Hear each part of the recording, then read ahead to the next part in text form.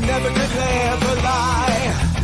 I said too much and let it get the best of me until it took the rest of me. I thought it was worth the fight, to fight for what's right, to right all the wrongs, to sing in our songs, to know we belong. No one understands, they don't have the desire, got the hands in the fire, and I do it again. We give it all we can, all we have is desire, got the hands in the fire, we burn ourselves and never say, never say, never say, never again. I never say, never say, never say, never again.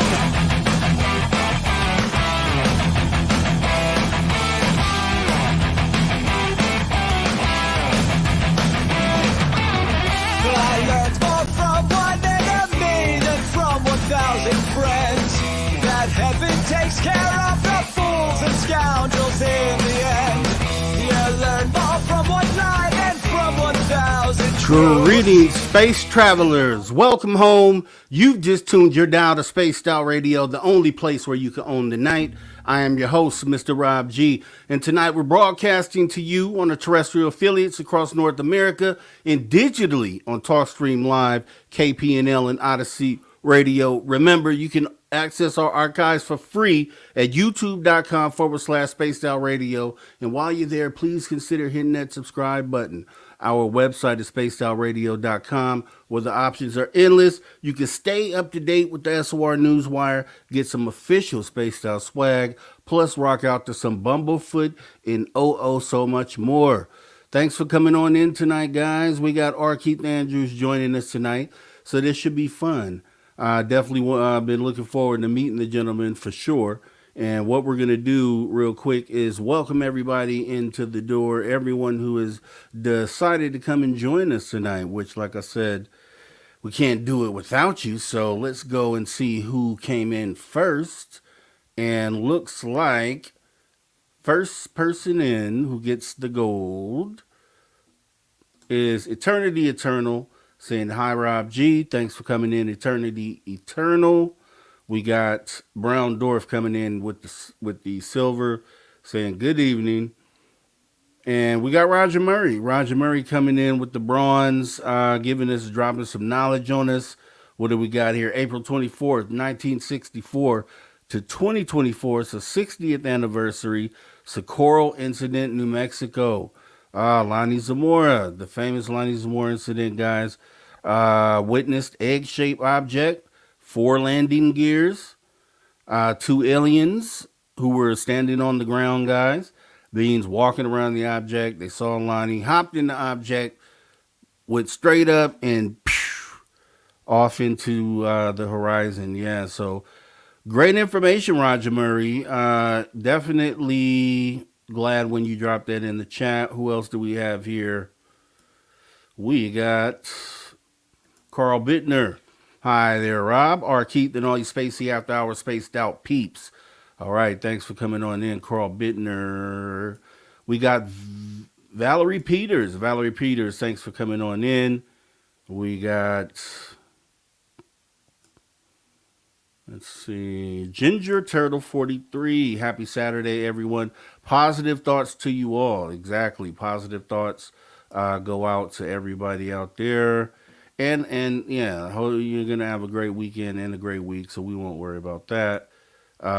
Corey coming on in saying, you the man, Rob G. Grateful for all you do. Well, I appreciate it. I do what I can. And just glad to be here with you guys. It's always a great feeling when we all get together and talk this stuff and try to get through, figuring to the end result of figuring out what it is, what's going on here. We're all concerned. It all has something to do with our descendants down the line. So appreciate you guys all coming to talk about this. And let's see, Roger Murray. Okay, there you go. Race fan. Thanks for coming on in. Appreciate you there. Saying good evening, Rob. We got Melvin from Mars saying howdy, Rob G, R Keith in chat room. Thanks for coming on in. We got Aloha Dave. Saludos a todos de Mexico, keeping us bilingual. Saying greetings to all, to everyone from Mexico or Mexico. Operation Shutdown. Thanks for coming on in. R Keith will bring the fire and the aliens. That's what I'm talking about. Let's go ahead and get that in tonight. Let's see. Who else do we got here? We got Willard Wright. Thanks for coming, Willard Wright. Willard says, Mr. Rob G, I've been having astral projection and remote viewing into telepathically or telepathic abilities and past life lucid dreams of bad omens that are going to be something out of Bible days. That's deep right there, Willard. And totally, man, we're all with you. And let us know if anything comes out of that. So appreciate you coming on in. We got Joe Monk. Joe Monk comes in saying, I'm not joining you guys, but I'll watch from a distance. Thanks for coming on in, Joe. We appreciate you. Let's see. Oh, okay. We got Anna Al Jabari. Thank you for coming on in, Anna. Seems like you might be new. If you are, we do this 7 days a week right here at Spaced Out Radio. You can catch me on Saturday, and then Sunday, Jessica Jones, myself, and then Monday through Friday, you have Dave Scott. So 7 days a week, always something going on here at Spaced Out Radio. Let's see. Welcome, and let's see who else we have. Okay, going down the list. And Paranormal Pixie Laura stopping in for a few to say hello. Thank you for coming on in, Pixie. We got Phineas Coathanger. Phineas, thanks for coming on in. Appreciate you. And all right, so looks like that's it for right now. We're going to go ahead and do as we do every single week. Susan Alloway. I can't believe I missed Susan. Susan Alloway. Hello, everyone. Hello, Susan. Right back to you. We're going to go ahead and do as we do every single week. We're going to go ahead and jump in the time machine so we can go back and see what we missed this week on the SOR Weekly Review. Let's go ahead and jump into that, and we will be right back. Here we are. We're meeting the aliens in the forest. Yeah. I'm looking at this 10 to 12 foot extraterrestrial that is a tan color, and it's a tan that it's almost like when you put too much cream in your coffee. It's like that brownish white, and that's what color I'm looking at. But you see a second alien in the forest, like a gray. Explain him to us. It wasn't a gray, it was the exact same species and the exact same coloring, but they did have a lot of similarities, very similar to the grays in the sense their bodies were svelte or petite in frame. They didn't have a lot of muscular tone to them. They had very narrow shoulders, very long limbs, quite exaggerated as far as the distance between their shoulder blade and their elbow is concerned, especially in relation to us. So one was standing slightly behind and beside the other one. So if one of them is here, the other one's like here, where it's kind of like back and behind. So this one was the one that we were communicating with, who was being more direct with us, focusing on your health, being very courteous and considerate. The other one looked like it was allowing the first one to take the lead. Right. Okay. Yeah. So here he was. I never saw where he was standing. Was he near the other being? I would say within a few feet of it. Never saw him. That's okay. Not a big deal. Yes. So you decide that you want to walk down the trail towards these ETs. Yeah. And I got off the stump and I started walking towards them. And you were egging me on, saying, come on, let's go. This is going to be fun. And that's where I kind of lost it. And I went, no, I'm not going. We don't know. I remember saying to you, we don't know what these creatures are, what they're going to do to us. I saw fire in the sky. I know what happened. And I'm not walking back to that house alone because I am suspect number one. Did President Eisenhower meet with UFOs and aliens at Edwards Air Force Base in 1954, I believe? Preston, you believe it's happened. Dolly, you believe it's happened. Why do you think this is still such a secret and still a highly contested conspiracy theory? Oh, Literally because there's so many stories out there that nobody knows which one to believe. And Preston hates that word because nobody has true knowledge of it. And it's driving everybody nuts. And the stories seem to become more fantastical every year that goes by. I mean, I hear a new one about it all the time. It's got to stop. That's why they need to disclose that for real. If you want to convince somebody that something's happening, that's where you start with that moment forward. Yeah, pretty much everyone who was there is now gone. I mean, there's no one alive who was a part of that, as far as I know. So there's no reason for this not to be told truthfully, transparently. But I don't think it's ever going to happen. I really don't. I don't trust our governments. They've never, ever told the truth about this subject. They're not now, so I don't see why they will in the future. I don't trust him. I hate to be cynical, but because I'm not actually. I'm really optimistic. Dolly will tell you I'm an idealist. Yeah. I always look at the good side of people, and I give them a chance, 2, 3. I'm done giving chances with these folks. I don't think they're gonna tell the truth. I would like to bring up the ET threat right there. Is to their power structure, to their control of the narrative. That's why it's still covered up, I think.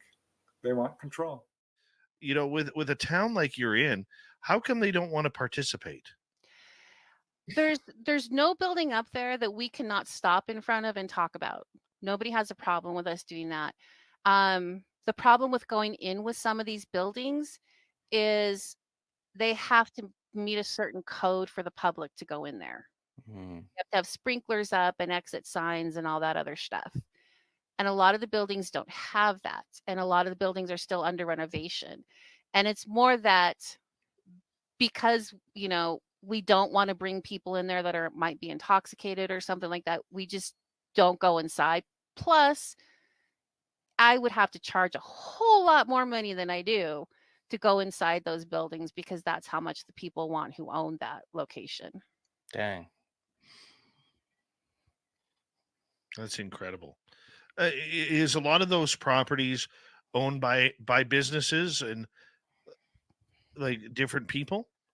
They're owned by individual people, and most of the buildings that are not open to the public is really just because they're under restoration. And it just takes a lot of money and a lot of time to bring those buildings back to where the public can go in there. And Earl, thank you always for coming on Spaced Out Radio. It's always a blast to have you here. My pleasure, Dave. Me too. Susan, you stated that you were burnt. You were feeling that you had radiation burns on you. Did you end up getting those checked out by anybody, or were you too embarrassed to go to the hospital? No, I knew there was no explanation, and there was no way in hell I was going to the hospital. So we went to visit people in Chicago. We rode up to Wisconsin, and we got cheese, lots of cheese. Rode back down to Indiana. Visited for about 2 weeks, all of maybe 10 days coming across. Finally got back to North Carolina, and we stayed with my family, to which my dad instantly, you could look at us and I just wasn't myself. But I faked it, and then we got Karen back to Atlanta, which is about a 4-hour drive. Hung out for a day, spent the night, got her on the plane, and then I came back home and delivered the car in Raleigh. And then I got really sick, more sick than I've ever been. I thought I was going to lose my life. I'm pretty sure that was the radiation poisoning, because it just ravaged my body. I couldn't think straight. I couldn't hold anything down, couldn't hold anything in. So sick that my dad just wrapped a big, huge towel around me and he was carrying me back and forth to the toilet. My stepmother had a trash can. It was just projectile everything. It was so sick. Dad wanted to take me to the hospital, and I remember holding his face and saying, "You can't take me to the hospital. You know, I've seen jackrabbits on the highway. We woke up in Colorado, and we've been sick ever since. I've fallen from the sky." I remember I was just crying and trying to explain it to him, and he had sheer terror on his face, just pure horror, because I was his daughter. He loved me. He was so proud of me. What the hell's happened to my daughter? So he was a cop, and every little small town has a drugstore, and he went to the drugstore down the street, right down the street from us. They knew each other well, and he brought home some phenobarbital and gave me 2 big phenobarbital pills, to which, all I know is I trusted my daddy and he was going to take good care of me, because I was unable to help myself at all. Burning high fever, just burning, like 104, just delirious, in and out of consciousness, but having like in a dream state, weird dream state. So I woke up 2 days later, and he was right beside me, and my stepmom was right there, and I was feeling better. The pain I had an awful pain in my right side. It was just beyond anything I can explain, and I'm really glad that my dad gave me those drugs, because I think it saved my life. But still denying myself to go to a doctor or a hospital. First of all, I didn't have any insurance after I just got out of service, and I hadn't gotten a new job yet, and all of this would have stopped that from happening had I reported it. Plus, I wanted to get back to San Diego and start a new life out of the service. And I just couldn't report it. There was no explaining it, and to report it would have brought the police. It would have brought the government, probably. It's really hard to say. They probably would have put me in the nut wing and given me massive drugs to calm me down. And I knew that's not what I needed. I just needed to get over whatever had happened. I can see where you love it. I can see your passion for this subject and what you do regarding it. I mean, when people are coming to you, what makes them come to you? What makes them reach out to Allison Gray and say, "I need Allison's help"? I love that question, because I think it's different for everybody.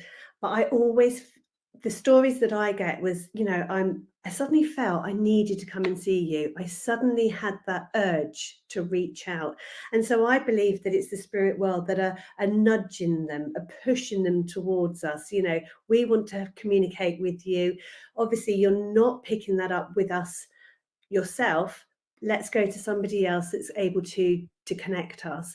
And it may be word of mouth. I work a lot with word of mouth. Suddenly people just find my name, or they'll have a conversation and my name will pop up. Or it's not just mine, it can be any mediums, any medium. And I just feel it's the spirit world are putting that in front of us, or putting that in front of those people and nudging them, giving that urge to come and see somebody so that they can connect and they can have a chat and talk. So if I were to come to you as a client and I say, "Look, I've had some real issues here. I've lost some family and I'm really downtrodden." Take me through what you would go through. So people come to me for different reasons as well. So sometimes it's sometimes they want a psychic. Sometimes they want somebody just to have a look a little bit further afield, further on in their life. Maybe they've got a situation going on with them. Maybe there's a change of job, or maybe there's a worry. Maybe there's an issue in their relationship, and they just want to know a little bit. Have that little bit of guidance from, for me, somebody that they trust, i.e., a family member or somebody. But when people come to me, they don't often tell me. I don't like to be told what's going on. That's for me in the spirit world to bring to that person. Because if you come here and say, right, I've got this issue going on in my workplace, I find it very difficult to work within that vibration, because then my conscious mind will kick in and I'll want to support them in a way that I'd support a friend. Whereas if you come to me and sit in front of me, it's down for me to connect to the loved ones and then understand what's going on with them and pass on that information. I like the fact that he was coming out, and I got to hear a little bit of it because I was busy during the day. But from what I was hearing, I mean, this guy has really had multiple experiences with a lot of different parts of the phenomena. Yeah, well, it seems like he got hooked into it through his research. He was researching basically like the UAP portfolio in his organization. And through his research and study of it, it seemed like what he said was, when you look into the phenomenon looks into you. So he kind of feel like he got somehow encountered this portfolio or this file or the groups of individuals that were working on it, some of who were his friends in his job. And as he started to work on it, then it's where he kind of got brought into encounters over it. And he felt like he was being led to do deeper research and deeper dives, but also bring truth out. Like he had contact experiences and he was sharing that within the agency. And that's when he was, it was brought to other people's attention, and that he left, he lost his job over it. But he felt compelled to get messages that he was essentially getting downloads, is how I understand it. That's how I would categorize it. He might not categorize it the same way, but he was doing meditations. He was taking care of himself. He was trying to be a better person. He was taking downtime and trying to do reflection and mindfulness. And in those moments, he was getting information from NHI. And so he would take these warnings that he was getting and also information that people were working on that, unbeknownst to him, that he didn't know what people were working on, but he would get information and pass it on to those individuals. And they would say, oh, yeah, I am working on this. And then they would give him information back, like, here's an academic paper on, Akashic records and quantum computing, which he had no idea that was a thing, and it was. So the information was verifiable to some degree. Now, he got other downloads later after them that he took to people, and he kind of got eye-raising stuff, and people were shocked that he knew. And then he said he knew the program name, and then that's when he was ousted. All right, everybody. That was the week in review. Another interesting week right here at Spaced Out Radio. Make sure you go into the archives in case you missed any of that content. Maybe you missed a P. Maybe you didn't see this clip here. You can always do that by going to youtube.com/Spaced Out Radio. We have a vast amount of items in the archive, as you know, because from time to time we pick from there and we go ahead and show things on here. So definitely make sure you do that. And with that being said, I want to go ahead and get ready. I'm going to bring in our guest, because this is the gentleman that I haven't had a chance to meet yet, and always have admired the work he and Dave do. So it's going to be awesome. It's going to be an awesome time tonight. Let me go ahead and bring in our guest, guys.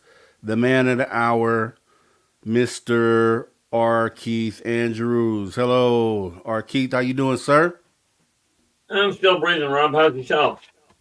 I am doing okay. That's actually I'm doing. Now, look, this is exciting for me because often I'm always in the chat. I always watch Dave during the week, and we know R Keith is once a month, so everybody's always anticipating this your appearance.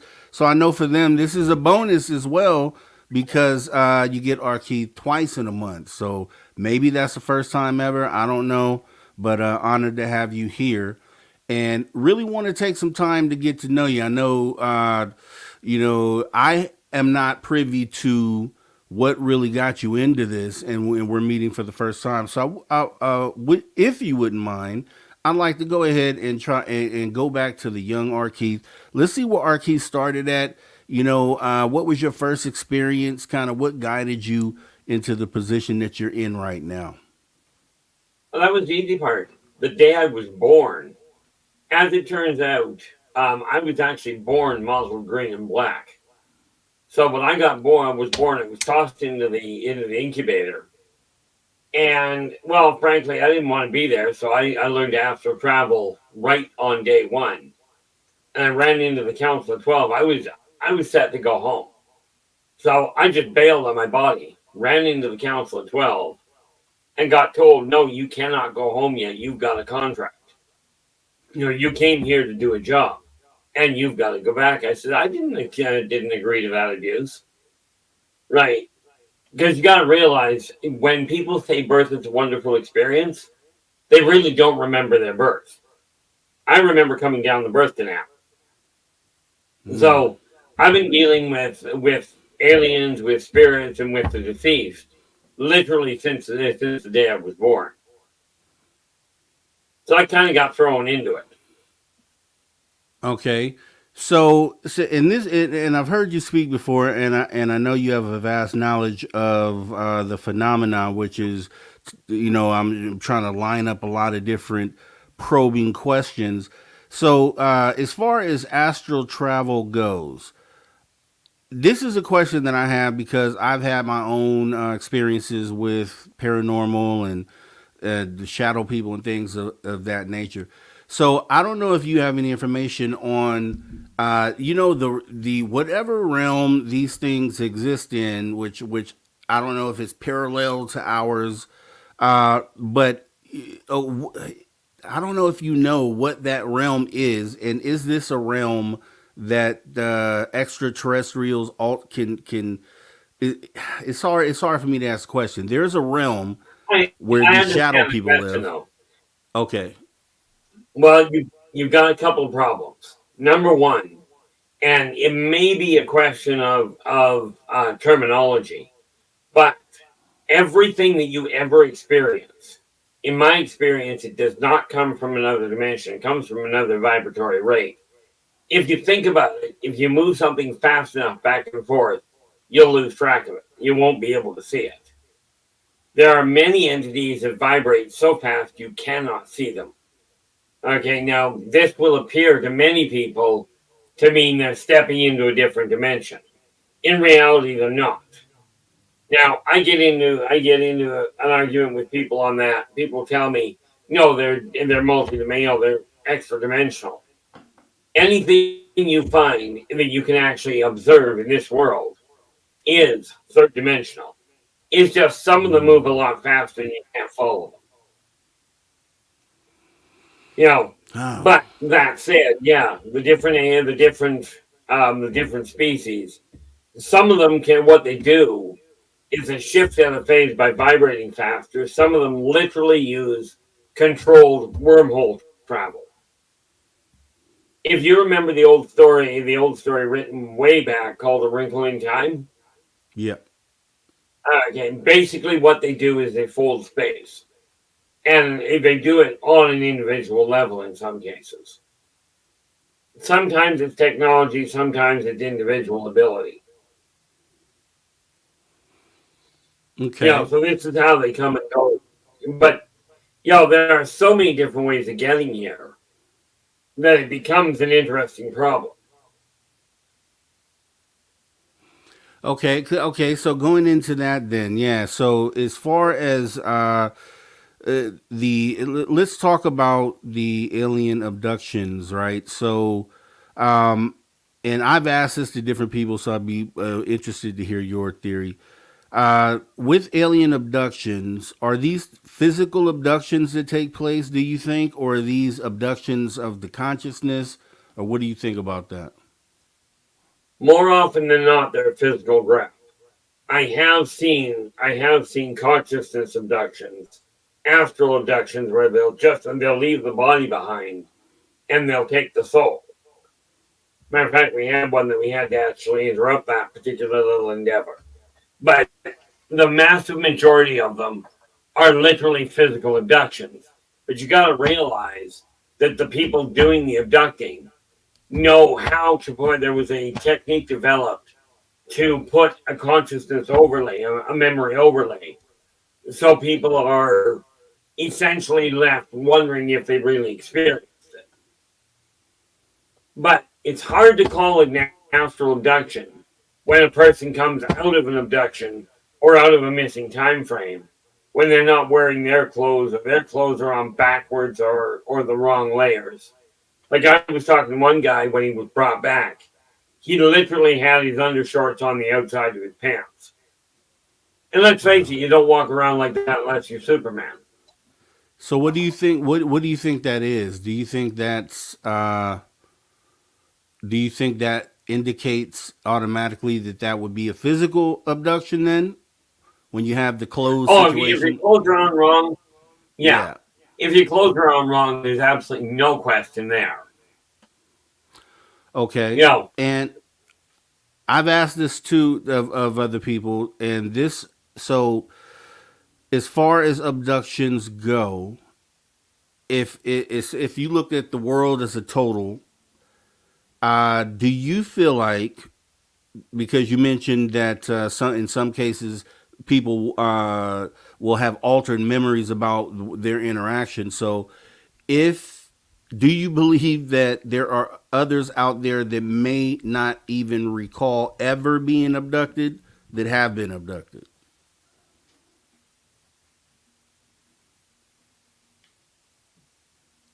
Absolutely. There is, it's very little and very rarely I go this point, but there's 0% probability of that. Of it not being the case. There are a staggering number of people that have no idea that they've lost time or that they've been abducted. And yet they'll go through life and then all of a sudden they'll see a movie or they'll see some sort of a shadow in the woods, and all of a sudden everything will come back and they'll have a complete nervous breakdown. Not because they don't know what triggered it. And I've seen that happen way too often with people.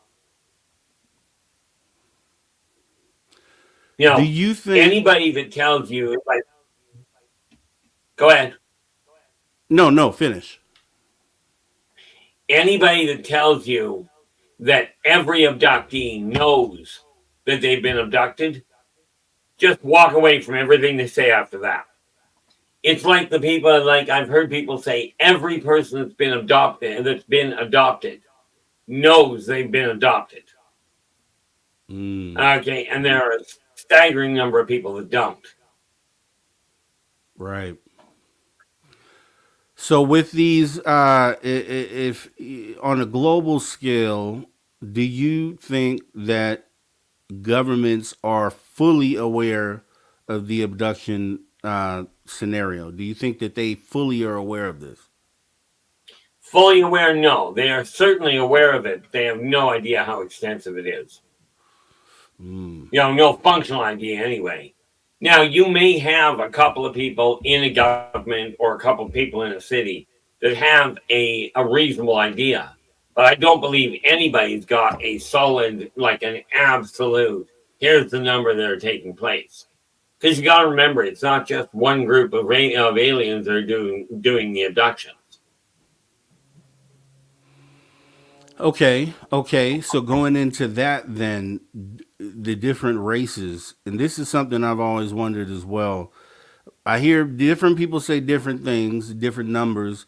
How many species do you think or different races of aliens are we dealing with, like currently in this moment right now? The best I can tell you is I've heard, amongst the consortium, I've heard of 2,500 member planets, or member species rather, not planets. Now, how many are on Earth specifically? There is no way I can even begin to count, but I would guesstimate probably well over 500 different species. Okay. So with that many being out there, we hear about the Greys being the ones that do the abductions, and then maybe whatever examinations they do on us. We hear about there being benevolent versus malevolent species out there. I feel like we're in a situation where, because some people are like, okay, well, there's this one race and they want to see us do well. They want us to see us progress. But this other race is more malevolent with their intents. Which ones are which? Like, who is there a certain ones we should be looking towards for assistance versus protection, to protect ourselves from? Well, let's start. I mean, there are, but we'll start with the obvious. No race that is out there, whether they are ancient race or off-world, not a one of them is intent on taking over Earth. Okay, now there's a lot of things that point in that direction, but to answer your question, a couple of the ones that you can look to, the Sirzazians, which are a 7.5 to 8.5 foot reptilian. Now, understand, they are not cold-blooded, nor are they reptiles. They simply look like them. They are actually allies of man. They are here to protect man, quite literally from the Teklek, which are a 3.5 to 4.5 foot raptor-like reptilian. Okay, the Greys are, on the whole, if you look at the massive majority, they are, on the whole, pure scientists. They are doing the same thing that mankind does to the dolphin, the tiger, etc., etc. They come in, pick people up, do some blood samples and what have you, and put them back. Okay, there's no animosity there at all. The Pleiadians, which are, and by the way, with the Greys, with the Reticulans, you are looking at about 15 different races. Okay, one species, about 15 different races, each with their own speciality. Okay, Pleiadians are a neutral race. They are healers, and they come along and they simply do their best to help keep people alive. But you'll never see a Pleiadian, a purebred Pleiadian on Earth. Okay, they are benevolent race, but you'll never see one on Earth, because they will die in Earth's atmosphere. Subsequently, humans will never be on a Pleiadian ship without being completely contained. You understand why? No, I was going to ask you that. What do you mean contained? And then, yeah, if you could explain why. Well, let's try the contained as in a complete biosuit. Okay. Okay. They have to be in an atmosphere containment field because the Pleiadian atmosphere will kill a human in minutes. Same as the Earth atmosphere will kill the Pleiadian.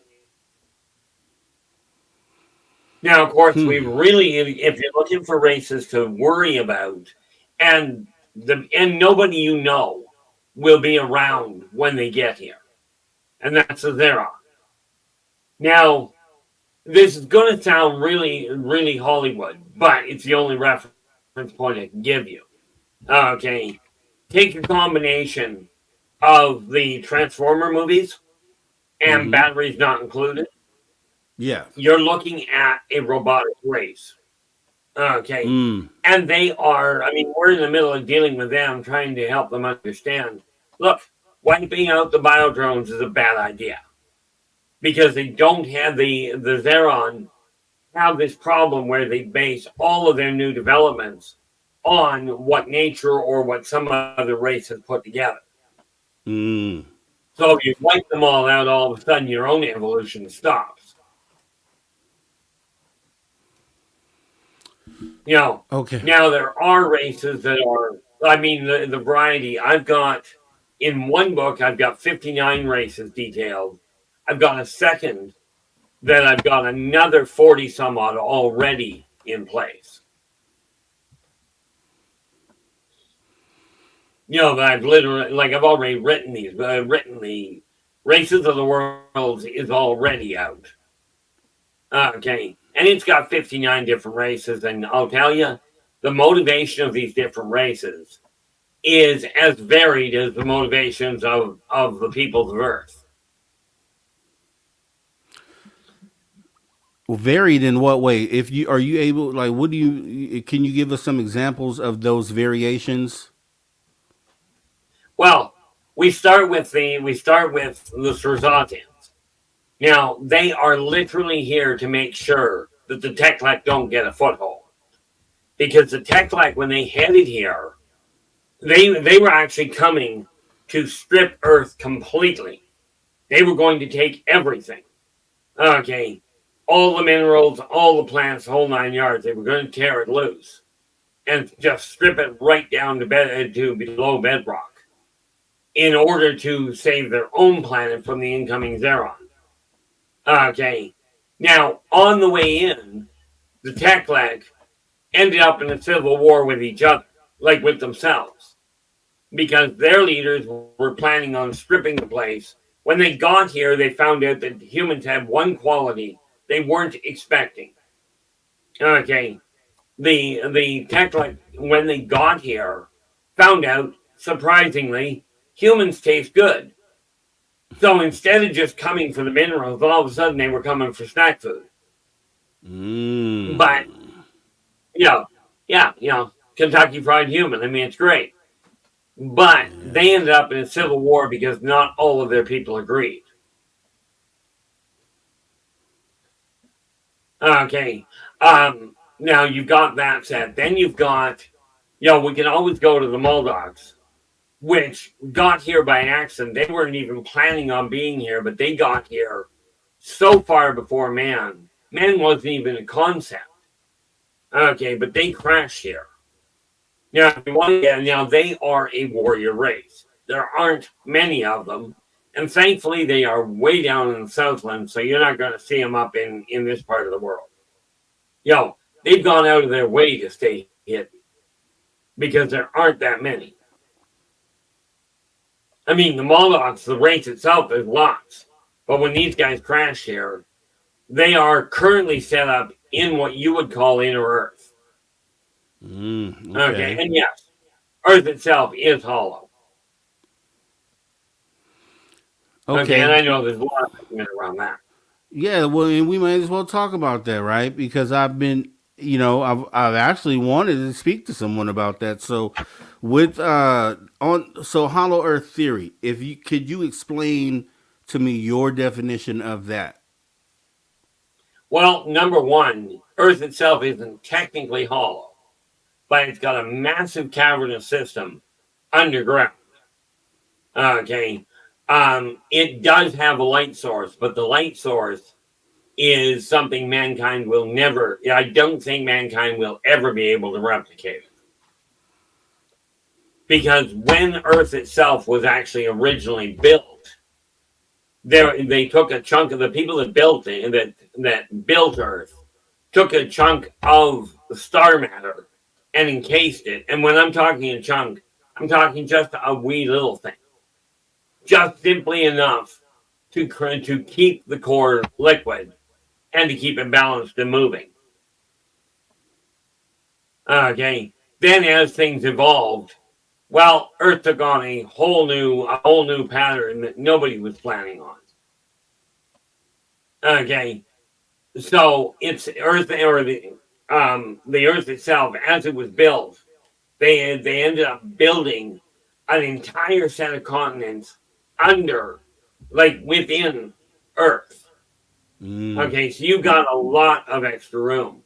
The thing is that they also set up a way to protect it so you can't get there.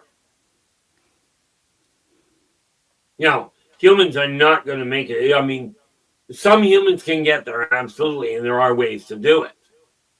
But what you've got is an entire civilization.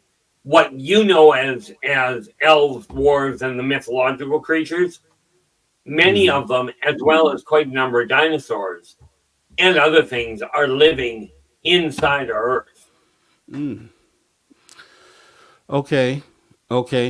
Because the thing, and I'm glad you explained, you gave me your explanation on that, because when hollow Earth could be a metaphor, right? Where, just like you stated, it's not technically hollow Earth, but there are cavernous systems that take you deep into the Earth, which we know there are because we have cave dwellers who go into these every day.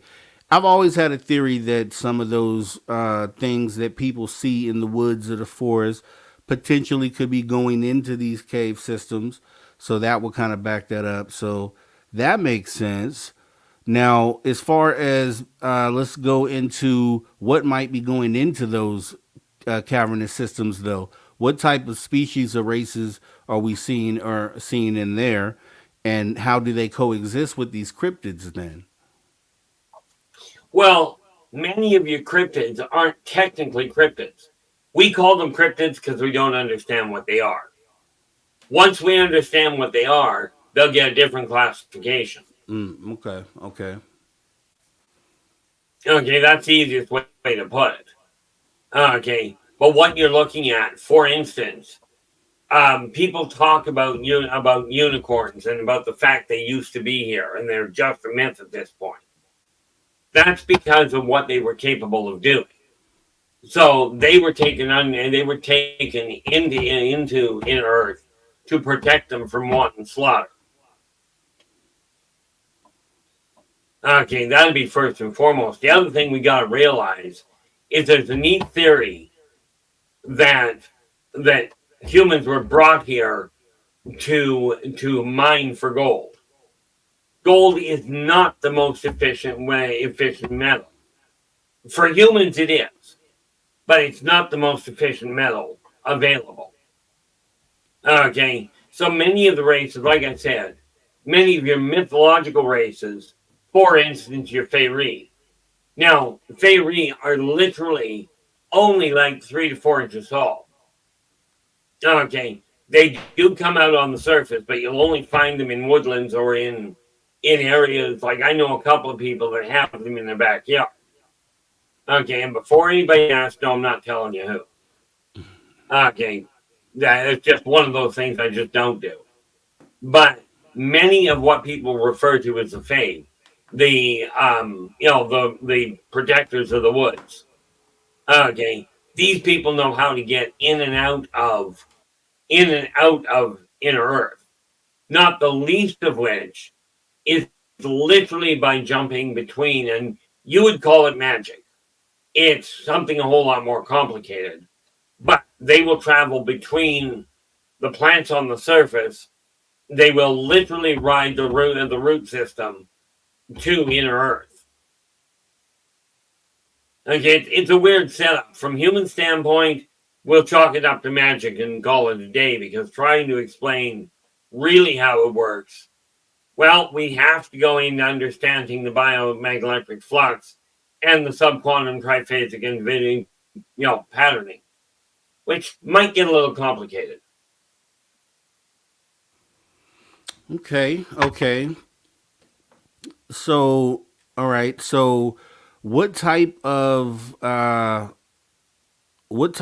extraterrestrial? So, okay, let me ask you this, because with all these different species that are visiting us, if we look at where we're at in the universe and how many other Earth-like planets there are they visiting all other intelligent planets in the same fashion, in the same numbers? Like, is their interest for every other intelligent planet the same as their interest is for this one? No, the interest here is way higher in a lot of ways, because you got to understand two major factors about humans. Humans have an innate ability to work with what I call 0-point energy. Okay, meaning humans can literally, once they get out of their own way, humans have the capacity to modify reality in a physical sense. It's just humans at this point are, number one, they are too aggressively against each other to coordinate that kind of power level. And two, they've been taught it's not possible. Okay, some of the listeners didn't get that lesson. And this is where you end up with when you go back to the witch hunts, psychics were burned at the stake because it wasn't possible. Okay. Today, we're still, many are sought after. Some are still shunned. But it's a question of lack of understanding. It's what I call true ignorance. For whatever reason, people haven't figured it out yet. But the other issue that you've got to remember is the trinary, like about the double helix, right? Yes. In the human DNA. Mm-hmm. Okay. The double helix is not complete. Humans were built with a triple helix. Okay. It's just it was only about 25 years ago that human scientists spotted the triple helix, and they spent decades figuring that all of this extra stuff was just junk DNA. None of it is junk DNA. It just doesn't do what we understand. Okay. So which humans means we now haven't activated it. number one. Exactly. We still don't realize we can. The other problem you got to remember is that where it comes to humans, they're very easy to replicate, to repair. But when you look at the society, and this is what really draws a lot of the visitors, mankind is on the verge again of evolving either into a starfaring race, or they're going to bomb themselves all the way back to the Stone Age again.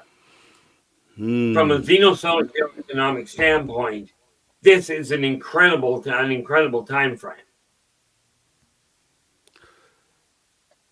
Do you think they let us into the galactic race? I mean, being we're obviously about to do ourselves over with these weapons, right? Do you think, I don't see a situation where they allow us to come into the galactic race in the state that we're in, right? I don't know what you think about that. In the state you're in, they won't. In the state you're in, they won't. Literally every member race I know of has a one world government. But humans have this idea one world means dictator. And that is not what a one world government is. When humans realize that the color of your skin, who you're sleeping with, and who you're praying to does not differentiate you as value goes. When humans figure that out, then they've got a shot at getting things organized. But they are being watched. They're not being groomed for entrance, but they are being watched to see if mankind can pull it together.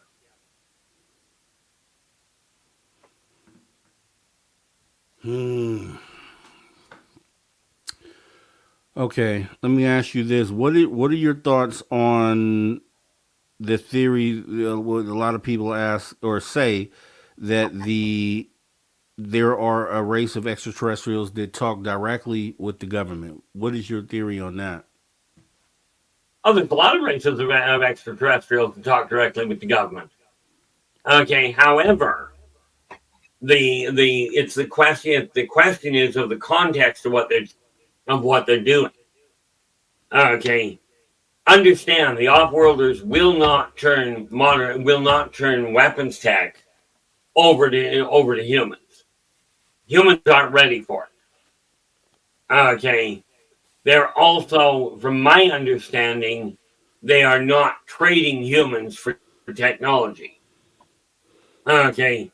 I hear tale of this rumor that some governments have a treaty that says, oh, we'll let you take X number of humans and you give us X tech. The off-worlders are only authorized to help within the technology that mankind has, to help them understand how to communicate with each other, and the importance of actually taking care of the planet they're living on. See, humans are the only race that is actively poisoning its own planet, intentionally. The other races, they went through it before. Okay, like they've all gone through this sort of thing. The Sarkon ended up leaving behind 3 other races when they had to cut their own people loose. They expanded too fast and had to leave them stranded. You know, but yeah, the government's like you've heard obviously about Germany being in contact with extraterrestrials. Well, Yes, the neat little definitely. kicker there is that so was every other major military power. Every other one of them was. Not all with the same people. Okay, they weren't all in touch with the same races. Or with the same races, more to the point. You know, but there are various different races that are literally set up in different parts of the world. Okay. So it just depends on which government you're talking about. But it's not what the human governments are after that is really of interest. It's the fact that the off-worlders will not turn over alien technology. Now, this does not mean that humans have not reverse engineered any of it. They absolutely have. Okay. So there is technology that is inspired or reverse engineered some of the lower grade stuff. But we got to understand when you start talking about the human race, when you watch these movies of there's going to be an invasion and the human race beats them back. They make great movies, don't get me wrong. And some of the races that are depicted are absolutely bang on the money. But when you're talking about doing something like, for instance, in Independence Day, when you take a computer and upload a virus to override an alien computer, we got to look at that in perspective. In your eyes, do you really think that mankind could ever take an abacus and attach it to a supercomputer and get it to do anything? No, I don't think so. Like I said, it's a great movie. Okay, so as far as I wanted to ask you something, and I know I'll come back to it though. As far as okay, alien invasion goes, right? Since we're talking Independence Day, we got a couple minutes here before we go to break. I think you stated earlier that you don't feel that there are any species that are here to potentially take over the planet. Is that correct? Not at all. I can even lay out in short order why. Okay. Understand, you take the flagship of the consortium flagship, their main gun. Take the HMS Titanic, turn it broadside, slide it inside the barrel of their main gun. The Titanic still has room to maneuver. Now that's their main gun. Okay. Now, if you take any of the alien races that are here, or the ones coming in, there is something in the consortium that really deters that kind of behavior.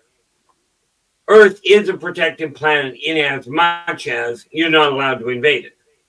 Okay. If a species in the consortium moves in and goes to try and take Earth by force, first and foremost, the consortium will turn on that race's home planet and blow the planet holding the primary government, the secondary government, and the tertiary government into bits and pieces. Then they'll cut them off as far as no support. Kind of a deterrent for invasion. Okay. So you've got that issue. The other thing is that if you look at it, if you're trying to take over a planet, I had a conversation with them one day about how that would happen. You start with a subquantum biomagnetoelectric pulse. Okay. That what it will do, and they'll set up on the orbit of Mars, hit it with a broadband triphasic pulse that cuts right through the planet, not only wiping out every electronic that's active, but every electronic component that's been built. It'll just wipe it out. It'll just make them totally useless. Then they'll come into our moon's orbit, okay, and start dropping our own space debris on us. Okay, once the planet is wiped out, then you come down and pick up the pieces. You know, if they were to try an invasion, you know, if they were to actually intend on invading, the war would be over before mankind even knew it was started. I can agree with that. And what we're gonna do right now, we're just getting warmed up, guys. We got R Keith Andrews here tonight. Surprise, surprise. We're gonna go ahead and take a pause for the cause and go ahead and get ready to jump in our first break of the night, as we'll be right back with hour number 2 of Spaced Out Radio. Get your questions ready for R Keith so we can ask those at the end of the hour as well. See you in a minute.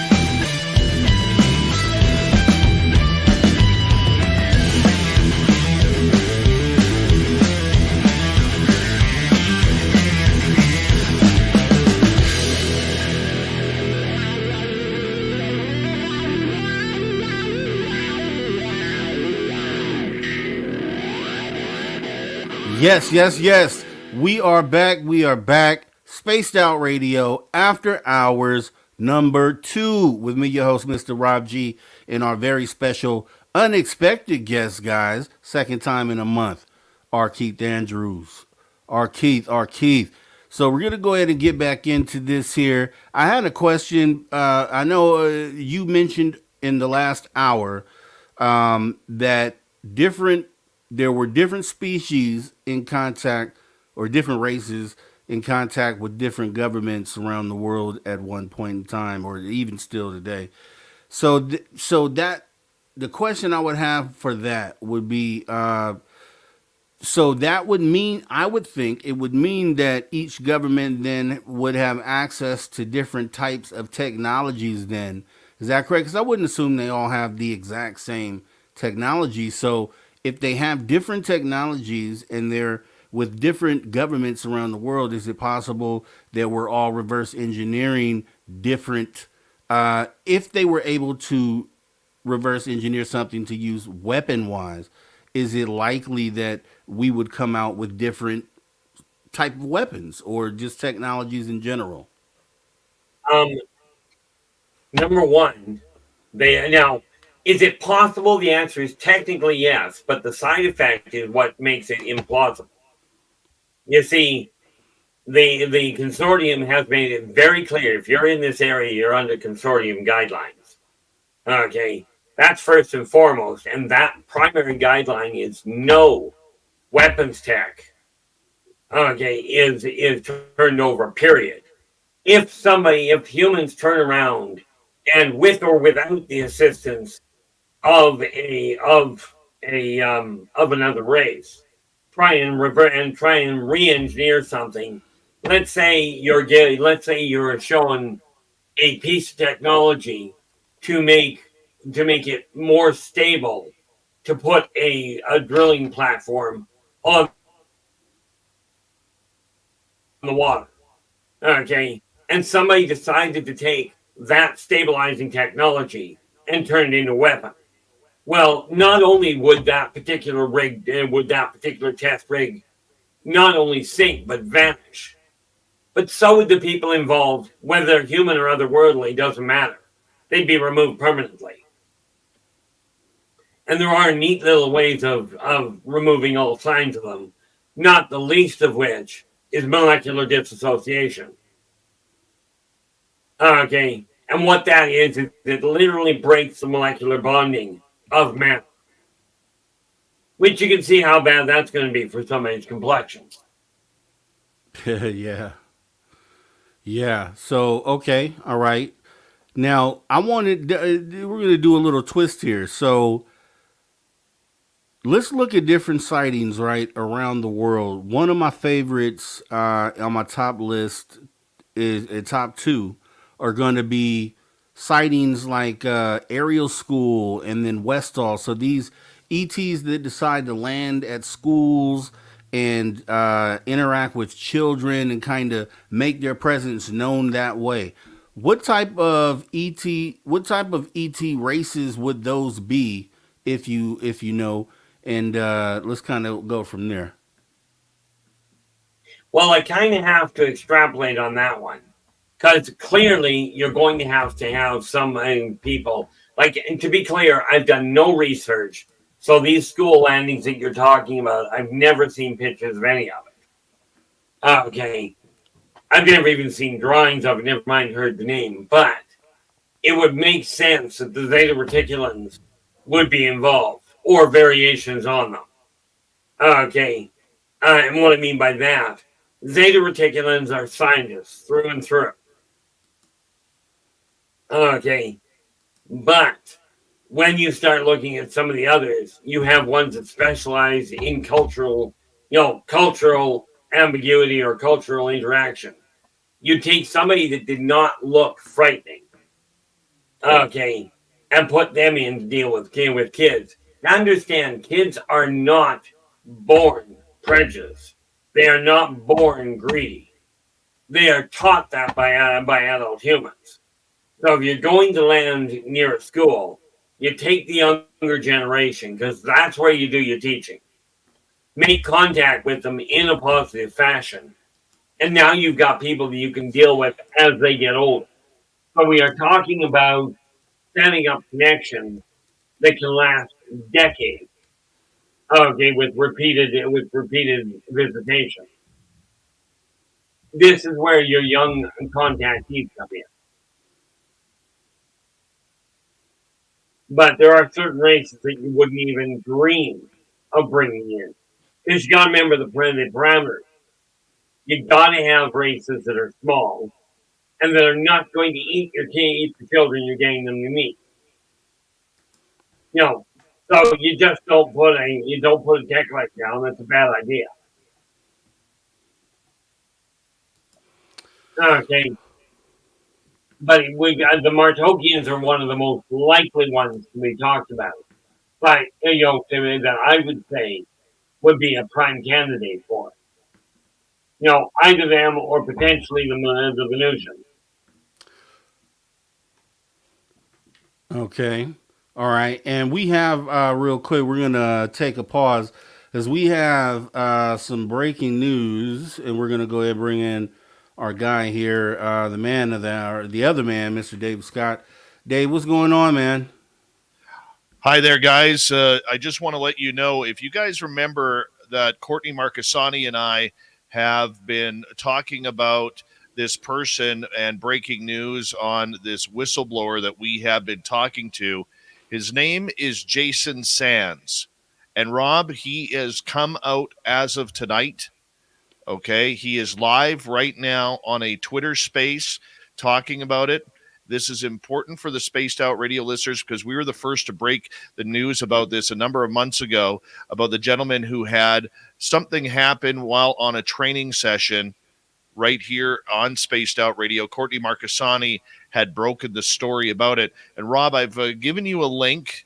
I would like you, if you can, to bring that Twitter space up so that way our audience can hear Jason SANDS for the first time. I am waiting right now to wait for this space to end so that way we can get loaded up on this. And we're going to try and get Mr. SANDS on Spaced Out Radio as soon as possible. And we have been talking to him, both Courtney and myself, for a number of months. Up until this point, we were not allowed to release the name, and a lot of people in our audience got a little pissed off with us because we were given the old "trust me, bro" type of answer. And I know our audience doesn't like that. However, Jason SANDS tonight has decided to come out publicly, tell his story. He is asking questions on this Twitter space. Rob, let's bring that up and let's let our audience listen in. All right, definitely. Let's get into it right now. And when that moment happens, I think they would welcome us and just say, look at the human race. They finally come into full bloom. Look how beautiful they are. Welcome to the family. I think that's what's going to happen eventually, but we're just not there yet. Yeah, it's like us meeting them halfway somehow through consciousness development or technological, spiritual. That's the big question of how contact is actually happening or taking place. Yeah, and so it has a lot to do with us finding our own way and our own path forward. But I think we're going to have to do a lot better at trying to get along with each other first. And I think that has a lot to do with, again, each of us knowing who we are and that, we do have to keep our own governments in check. And I think in America, that's a really, and in the free world, the Western nations and Britain included, that, we have a great opportunity in these, in the nations where freedoms are tantamount and held high. We're able to get to a different place when it comes to helping things, but we have got to come up with a way to keep the government in check, because I've seen so many times where we've wanted to do the right thing, but somebody pays big bucks to make it not happen. So, Jason, that was amazing, by the way. But do you feel like there's how can we dovetail these two topics? If the information you're sharing right now and others, right, as more of this data comes out about the phenomena, Is there any way that you foresee that being dovetailed with something that kind of Reagan alluded to, where like, can we come together as a race and just stop fighting each other? Yes, I think that is something that in the Reagan era I was really hopeful for, because that's what I wanted our world leaders to hear. And that was the first time I saw Russia and America finally seeing each other face to face, and we were ready to get to the right place, only to have it all demolished within a few quick elections. And then it all got ruined again, and all the way back to where it was before. And I just was so disheartened after that. So, yeah, I would say you're right. It would have been nice to have seen that happen. It feels like ufology in a nutshell. Yeah. But I know a bunch of hands are up. Paul's portal, and then I saw a UFO Joe jumped up. I don't know if I think we got Experience Paul. first, probably. He's had his hand up for a while. Cool. Okay. Jason, me again. Thanks for the fielding the questions. I wanted to get some more specific. Okay, I'm not hearing this person either. Oh, all right. Let me drop down. I'll be back up. We'll let you right back, Experience. Red Panda, why don't you go ahead, and then Estimate, and then Paul. Thank you. Jason, you said you wanted to go public to correct the record on some things you'd heard on some shows. Is there anything in particular that comes to mind, or trains of thought or thinking that you think the community is going, or that you think maybe they should steer this way, not that way? And also think of Arrow and the recent FOIA from Arrow. Is that part of your reason for coming I'm not forward? hearing them. Should I reboot mine? Oh. Probably, honestly, Jason, if you want to close your app and then hard swipe up and make sure when you see X, you swipe up on that. So you hard close out of the app. Come back. Hold on, before you do that, repost it or follow the host, because you don't find it anymore. Yeah, I'll DM you a link to the space, Jason. That way you'll be able to get back in. I got you. Okay. Did anybody ask the program name yet? I know half of it, but I've been sworn to secrecy. Oh, we're already halfway there. Come on. This is the time, Courtney. You gotta. Courtney, welcome back. You guys know that I'm real protective, and I've been closed-lipped about a lot of this stuff, so you're not going to hear it from me. But there's multiple program names. I know you guys know that are out there, and they change as well, and they're always being moved to new locations so people can't find them. So you'll have to ask him that when he comes back on, if he's been able to track his program name, where it is, and if he can still get it in a FOIA request. That would be a good question. And guys, I'm so sorry about the bottleneck. We got like 24 people waiting in the wings to come up. We'll try to get you in at some point. Courtney, honestly, spotlight on Courtney again, because the only reason this is happening, I think, is because Courtney.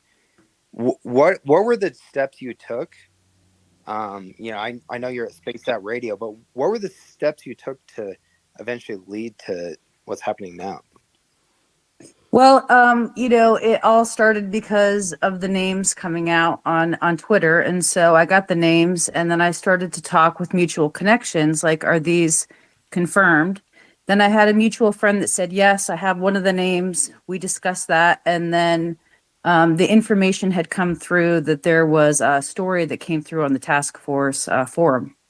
So I went on Spaced Out Radio and I shared that, and that's what kicked everything off. And then I think I shared on another space that the NSA contacted us at Spaced Out Radio and told us not to talk about it. So I had the audio taken down, but I did reach out to Jay personally, and I started to cultivate a relationship with him to discuss, all of this. And I didn't know that he was going to come on tonight. I'm as astonished as everybody. I did talk to him earlier today, and we had a heart-to-heart about what's going on in the field. And I think that inspired him to come on tonight. So, very surprising.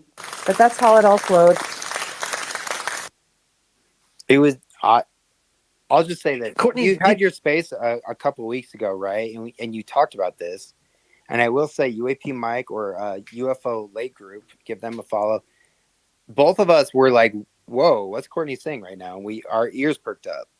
But then you just kept going with it. And then we had Steve in your space yesterday. And now now we Hey, have Rob, while Jason we wait today. for So Jason, can I get seriously, you just this to is bring that awesome. sound down a little bit? Yeah, well, Steve was part of all of it. So he and I also maintained a relationship and continued to discuss the programs and his experiences with it. And he's also an experiencer. As you know, he lost his job Yeah, as a hold on direct one result second. of his encounters. And so he wanted to talk and come out into the community and be introduced, to other experiencers and be with all of us. So I did that space to allow that to happen in a safe way, because you guys all Is know that that lower Twitter is for really you? divisive.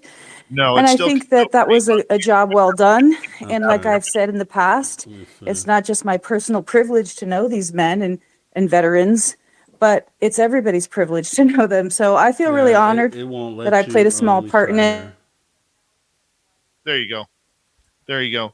I just want to just quickly say here, guys, this is what Courtney and I, and mainly Courtney, like probably 80%, 90% Courtney, 10% maybe at a lucky 20% me, have been working on for the last number of months.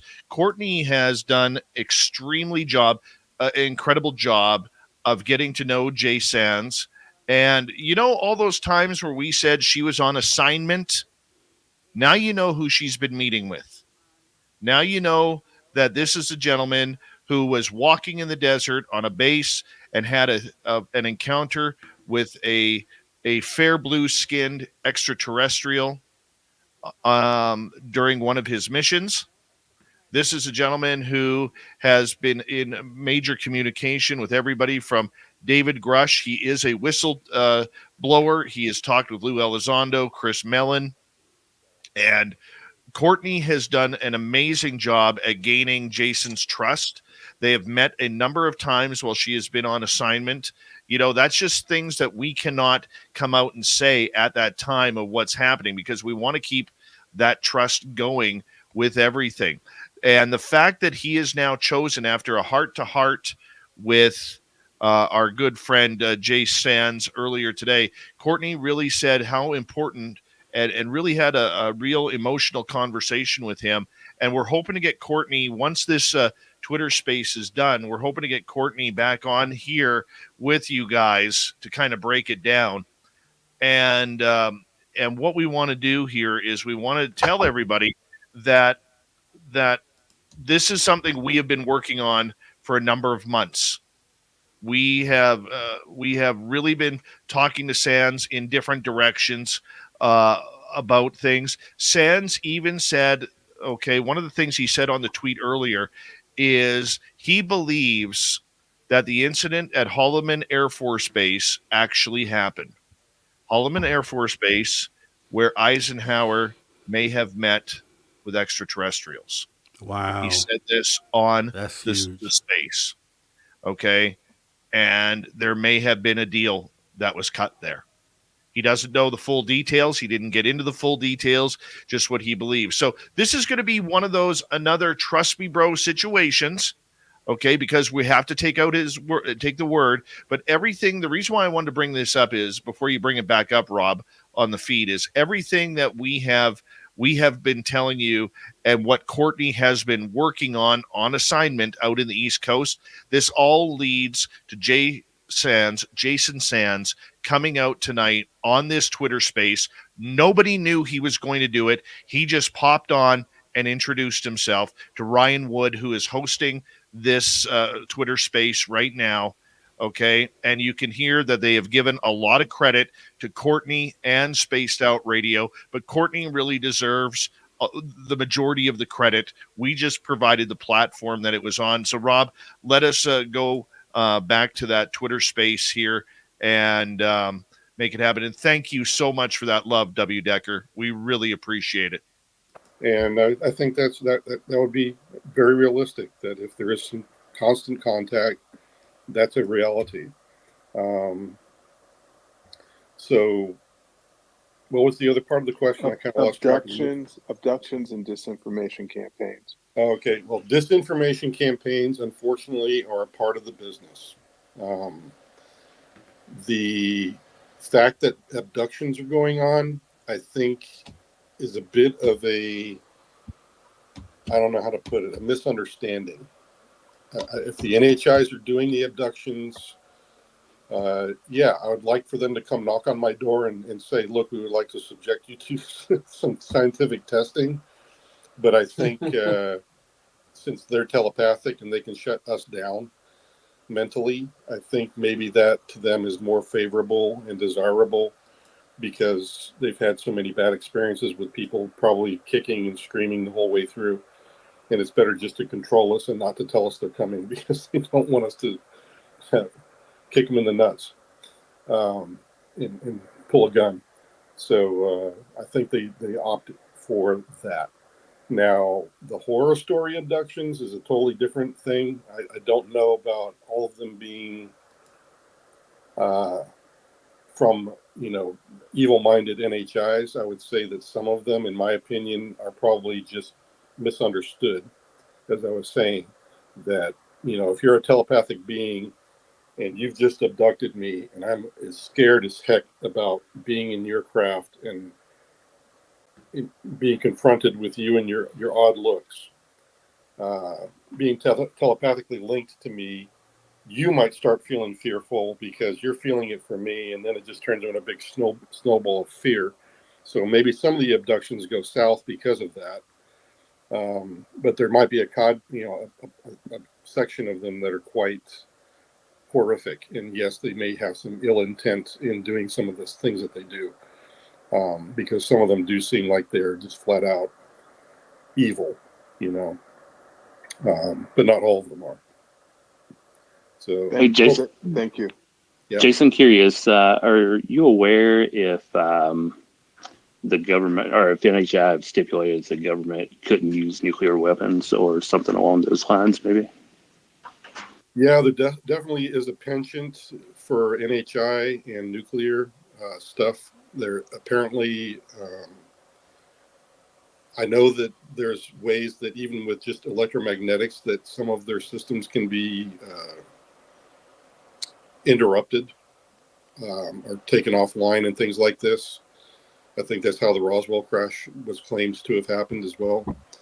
That it wasn't a directed energy weapon; it was more or less a radar that just happened to, interact with some of the systems on board the craft, and it fell from the sky. Totally unintentional. So there's that aspect of it. And I think that's as much as I could really venture a guess on in that vein. So unless you had something more specific that you wanted me to address.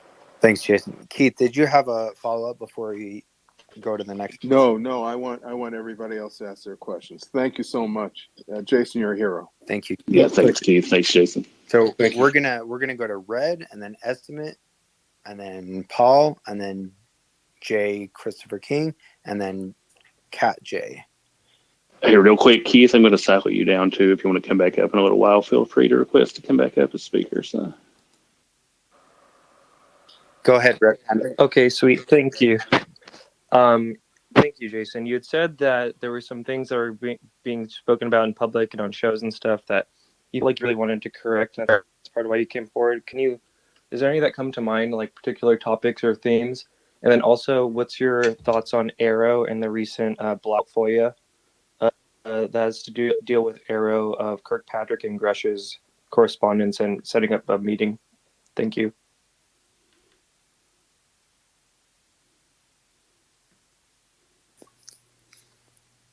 Jason, did you hear that? Or yes, I did. Sorry, I muted my mic for a minute, and I forgot to turn it back on.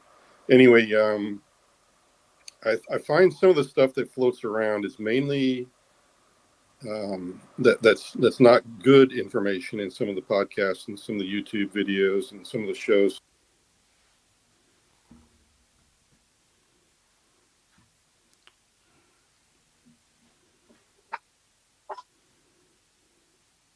Yeah, Jason cut out for me. I did. Yeah. I was wondering if anybody else had lost sound. It's out for me as well. I'll send him a note. Now?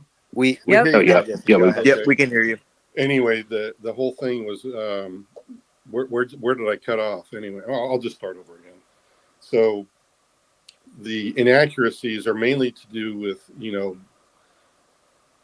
some of the information about Lost you again.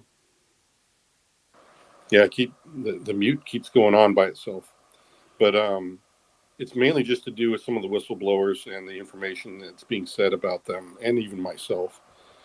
I'd prefer that people, if you want to, I think,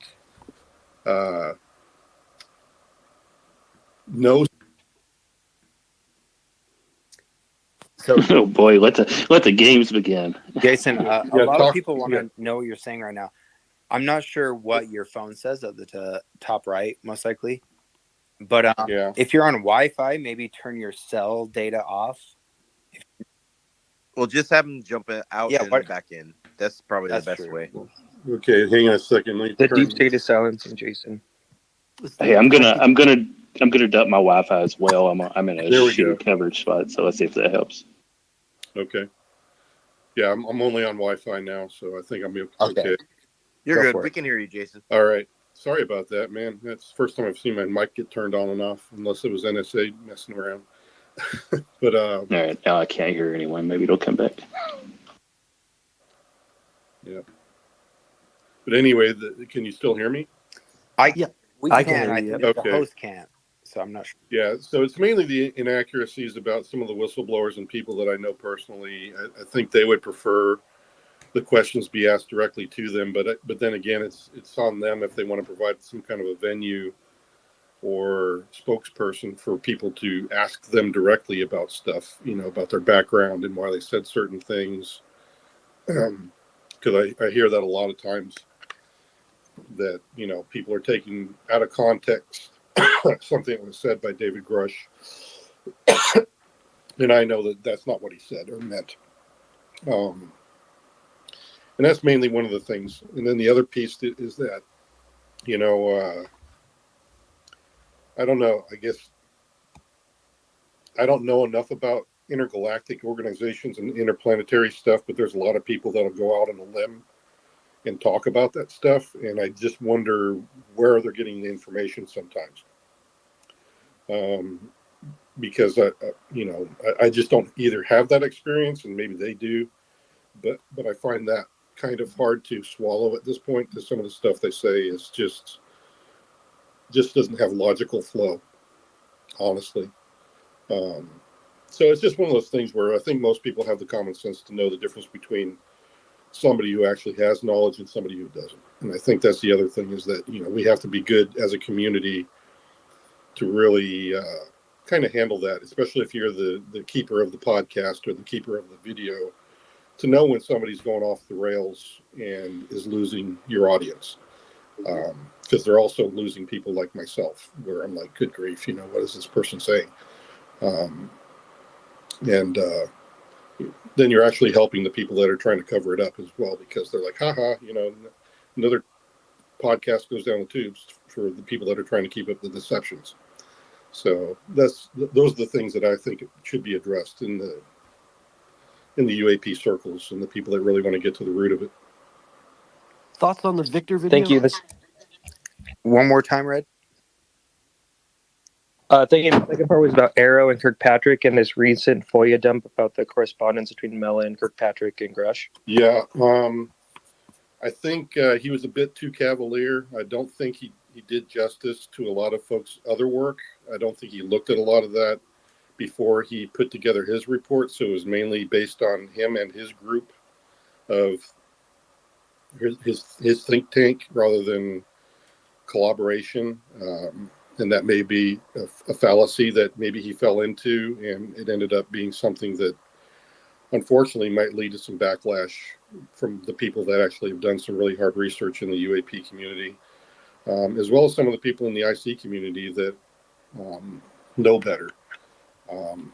And definitely from some of the whistleblowers that came to Arrow in good confidence to try to tell Sean what they had seen and heard and what their concerns were. I think he did a total disservice with some of that, because we're the ones who are actually in the program. He was not. And for him to say that some of the things about it, he could have done a much better job of describing it, other than just kind of, in some cases, doing some character assassination. So do you have information that you gave Arrow that they didn't provide in the historical report? Like you seem pretty upset about it. Do you see the main discrepancy is like whistleblowers coming through to Arrow and then them not really looking into what's printed in the historical report that they just published? Yes, I looked at it more or less like this was just, it very much had the feel of this was just Sean and his group of people's opinion, rather than, so like I was saying before, he's a good scientist, but I don't think he's the person I would have put in charge of the investigation. And I'm not sure who he had doing that kind of a thing. Hopefully they had good credentials and they did a really good due diligence on it, trying to track some of this down. It was mostly volunteers. Oh, okay. Then that's a fallacy also. I would really have liked to have seen some of the stuff that I had suggested early on with Congress when I came to give my testimony to them back in 2022. That you mean the people AKA you mean the people who are taking the testimony from the whistleblowers were volunteers or Both. looking into the programs? Well, not only taking testimony, but also that wrote that report. Okay. Yeah. Well, if they're volunteers, then that's fine. I mean, you got to do with what you got for resources. But that's something that also I feel like wasn't really a big concern when I went to give my testimony to Congress, because I mentioned to them, I said, if I were you, I would definitely not just set up Arrow. I would also have like a third party agency that had equal power that did the investigative work to do that piece, because you're going to need a scientist to look at the data, but he's not necessarily going to be a good investigator. So likewise, the investigator may not be a great scientist. You're not going to find an individual. It's going to be very difficult to find an individual that has both of those skill sets. So like I said, Sean is definitely in the square of science and not investigation. Therefore, he's going to have to hire people. But now I'm hearing they were volunteers. So that may be a fallacy of the report as well. Well, and didn't Congress originally, like their first proposal was to come up with their own independent task force, basically, and then the Pentagon responded with AIMSOG, which turned into, or maybe the UAP task force, then AIMSOG, and then Arrow. But no, I mean you're outlining like the ideal group of people to really investigate this. Well, you're also asking them to investigate the organization that they represent. Yes. So that's a fallacy. Exactly. In its own. Yeah. That's exactly what I was going to say, is that my big beef with it is, why on earth would you allow somebody to write a report for themselves? In other words, why are you telling the Pentagon?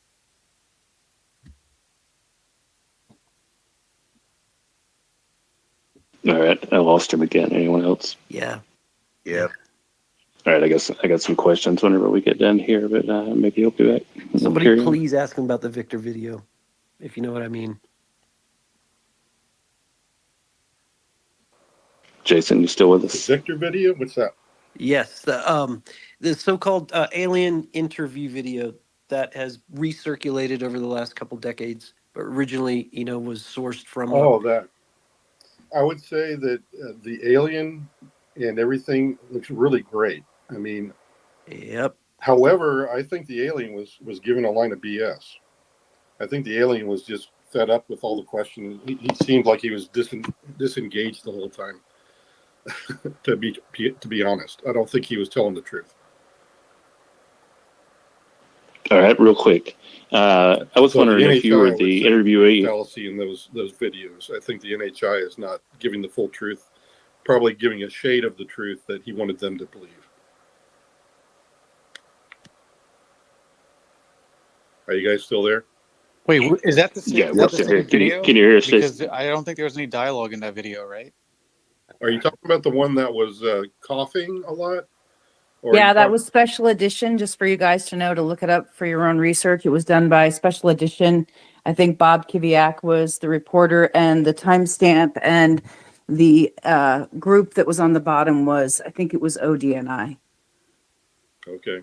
Yeah, I'd have to do the research then, because I'm familiar with only one, and it was kind of like an almond or shaped headed ET that claimed to be human or us in another timeline or something.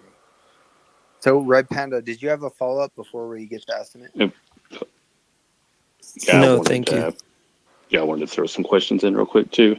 I was wondering if you were the interviewee who overheard the communication. But like I said, the one I know of, the alien seemed to be full of BS. I don't think he can hear you, Rob. Sorry. No, I can't. Yeah, can you hear me, Jason? No, he can't. Okay, well, okay, we're gonna sack. Rob, this is your punishment for not recording this space. Okay, Rob, this is your punishment. Right, definitely. All right, I'll just throw it around to Paul, and then I know Jay King, and then Jay, and estimate too. Fuck. All right, go ahead, Paul, and then we'll go to estimate. Hey, real quick, can we cycle Jason after we get through these few hands? And can we get to UFO? Can we get to UFO Sarah too? She had a quick question, and she's been waiting for God ever. Jeez, let me restart my app again. I'm sorry. Yeah, I hadn't asked yet, Rob. Trying to skip me again, bro. Just kidding. Okay, it's all good. In the meantime, though, I'm just trying to manage my own damn space. Experience was It's up your here. signal. We need to get Experience back up here because we skipped him too. But Joe Murgia, I love you, bro. Are you here? Yeah, UFO Joe. I am here. What's up, guys? Thanks for doing this. Totally unexpected tonight. Oh yeah, anytime. AK, are you saying that Martinez video is real?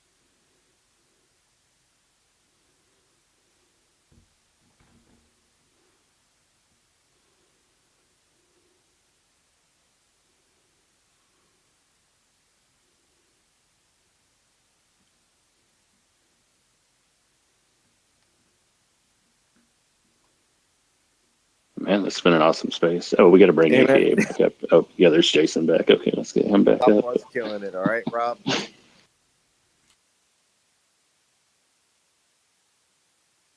You there, Jason? All right, we got Jason back up here. Yeah. Hey, I could have done this show without you guys. I wanted to thank all y'all. I mean, Dude, especially Courtney and started the this Spaced Out space. Radio team. I know, right? You started this space as like some bullshit, right? And like it turned into like some historic fucking space. It always does, and that's why it's not recorded. That's the only way to catch these kind of spaces. You can't record. Anyway. Guys won't come in. So I'm back. Can you hear me now, I'm Jason? back in now. Awesome. Okay. I'll let everybody else get to their questions. I'll regain my composure and then come back around. So. All right. Paul, go ahead, bro. Yeah, I know you had a question. Yeah, if it's okay, I just wanted to see if I can throw in 3 quick questions because I know there's a lot of hands and people who want to go. Okay, go ahead. But yeah, Jason, I appreciate you coming on here. I think it actually really does mean a lot to some of the people here that are interested in this topic.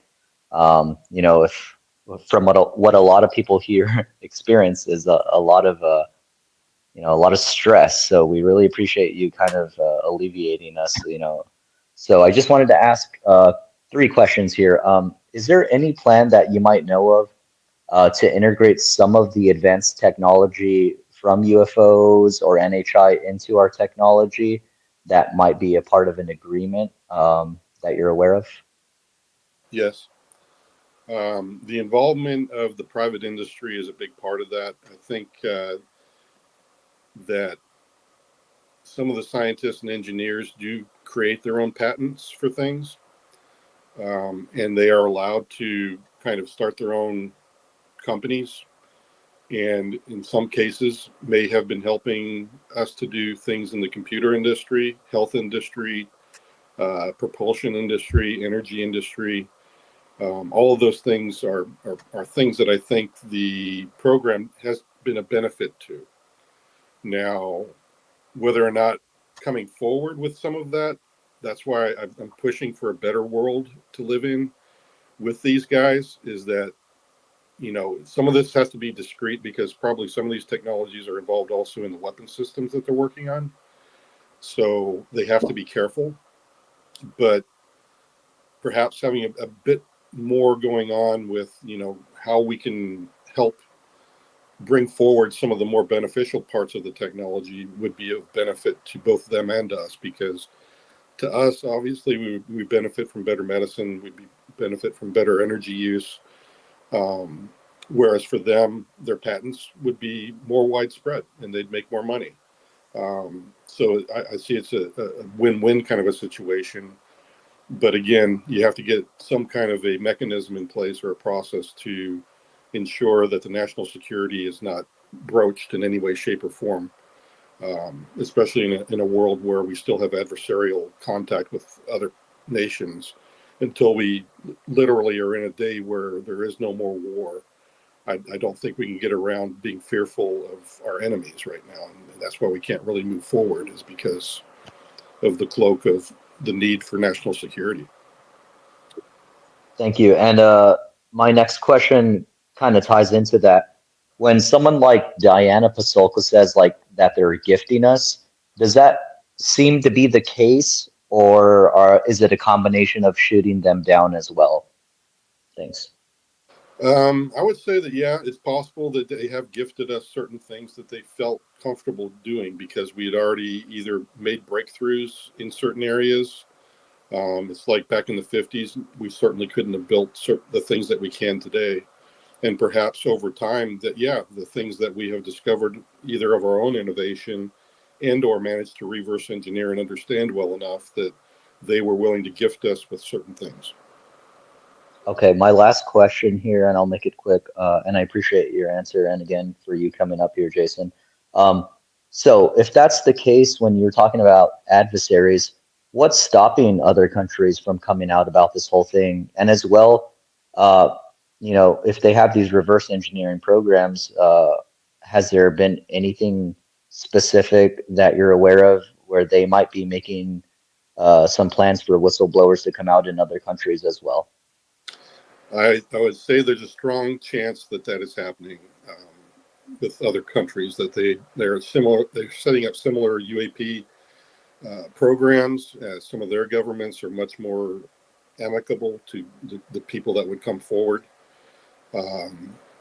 As to the question of why is it that we still have these adversarial kind of nations, one against the other, I'd say mainly it's just a mindset that we need to come to a better understanding than, hey, you took over this part of the world, I'm going to throw a nuke at you mentality. And all this kind of stuff needs to stop immediately. I mean, if we want to get to a better spot and work on what really is the problem here on Earth, is that we have only limited resources.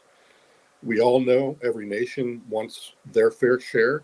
And I think that's what war is really all about, is the stealing and taking of territories and resources. And I think that's really what the end war is going to be. If there's a World War III, it's going to be over resources. Like say China exhausts all of their ability to sustain themselves economically or for some reason. That would lead to them wanting to, if they're not getting it through political means, they're going to do it through physical means. So until we can get over that kind of a thing where, we honestly do have a United Nations where everybody has a set of common goals that actually does benefit all of mankind, then we're going to be able to get to the point where we can actually get someplace. I think one area, that outside of UAPs that we all get along is like human trafficking. That's a really great thing for everybody to work on. Likewise, UAP. And, outside influences from other planets. That would be another good thing to look at. However, do we trust in each other enough? I don't think so. Not right now. So it's just a mindset. Until our world leaders finally, when they come into power, they realize that they are here to lead their people to a more peaceful future rather than a self-serving nation. I think that is the problem, is that we're also concerned about our own territories, and until we can get over that, I don't think we're going to get to where we need to be. Well said. Okay, so let's do UFO Sarah, and then Experience, and then J. Christopher King. I appreciate that. Experience was absolutely before me, so I would love for him to go first, and then I could pick that up after him. Thank you, Sarah. Thanks, Sarah. I appreciate it. Jason, hello again. Hey. I wanted to touch back on the NHI. That's the intriguing thing to me. So your encounter with the slightly tint blue being, what kind of color blue? Is it like the blue in the water in my picture? Was it a navy blue or royal blue? That's one question. The second question is you alluded to the fact that there's multiple races. Obviously, there's one that you had direct contact with other than ours. How many would you say that you've come across in your time doing the intelligence work that, like, you know, have stuck in your mind as far as how many races we're dealing with here? So the number of races, to answer that part, I would say that I did hear at one point, it could have been a totally different council that I had heard, but a council of 12 was what I heard. Whether it was related to NHI or not, I don't know. As to the color blue, I would say he looked exactly like somebody that I would have thought was freezing half to death in the desert. So it's kind of like the same blue that you and I turn when we are really cold. Clothing? So I'd say it was closer to like a sky blue undertone, maybe. Gotcha. Sky blue. I'm just trying to picture what that would look like in my mind. Pretty Yeah. shocking. I assume that you see something like that. Well, uniform? Yeah, he was in a BDU uniform, which led me to believe that he was actually working in the program before his craft got messed with. Maybe he had an altercation of some kind in with the program people, and they shot at his craft, and that's what broke it, and why he needed it to be repaired. And on top of that, the only two suppositions I have as to why he was wearing a uniform was, number one, he might have been working with the program, and that's what they wear. Or since the previous week, I knew that other people that I worked with had seen his craft on the range the week before. He may have been trapped there over the weekend, and perhaps one of the other people, because there's people that stay there over the weekend on the range, maybe they also gave him a set of uniforms or something like that because, he looked strange or whatever, or he looked cold to them as well, and or maybe he was able to manufacture them himself. Might be a third option. I just don't know, but he was wearing a uniform. So last question in regards to appearance. Eyebrows, hair, any facial features aside No hair, from no eyebrows, no hair. Facial features, he looked like he was probably in his 50s or 60s, wrinkle-wise on his forehead and neck area. They did look a little bit deeper than a person of 18 years old or whatever. So he did look like what we kind of look like when we're getting in our 50s or 60s. So the other features I've kind of already gone over. His nose was a bit big, and his eyes were definitely big, and his ears conformed to his head. Other than that, it was very much a human-looking head. His lips were a bit thin, but not out of the realm of normal, Gotcha. And any communication? Sorry, one last thing that's thrown there. Like, did you have a chit chat, or was it telepathy exchange or anything? Really? His oral. He did oral orally to me, and it was in a language that the only thing that I thought came close was like Norwegian, and because it kind of had that kind of a lot of ooh and ah kind of a stuff in it, in what he was saying, but I didn't understand a word of it. But telepathic, definitely. I think the way I described it to others is that, you and I can talk even like right now. When I speak, the meaning of the words that I'm speaking, I don't even think about it. It's almost like a totally instinctive thing. But however, my brain has to attach the meaning to each word I'm using as I communicate to you. Likewise, when you receive that as a listening, or when you're listening to me, again, you can understand me perfectly because you are also attaching meaning at that, really very quick speed. So when I think back as to the telepathic part of his communication and why I understood every word he said, It's because I was receiving the meaning of every word that came out of his mouth before he was speaking it, and likewise mine was to him. So, Was it friendly? What did he say? oh Did it yes, seem like very, it was a good? very civilized. Real quick, so Jason, just to be clear, so I talked to Steve a few times yesterday, but he recounted an experience of yours, I believe, secondhand. Yeah. This was out on a range, correct? Yeah, it was at the Nellis Test Range. Range 4? No, it's off of a road called Fleur de Lis that leads up to a gate that goes up to a cantonment area. Usually we would stay in a hotel in Beatty, Nevada. Very small town, has one casino, has just a few hotels, but that's where we would stay at the Borough Inn. And then it was about an hour to 2 hour drive on dirt roads once you got on range. So there we were, just kind of going up in a convoy with about three vehicles most of the time, sometimes 4, and sometimes 5, depending on how many people were going up in the crew. And then we would stay up there for 2 weeks, and we would just go up to Black Mountain, to what we called the schoolhouse on the top of that mountain, and we would conduct training for the air crews. And what we were doing was just jamming their radio signals so that they could learn how to survive in a degraded environment if they were ever in a war. So that's what we trained them on, was to survive that kind of environment. And there he was. Hey, I just wanted to recognize one estimate of the situation. His Kickstarter just got fucking funded over the amount. So congratulations, my bro. Dope. Bravo estimate. Awesome. Yeah. Wow. That's sick. He's also got his hand up for the question. So the floor is yours, my boy. Hey, yeah, thanks. But this is definitely all about Jason here.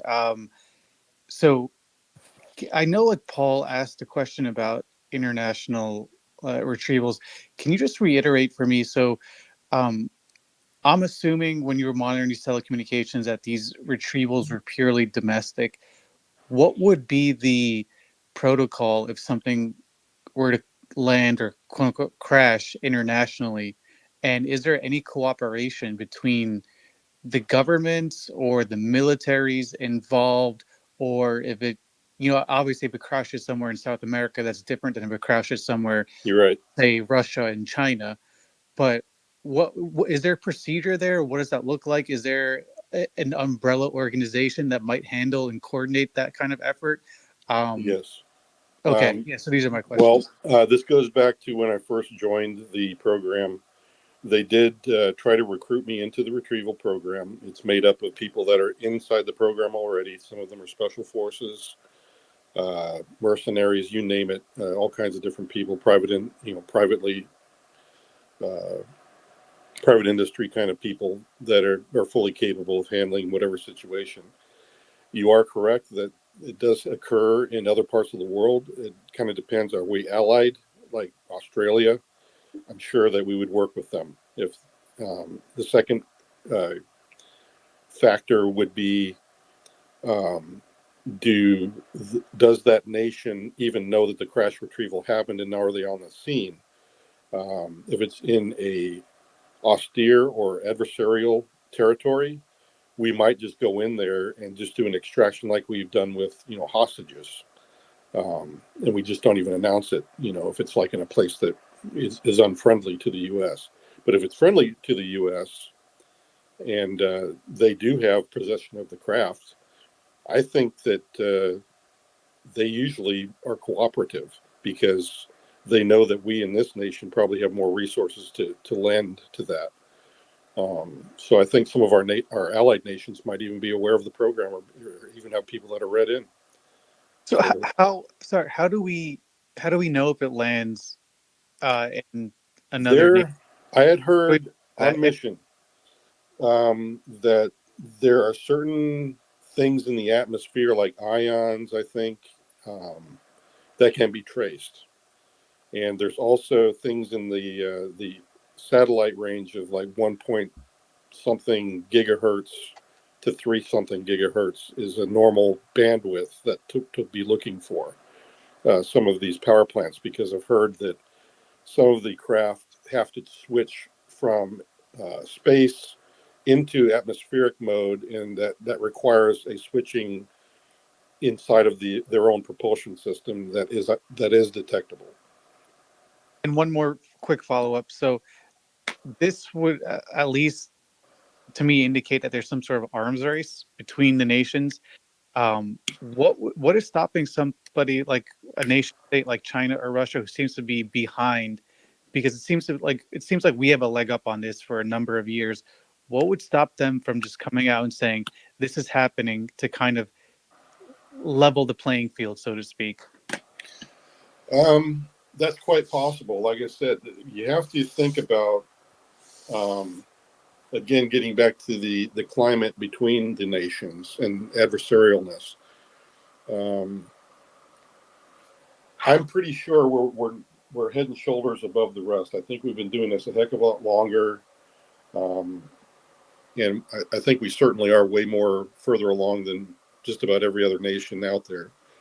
And I think the NHIs know that know that fact, and they also may, in a way, have made enough contacts to where maybe there are some people in the program that they favor, and they may not be as favorable to some of the other nations. But I'm not Chinese, I'm not Russian, I'm not any of the other nations, so I can't really speak for them. But yeah, there is a danger that any one of them can leapfrog over us if contact was made in their nation and the NHIs were willing to start a war, let's say.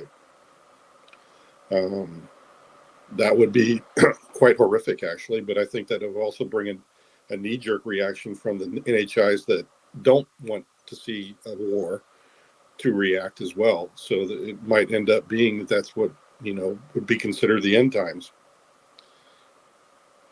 It would spark some really strange happenings, honestly, because it would involve all these unseen NHI races either trying to save us or destroy us. It brings a lot of different scenarios in my head, and all of them are things that are just conjecture on my part.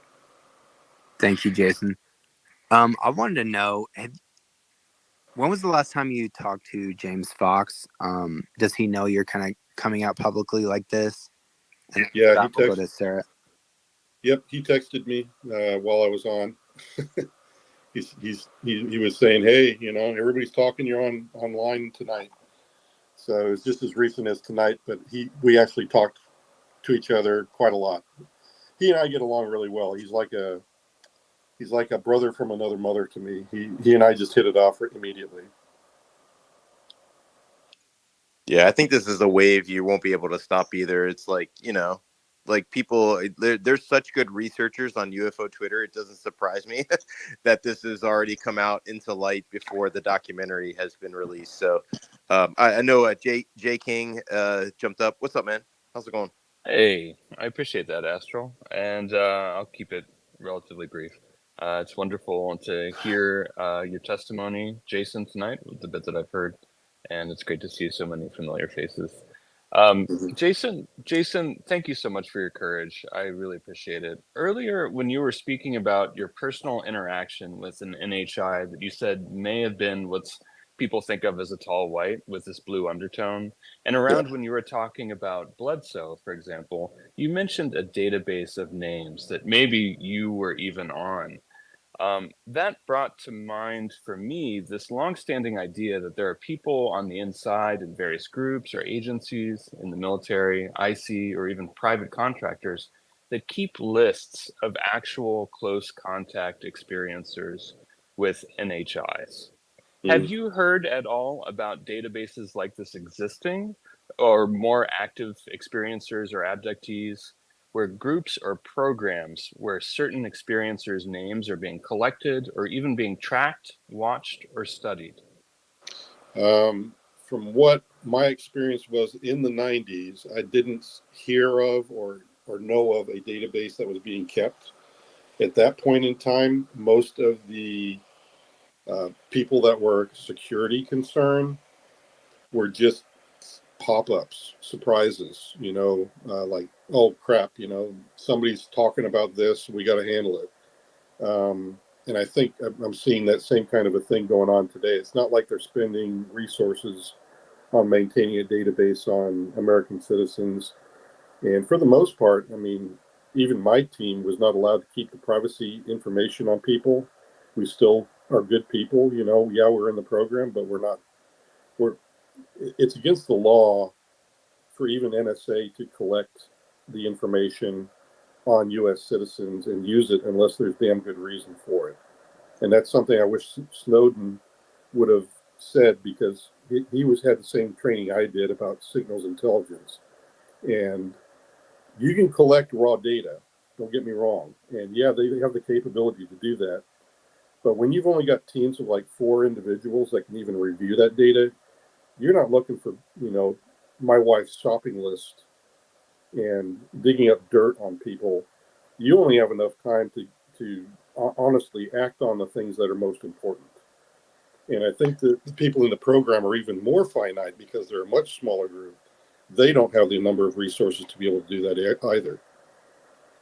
Okay, I appreciate that. Thank you so much, Jason. A follow-up question there. You were talking earlier about the situations involving abductees, and talking about situations where people might be, brought in and kind of, as you put it, turned off, right?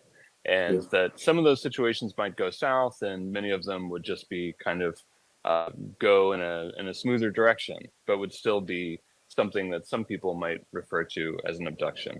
Now, along those lines, I remember, in a Q&A section, for example, at the Seoul conference, where Jacques Vallée was talking about the Schumer Amendment and issues with it. And these were unpublished Q&As that haven't made it to the internet yet. And who knows if they will. But, I think the fourth point that Vallée mentioned, he was saying, like, what about the abductees? What about the abductees with regard to the Schumer Amendment? And it seemed to be a cause for alarm. Do you think that was there any talk on the inside about, in terms of anything that you've seen back then or more recently, with regard to consideration, concern with regard to what would happen if the general public found out that these programs on the part of the NHIs were happening? They were not mentioned on any of the missions, but again, using my, I guess, experience and outside of the program, I would say that there's a good chance that the NHIs are doing things that they know we would not approve of. Just like, we probably wouldn't tell them if we were testing some of their individuals in our own spaces, and doing things to them. I think that no matter which way you cut it, when you're doing the abduction thing, it's not good. If it's non-consensual, it is not good. And I think that's a general supposition, but I think it's a good supposition. But that's just my opinion more than anything else about when it comes to the abductions. But it was not something that I think the program people instituted. And I think that if the NHIs did have abduction things going on and other types of programs, some of that they didn't even discuss with the program people. That's fascinating. One more question along those lines. There's a popular conception with abduction scenarios that it's primarily for kind of medical, biological study, maybe even something to do with our reproductive systems, and also potentially anthropological survey in a certain form. Was there any kind of understanding with the group of that you floated around with then or more recently as to what the intentions of programs like that would be? No, I wouldn't venture a guess on that, because the intentions, again, are kind of hidden agendas and very hush-hush. I may have in my head some little bits of information that I might be able to piece together, but I'd need other people to give me some context, and maybe I could put something together on intentions. Okay. Well, I really appreciate you answering so candidly, and again, I appreciate your courage. Thanks for coming out tonight. I relinquish the conch shell. Thanks, Astral. Thanks, Kimball, and thanks everyone else. Yep. Thanks, Jay. I think Sarah was up next, and then Jay. Yeah, later, Jay. Yes, thank you so much. What a beautiful day for this revelation. I just want to take that moment and say that, Jason, I mean, I have tears in my eyes when I think of this. Your bravery is beyond, and I understand that my brother is a veteran. So I thank you so much for your service. No problem. To not only your country, but also to us as humans who have mothers and fathers and friends and have always questioned where we are and who we are in this world. And my questions, I have two. One is, as being a JFK researcher for the last 3 decades, my research has brought me to obviously the material that is out there, but I've always had this slight feeling that the reason why he was assassinated was because of UAPs, and I'm curious what your thoughts are, just knowing what you know and our history in and of itself, what you think that reasoning might be and what draws you to that conclusion, as well as my second question regards Lou Elizondo. And when he was asked on Theories of Everything what our reaction would be to this revelation, he said it would be somber. And I'm just curious what your thoughts are on his remark of it being somber. Thank you. Okay. Again. Getting to John F. Kennedy, I think, yes, I do know some friends that are very involved in researching that case. I've heard their research. I've read through it. And I agree. I find it very telling that there were some fairly hush-hush conversations between him and probably members of MJ 12 that they were going to, he was literally going to divulge the program. And I find it strange that the assassination was very close in proximity to those discussions where he was going to do that. So I find that strange, and that might support your, some of the theories you might have been working on. As for the somberness that Lou spoke of, I agree. This is a sobering revelation to know we're not alone. And then on top of that, until the NHIs are willing to come forward and actually be forthcoming about why they're here, we should be somber, because ultimately we could end up in a position where if they do come and we're not receptive enough, we could blow this whole thing up and just never get to a good spot at all, and or even endanger our own path forward, because maybe they think that we're just not capable of getting beyond ourselves in this generation and the problems we have. So there's a great risk in this for mankind. You're right. I think there's a lot of reason to be somber, and I think I agree with Lou in that regard. That I'm somber about this, because it's very. This is a big revelation, and honestly, having to walk this path alone for so many years myself, and trying to figure out what on earth did I get exposed to here. It's changed my life, honestly. The information changes your life. You realize, or at least for me, I realize that I need to be more actively involved. I can't just sit by anymore. Not just about the UAP thing, but it's made me a better person in a lot of ways, because it's made me think that what's been missing is, and I can point fingers at all these different flaws that us humans have, but I can also point that finger at myself and that I'm flawed. And it's made me work harder, all the harder on those flaws.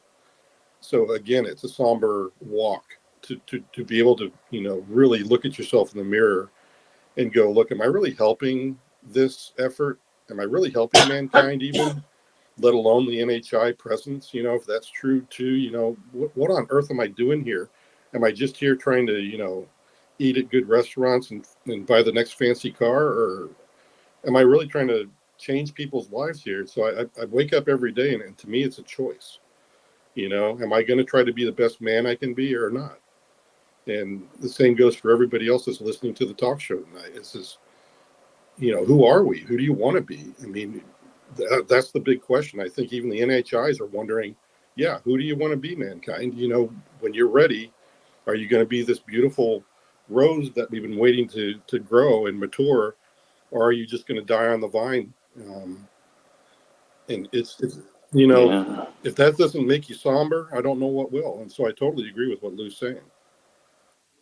Yeah, that's two of the biggest questions in human history there. Who are we and who are they at the same time? You know? Yes, I absolutely love that. I was thinking along those lines. And then if I could, if just one more follow-up question, just regarding like also everything that you've learned and experienced thus far and have come this far, what do you think our purpose is being here as human beings with the life that the animals that we have around us and how everything is set for us to live here, gravity, the oxygen, everything, and what does that what does that bring your thoughts to with life after death, quote unquote? Well, I am a believer that, you know, there is a life after death, first of all. As for the planet, you know, all of its makeup, it's quite obvious that we're indigenous to this planet. We're very well tuned into it. There's so many benefits from being out in nature. There's so many benefits from even having a pet cat, you know, and just petting your cat. There's so many doctors saying that immediately they see, you know, physiological changes that are for the better. You know, your blood pressure goes down and all this other good stuff. So those are all really tangible things to me. Now, when it comes to the, you know, life after death piece, I think that is something for everybody to decide, because, you know, you got people on both sides of that issue right now. You know, if you're an evolutionist, you just think you're going to go back to the dirt and be dust. Then there's the other part of it that, you know, that science can't even explain, that there's a certain amount of weight that leaves your body when you die. That kind of thing happens as well. So they can't explain that. And that's you know, an area of science that's very difficult to even measure at this point, let alone understand. But then you have all these really great spiritual people that, you know, can say that they do they see a lot of different things that we can't. And, you know, hey, yeah, it's quite possible too. You know, there's some people that are tuned in, some people that are tuned out. What was the other thing I was going to talk about? You mentioned it was the first part of your question. It was about, oh gosh, I can't remember now. Refresh my memory if you can. You had a question. I think we might have lost him. We can go down to Jay. I know you jumped up and have your hand up for a while. What's up, Jay? Hey, everybody. Thank you very much, Jason, for coming on and talking with all of us. This is hugely important and very momentous.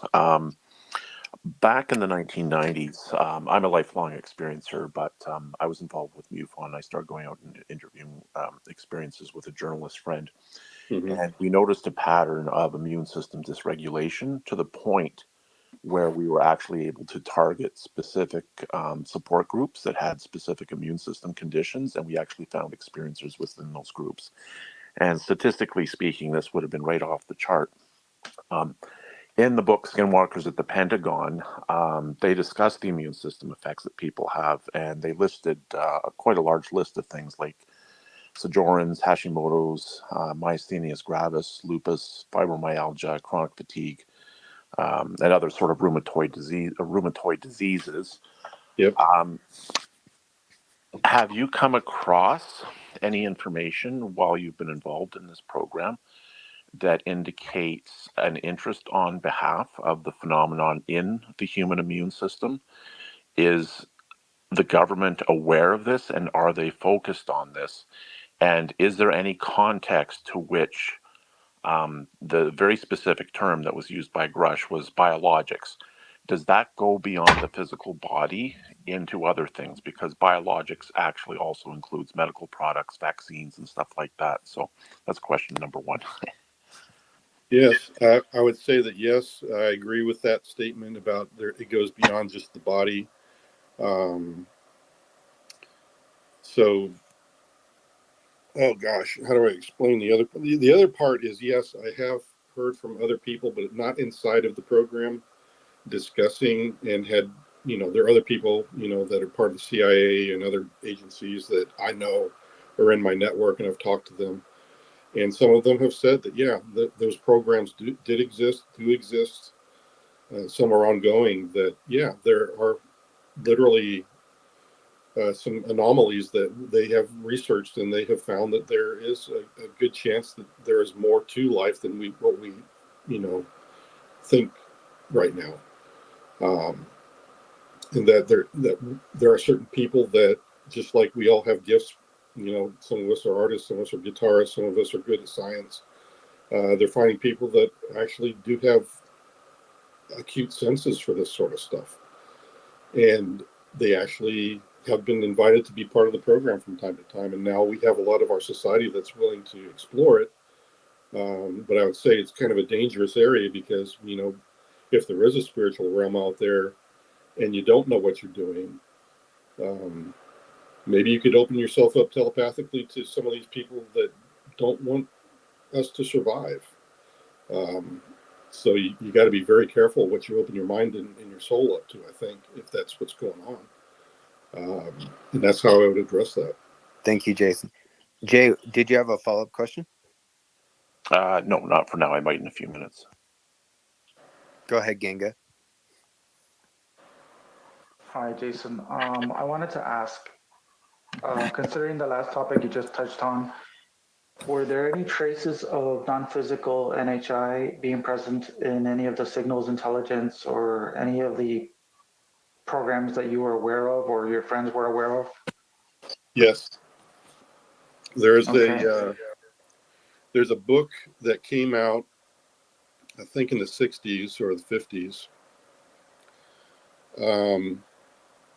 about a guy that was called Stefan Denard. He had in Norway, or in in the fords up there in Norway or something, he had encountered a race from another planet. Apparently, they continued contact with him from a long distance, and it was detected through NATO, I believe, SIGINT. And the report is actually in that book. So if you read a book that's about IARGANs, spelled IARGAN, and Stefan Denard, which was kind of the pet name for him, I guess, for that book. But he wrote a book about that experience, and it did have the mention of the NATO report, and I think somebody found that and published it along with the book. My second question is, considering you were talking earlier about the telepathic communication with the blue-tinged being, and I'm familiar with what you were describing, but my question is, to your knowledge, based on all that interaction and awareness of that being a reality, has the military in any of its branches actually adapted their security protocols so that these NHI won't influence or cause any undue influence on the community of intelligence or military? Is there any security protocols you guys go through to screen out these types of things? Or I'm not asking you to reveal anything sensitive, just a simple yes or no. Yes, but I don't know about the effectiveness of it, because I think when you think about it, we're outclassed, we're outgunned, we're out technologied. How on earth are you going to create a security feature that can prevent anything? If these guys wanted to own us, we'd be dead already. Is my other thing to counter that argument, is that obviously somebody wants us alive. For what purpose and intent? Again, I have to go back to what other people have asked me about. Is I don't know what that intent is. I would hope that they're not trying to influence us into becoming cattle for them and or slaves of some kind or indentured servants of some kind. I would hope that they're looking more towards our freedoms and that they want us to find our path forward and become a unique civilization just like they are. So that's my thoughts on it. But I have not heard of any protocols that I heard a solid, yes, this is to prevent NHI influence. Any thoughts on Havana syndrome or how it relates to UAP? No, I have not seen a connection with that. I think the Havana syndrome was due to chemical exposure that some of our soldiers got involved with. I'd have to really, I don't know. I'd have to talk to some of the experts that have done some of the research on the UAP and offer up my opinion at that point. But right now, I'd say I'm less informed, and I would not.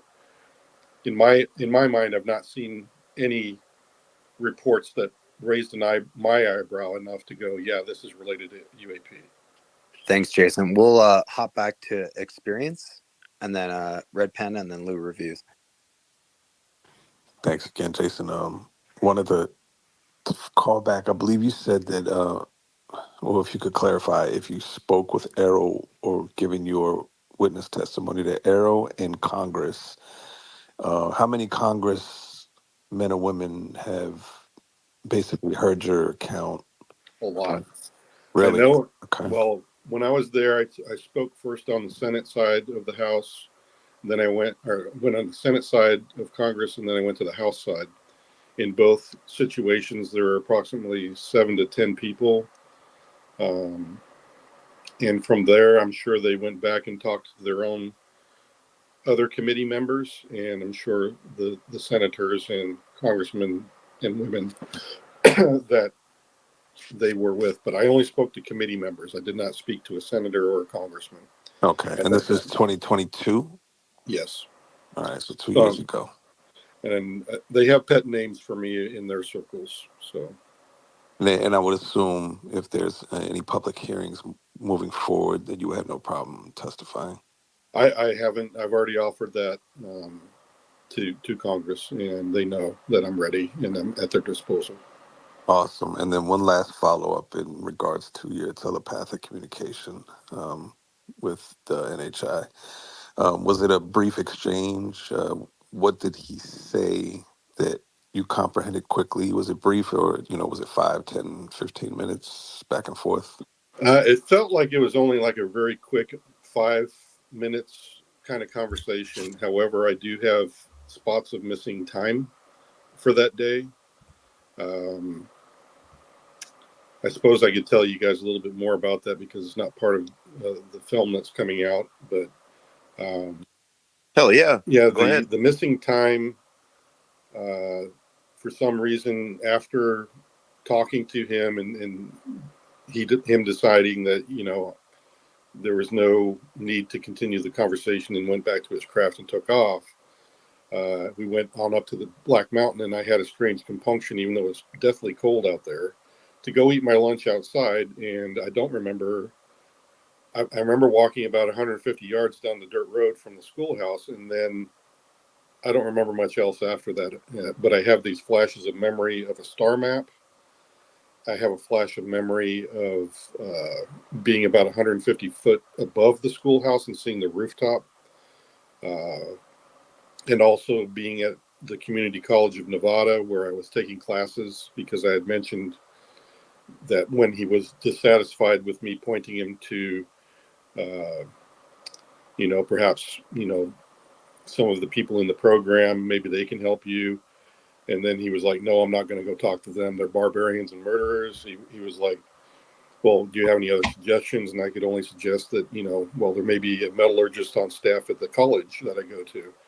And he just said, where is that? So I have like another flash of memory where I remember walking into my college with him and talking to some clerk at the desk about whether they had a metallurgist on staff on his behalf. So your encounter with him was fairly a long period of time then. Yeah, because I don't remember much of my lunch at all, honestly. I don't even know where my lunch went. I don't even remember eating, honestly. And then you just said, let me quote you just said that you saw him go into his craft and take off. Is that correct? Yeah, but that was like 50 yards off the roadside. That was when we were stopped in the convoy for the first time, and that's when I first talked to him. Okay. And then the missing time occurred after I went up to the schoolhouse. Gotcha. Well, what kind of craft was it? And was there anything special about how it took off? That, I think, James Fox's film will cover. Cool. Appreciate it, Jason. Hey, thanks, Jason. Thanks for all your time, brother. Hey, real quick, we got Joe Merja. He's unable to raise his hand. He wanted to ask you a question real quick, Jason, and then we'll fall back into the flow of All right, hands. Go, Joe. Thanks, Rob. Thanks, Jason. No problem, Joe. I don't know what we're dealing with. I always struggle. Is it extraterrestrial, interdimensional time travelers? And I see Gary Nolan come out and say he does not think we're dealing with extraterrestrials. Mm-hmm. When I hear your experience, it screams extraterrestrial. What do you think? What's your opinion? Are you open to it having absolutely no connection to something extraterrestrial? I believe it's extraterrestrial. Whatever you want to call an extraterrestrial, that you can split hairs on all you like. Whether they're us from the future, all that kind of stuff is out of my purview. Like I said, I've never had one of them laying on a gurney and had staff around me that could tell me their DNA, where they came from, and all that kind of good stuff. All I know is that the reason I believe it's extraterrestrial is because that star map that was implanted in me that day, it was not from around here, and I didn't even know where that part of the galaxy or the stars was until somebody told me that was part of the constellation Leo. And apparently there's something to do with the big red star that's inside that constellation is where he was from. I definitely got the impression that that's where he was from. Jason, just to maybe compare your account with people who have recited your account, did the being have any sentiment or message to you about the driver of the vehicle you were in or the other individual in the vehicle? No. Other than the fact that he was very civilized. There was another person in the vehicle. I thought he was by himself. Yeah, I did not see any other entities. I meant so you were on the range and you were out there in a vehicle, right? And there was. Oh yeah. There were other people in the vehicle, and yeah, it's what Steve said. I think Steve knows more about that than I do. I've been told. I tried reaching out on the behalf of the task force to those individuals, but they all ghosted me. And then Steve, after talking to him today, yeah, I agree that he probably had heard. And like I said, I had one other person confirm what Steve told me today. Wow. Okay. With that, yeah. So you and Steve are confirming the same account from two totally different perspectives. Yeah. So I think that's kind of what it was happening. But yeah, there were, let me see. There are 3 other people in the vehicle with me. Okay. There was another 2 or 3 vehicles behind me in the convoy, but they probably couldn't have seen the guy that was standing in front of me because I'm pretty big to begin with. And they probably only would have seen what looked like me talking to somebody in a uniform. So the only people that were there in the car with me, at a certain point, I remember looking over and they had this blank look on their face, like their mind had been numbed. Wow. And so they may not even remember the experience, for all I know. But like I said, they ghosted me. Yeah, I mean, it kind of makes sense. Red Panda, go ahead, and then Lou.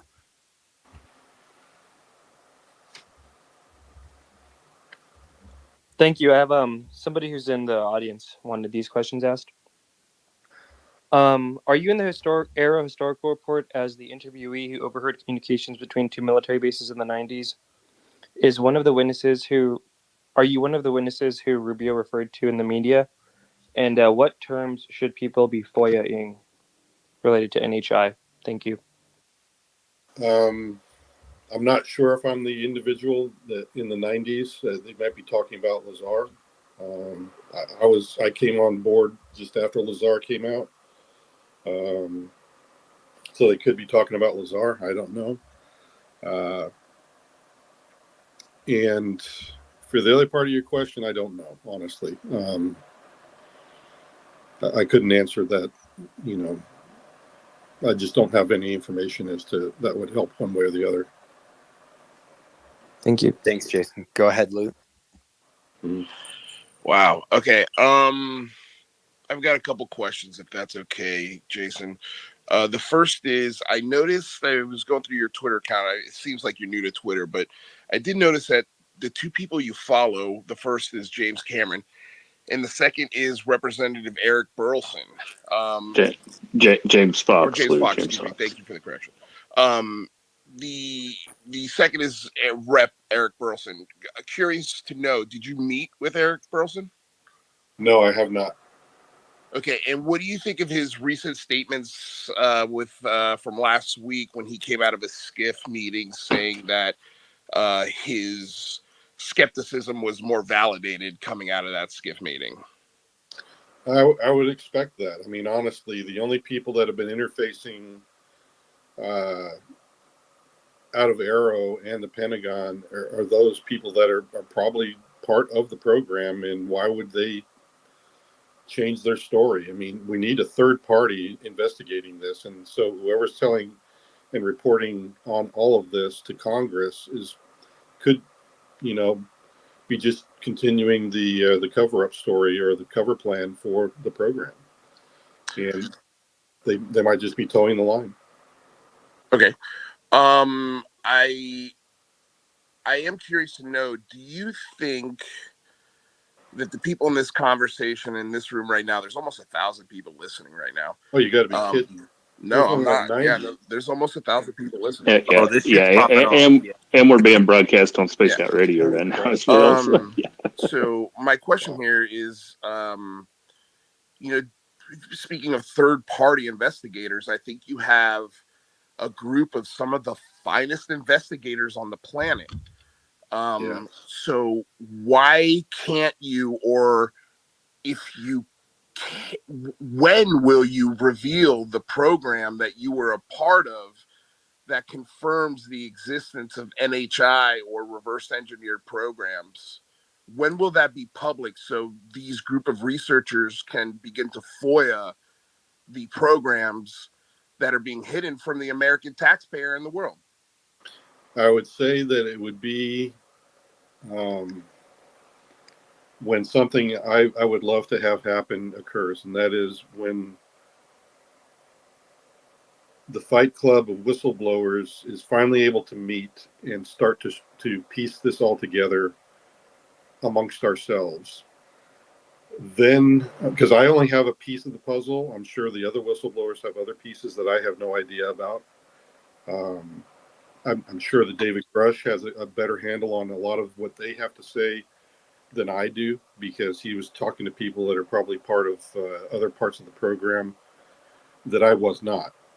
And well, can you clarify for me exactly what you're whistleblowing then? I'm whistleblowing on the fact of what I've told everybody here tonight, and the fact that we're not alone. I know that for a fact. I wish everybody did. That is unclassified currently and should be made more publicly known, that there is good reason for the program to maintain the national security and what it's working on. However, there needs to be more transparency in a classified environment where the committee members and Congress is more aware than they currently are, so that everybody has a good comfort level. And I think that will get some of the heat off of the program people, and it will help in the long run, just if they're just more forthcoming, even in a classified environment. And I think that. I'm sorry to cut you off. Go ahead. But when it comes to the FOIA requests, I guess ultimately, you know, there probably is some stuff that I know that I could FOIA, but I would. Or we could help you FOIA it again. Like you've got 1,000 people here. A lot of them know how to do great FOIA requests. Yeah, I would like to discuss that with some of the lawyers that I have on my side first to make sure that I'm not overstepping any classification bounds. Well, is any of that information in the film for James Fox? No, because it'd be classified. He wouldn't be able to show his film if that was the case. Okay, so I just want to be clear, just so I'm not confusing anything. What you're whistleblowing is your personal belief, not any knowledge or direct access or firsthand hands-on experiences with any of these programs, government programs, reverse engineering, legacy programs. No, he's saying he's a firsthand whistleblower, right? Yeah. Well, what I'm saying is, well, how so? I'm referring to the public aspect of this. Right. So, yeah, that's my point, is that you are whistleblowing your public knowledge of this phenomenon, not anything directly connected to our United States government. Right, because I have to do that in a classified skiff. And you've spoken to many senators already, correct? And lawmakers. Oh, yeah. You've spoken to Arrow too. Yeah, I've spoken to Congress, and I've spoken to Arrow. I've spoken to the ICIG about all of this. I would have to say that honestly, if any one of those organizations were to ask me today, what can you offer? I would say, dude, not only did I hand you everything on a silver platter, names, places, everything you wanted to freaking know, but I'm sure the other whistleblowers filled in a lot of gaps for you too. What's the problem? And that's why I think it's kind of abhorrent for the state of what has been reported to Congress, and what Congress is sometimes saying is that it seems like somebody's not able to come up with a good way to present what they have in their possession, because they have been literally given everything on the silver platter. They just haven't revealed all of it because it's classified. And I think that's not quite doing justice by what these whistleblowers have done. I agree. Yeah, thanks, Jason, and thanks for the questions, Lou. Let's move on to the next one. You're beyond your 3 questions there. We'll come back around though, Lou. Just feel free to hang out. It may be a while though. We've got a backlog still of people waiting to get in. Mr. Cotter, go ahead. Thanks for having me, guys. Rob, Astro, UFO Intros, and Jason. I just want to say that these 3 gentlemen, and there's a lot of other people in the space that work hard at this subject every day on X. So this whole coverage, these guys are just the best advocates. Some are small spaces, some go sideways, some make a lot of progress, but these guys are just working their butt off, man. So the one thing I want to just recognize what you said, then I have a quick question. What I want to recognize what you said was that if they wanted to blast us off this rock, they could. They're waiting for us to come together as a consciousness of humanity and raising our vibration, or more love and more tolerance with each other. When you said that, you're like, of all the people I looked up to in this category, in this space, not this space here, but the UFO ET space, you all say the same thing. That's a common thread amongst people that know a lot, like yourself. And I just want everybody in the space who's listening here and on the internet, like, to recognize that, and let's not just blow over that, because that is huge, I think. With that being said, I missed the first half of the space, but do you know much about 20 and back? Yes. Is that something you could talk about? I'm not comfortable talking about it, but I served it. I was forced to serve in it when I was taken out of the program. Okay, UFO Intros takes note of that because I talked about that on one of your spaces like 3 months ago, and you're like, "What's that?" So, and the only reason why I know, and I'm not trying to throw Intros under the bus, because this guy's taught me more than anybody. But it was one of those things that I learned of about 3 or 4 years ago, and it's just been stuck in the back of my mind. And it seems like a lot of people don't know about it, or just don't never even heard of it. The last thing I want to ask, and I'm not. I'm just I just need to ask to clarify my own brain. What's your thoughts on Stephen Greer? Yeah, I know Stephen, and he and I get along great. And I think he's a wellspring of knowledge. I think he's been under a lot of pressure as well. And I think he's had to deal with that as best he could. And I think that it's led to some consternation in public spaces. Because just like any other human being, there's only so much you can take. And then you just kind of, you know, you say some things that maybe you regret later on. And I think that, I cut him a break in that regard. But I still talk to him today, and he's a great guy. He's trying to be an honest broker with things. And I think that, I've heard the same thing about a lot of folks, that get into this and then they stick around for more than 10 years. And then all of a sudden, people are starting to doubt them. And yeah, he's taking his fair share of shots, and it affects you. It might even happen to me later on as I go through this, where I just get sick and tired of all the people that want to do me wrong, and I might say some stupid stuff, and then everybody will think that my credibility is no longer worth the shake, because I might blow up or something, at a certain time or whatever. So. I'm just I guess when I talk about all of the figureheads that I know now, it seems like that's the common thread, is that there's a real tug on your life, and that's sometimes really difficult for some folks. And yeah, sometimes you end up in a bad way, but for most part, Greer has done nothing but good things for me, and I have nothing to say bad about him. Thank you, Jason. I'll end it there. And I don't know if you want to finish, but I just want to say thank you. I'm going to step down. There's a lot more people, but thank you for your answer, and thank you for how brave you're being for all of humanity. I know it's been said before in this space, but this is this is monumental, especially for us here on X. So thank you. Yep, no problem. Yeah, thanks, Cutter. Penny, P. Durkin, and then we'll go to Nathaniel. Hello, Mr. Sands. Thank you so much for being here. Your bravery is astonishing. Thank you. Mm-hmm.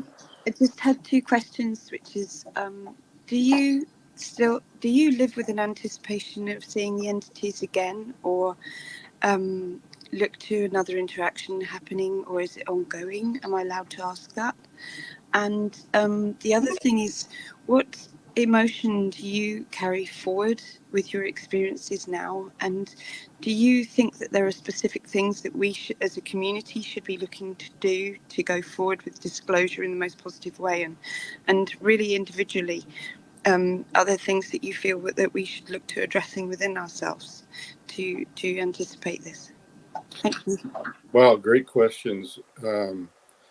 So seeing them again, the NHIs, yeah, I after my experience, I was left. It changed me, and it carries through even today. Just the contact through telepathy with this individual that I met. I felt like I was a mess compared to the way that his mind was. He was very civilized. He was very much under control. You could tell that because the level of communication he used is mind to mind, that just like we have etiquette speaking, his was also mental. Whereas for us, we can be speaking one way, but we could be thinking all sorts of strange things. And that's the way I felt with him. And because of that experience, and sharing of that kind of mind space, I honestly think that he imparted some of his own life with me, and I with him. I don't think that when you communicate at that level, that you're not participating in that, what people call that larger think. And that's what I feel like I got exposed to, is a little glimpse of, what it's like to be connected with everybody. Like if everybody here on Earth could hear each other's thoughts, sort of a thing. And have been doing that for thousands of years, and how civilized even your thought processes would be. Whereas right now we tend to think that we're isolated and we just kind of let our minds go wherever we feel. So yeah, I very much want to meet them again, whether they're part of me still. I still like to think that, yeah, I feel like I'm kind of connected to something that I was not before that experience. That it exposed me to a greater community of consciousness that I can't explain properly. And the best I can equate to it is just that, if you could just imagine that all mankind can do that, how we as a community of human beings would be. And that's kind of where I am with that. So the emotions, then, to get to your second question about what emotions do I carry, that's kind of it. That's the impetus part, the catalyst for who I am today. But I think it made me a better person, because it made me realize one thing, and that is we're cared for. That there are civil people out there that wish us well, and are literally brothers and sisters to us, that are just waiting for us to come and become part of the greater community. And I think some of us are more prepared for that now than others. But emotionally, it's made me want to change my life for the better. I feel like I don't want to be that mess of thoughts and emotions anymore. I would like to be the man I'm meant to be. I'm the person that was given certain gifts and skills that I need to utilize. I need to be the best dad. I need to be the best grandpa to my grandsons. I need to be the best worker, the best friend. I want to leave everybody with a smile. Those are the sorts of things that I want to do now that I didn't want to do before that experience. And so emotionally, I'm a different person because of that. And I wake up every day, like I said earlier in the program, I choose whether I want to participate or not.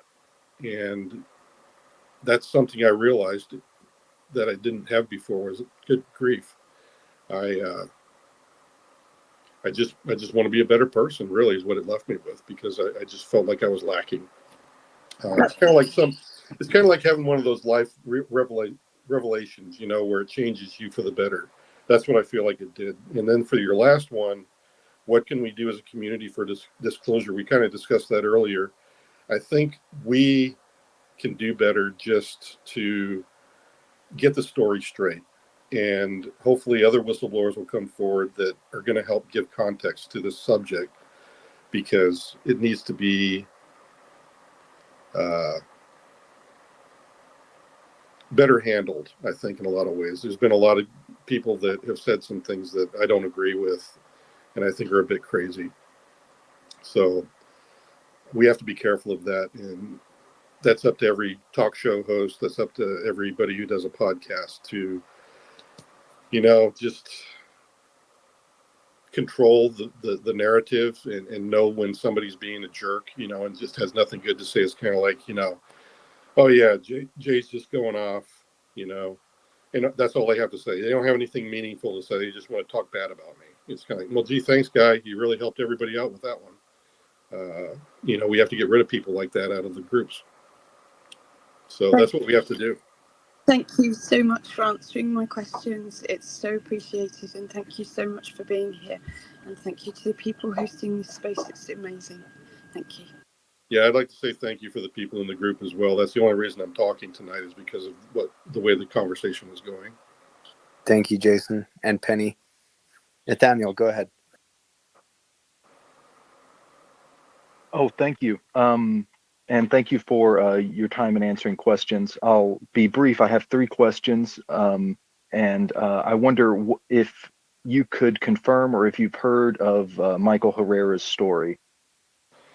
Refresh my memory. I've had so many things that of course, I'm sorry. I was trying to. He was on the Sean Ryan podcast and said that he witnessed a human-led UFO-powered human abduction in Africa or Asia. It was Southeast Asia, yeah. And I think Arrow actually indirectly kind of confirmed his report as well, by the way, in their report last month. I would say that I'm not familiar with that. I'd have to read up on it, but so Arrow actually confirmed? Yeah, he was a Marine and he encountered, I won't use time here for that story, but Michael Herrera, and perhaps someone would send it to you, or I would if you would like to take a look. It's powerful if true. I wondered then what you might make of the government or the private side of this, the corporate structures. And if you take Stephen Greer's line of analysis, a cabal, if you will, that's breakaway and above national powers and constitutional interest, etc. I would say that, yeah, that's a danger, and that's one of my concerns that I think Congress needs to get a hold of. I do know that private industry is connected through patents that do come out that are secretly brought out into the light. And I think that's also a funding source for the program, is that a portion of whatever patents are brought out into private sector, sometimes that some of part of that is fed back in to sustain the program as well. So that's what I would say about the private industry. But I also believe that I've heard from folks that, is that really, I think the legal tint to that is this really a fair thing that, here they get to take their patents and literally not have to suffer any kind of competition or share any of the information. There are some legal arguments as to why that's bad. And likewise, they may have arguments that say, no, it's fine the way we're doing it. So I don't know. Well, and additionally, what do you make of then the attacking the inventors and the subversion of discovery? Well, I would say that, yeah, I've read and seen some people that have reviewed the way that patents are controlled, and that the government tends to buy entire lots of patents and even things that are related to a certain patent that they didn't really invent. And then they utilize those to shut down other people. That also is a danger. And I think that even in corporate, competition, that some corporations and leadership are not afraid to hurt other people to stop them from making a few dollars and maintain their monopoly on something. So those are all dangers in our society. Being capitalistic, it does come with some drawbacks, and I think that's a big one. Thank you. And last question. Have you heard of a secret, buried, high-powered weapon system installed in or around the Skinwalker Ranch region? No. That's a new one on me. Okay. Thank you very much for your time. I appreciate your answers, and much gratitude. Yep, no problem. Thanks, Nathaniel. Let's go to Christian, and then we'll do DB. Okay.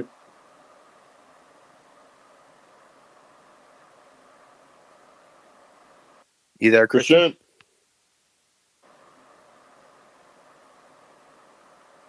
All right, DB, go ahead. Hello, can you guys hear me? Oh, yeah. There you are. Go ahead. Yeah. Oh, yeah, we get you, Christian. What up? So somebody else was talking earlier about stories about my labs, and then you have stories about people getting silenced by, men in suits. And I've always been skeptical that our government could do something like that and break the law. But I think these things happen, and I want to know what your theory is on that. Because is that something pretending to be human, or is that what they call a breakaway civilization using alien technology? Who are these people that silence those people and or abduct people? Do you have any opinions on that? I think it's big money.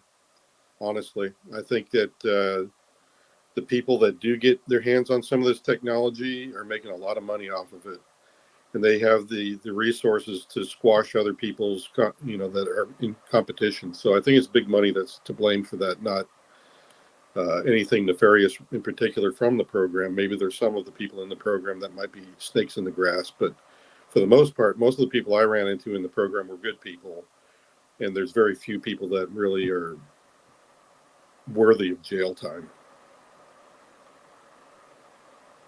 Thank you, Jason. Thanks, man. I appreciate you a lot. Thank you. Doing a great service here.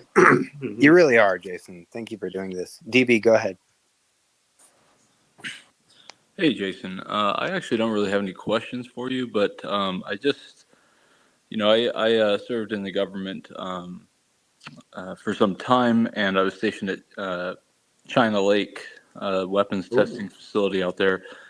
And a lot of us mechanics had seen a lot of UAP activity and just various high strangeness out there. And, what you're doing is really important because, there's a lot of people who were scared to even discuss this kind of thing. Yeah. Scared for their careers, scared they didn't want to be like a Vox Mulder kind of thing, including pilots. So, now they're reporting a lot more. So I just want to say thanks for coming out and reporting. I know it's not easy, so thank you for that. It's not. Yeah, you gotta. Yeah, I've yet to see the full brunt end of things like David Grush has done. Thankfully, everybody's been kind of leaving me alone. I think for the most part, the people that know me, whether they're in the program or not, they know I'm not trying to be a bad guy here. They know that I'm trying to find a way for them as well as for us as a public to come to some kind of consensus as to, well, what can we do to get to a point that's better than where we're at right now. But I think that the start of that is just the revelations that I've been trying to give here is that, yeah, there's a program. There's a good reason that it's secret, and we can't talk about stuff about certain things. But contact with NHI, I think, is a big piece that's for everybody in the world. And I think that's something that everybody can come clean on and just get that done with. And I think that'll clear the air quite a bit. So that's what I'm hoping for. Shit, even just a reporting like AA with Graves of a reporting for pilots, like DB was just referencing, a system to put in place where people can actually report UAP sightings and we can get to the bottom of, what's anomalous and what's not. Right. And that's something I definitely can do from here on is, vet some of that stuff. You mean, if I know it, I know it. If I don't, I don't. I'll let you know I don't. But I can certainly offer that up, just like I did with the task force, that, hey, this is something that's a waste of time, and this one's better for you to work on. James, I just want to slip in real quick. How did this affect you, being that this happened back in the 90s too? I mean, this one account that we've heard out on the range. How did you, we all kind of around that same time learned about Bob Lazar, and then there's all the stuff that's happened just in the past 5-6 years, with Elizondo and ATIP and the New York Times. Like, back when this happened in the 90s, how did that affect you? I would say when I was in my 20s at the time, I thought I was doing something really cool. I pretty much was a yes sir kind of a guy, and I just kept my mouth shut as I was told to do. Even though I was exposed to some high strangeness, I didn't do anything but what I was ordered to do, and that's who I was. So early on, I guess you could say that I was just, a regular military guy just doing a really cool job, and I just did what my boss told me to do. And then later on in life, I got a bit wiser and thought things through, and I just started piecing things together that I hadn't before, because I was a bit, I guess, in shock as a 20-year-old with some of this stuff. And it does take a while to absorb, and parse some of the things that I'd been exposed to. Just like today, there's some things that I've gone over here in the group that some people just will be like, holy crap, I have no idea how to even think anything of this right now, because it's going to take you a while to absorb. So in your mind, you kind of put a barrier between what you performed and what you experienced on duty, as opposed to, like, this didn't really affect you in your personal life until later. Yeah, not even my wife and kids knew that I had this going on, because literally I did my telecommunications monitoring and security assessments in classified realms, but it was more open, and that they knew of. However, there was this other part of me that was read into the program where I would get called on a Friday evening and be told to be at McCarran Airport at X hour with my bags packed, and we would just leave for 2 weeks, and I couldn't say anything to anybody. And then we had somebody in garrison that would give us, will fly cover for us if anybody asked, where'd Jay go? Well, he would just say, don't worry, he's working for me, and don't bother him. Don't bother calling him. He's working for me. So that's how we rolled. So there was this very hush-hush part of it, and that was the way I ran it. That's the way we all did it. Thank you for that insight. Sorry, Rob, were you about to say something? Or if not, Darcy? I don't think so. If I was, I've forgotten by this point. Yeah, go ahead, Darcy. Hey guys, first of all, I just wanted to say huge shout out to the three of you for creating a safe space for Jason to come forward and talk tonight. I know UFO Twitter has been UFO spat fight crazy drama city lately, and I've kind of shied away from talking because of that. So thanks. Just want to say thanks, guys. But a few questions here for you, Jason. So first of all, you mentioned you had this encounter with this non-human intelligence on a test range. I'm guessing, I'm just visualizing here, maybe a desert or something like that. Could you kind of confirm? Yeah, it's the Nellis test range, and it was October-ish, November, bitter cold outside, the kind of wind that just cuts right through whatever you're wearing kind of weather. And yeah, we're just going up range to get ready for the push, which is what they call it when the aircraft are off the ground and ready to do the exercise. We had to be up at the schoolhouse for the push to start, and this was just before we got there. Okay, great. Thanks for clarifying that. And this was day or night? Oh, this was morning. And we had actually been a little bit early because the UFO had come on the range the week before, and the video operator who recorded the whole Nellis test range UFO event wanted us to come and review the tape with him, and he took down everybody's names, whether you had been there the previous week or not and had seen the UFO or not. So he had a list of people, and he also showed us all the video. So it's exactly as you see. It's online today. You can look it up, Nellis test range UFO. That's exactly what was landed 50 yards off the roadway when I was on the range and had my encounter. Wow. Okay, now to a few other things that you mentioned, I just wanted a bit of clarification on. So, first of all, I've just been documenting stuff in the UFO phenomenon, sort of reality, for many years now, and I've kind of looked at testimony where people said that a lot of this stuff, like technology that's super exotic, or maybe non-human intelligence that are in agreement with us and working on programs with us. Some of this stuff has been taking place in underground facilities or underground bases. And one of my most recent pieces, I kind of looked at ocean-based phenomenon and structures and the sort of reality of things taking place or having an origin in our oceans. Can you speak to that at all? Did you come across any information that there would be bases in like underground on land or in an ocean-based sort of location?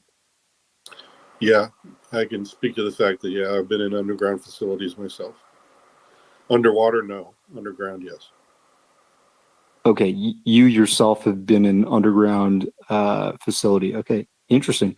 All right, and you mentioned 20 and back. Now, are you confirming the Corey Good testimony, or are you confirming just that this is a phenomenon where people can go 20 years into the future and then be like regressed into their former bodies or something like that? Can you give a bit of information I can't on? explain the experience, but it was similar to what he calls 20 and back. What I was introduced into, that we didn't call it 20 and back, but it was definitely something that I had to pay penance for getting out of the program. Okay, interesting. I'm not quite sure how to wrap that around my head, but well, I don't either, to tell you the truth. It was a very strange experience. I'm not quite comfortable talking about the whole thing in detail at this point because it was so horrible in many ways, but maybe sometime in the future I'll be able to come to grips with it and be able to talk about it. Okay, much respect. I want you to be comfortable here. This next question, just regarding people that are speaking in the community, they're kind of leading people, I guess, the community astray. And I'm not saying you're trying to like advocate for their cancellation, but what's could you mention names or just stories that might be leading the community or the truth of this phenomenon in the wrong direction?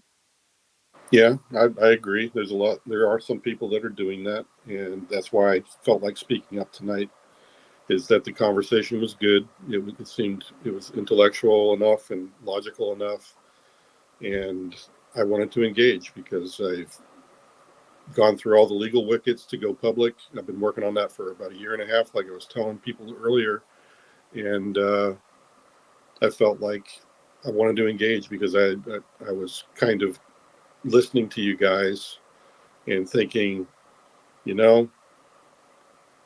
I can add some context to this.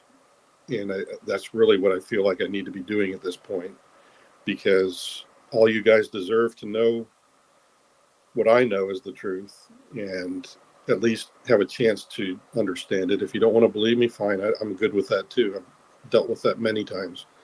So that's all I'm here for, is just to try to get to that point. So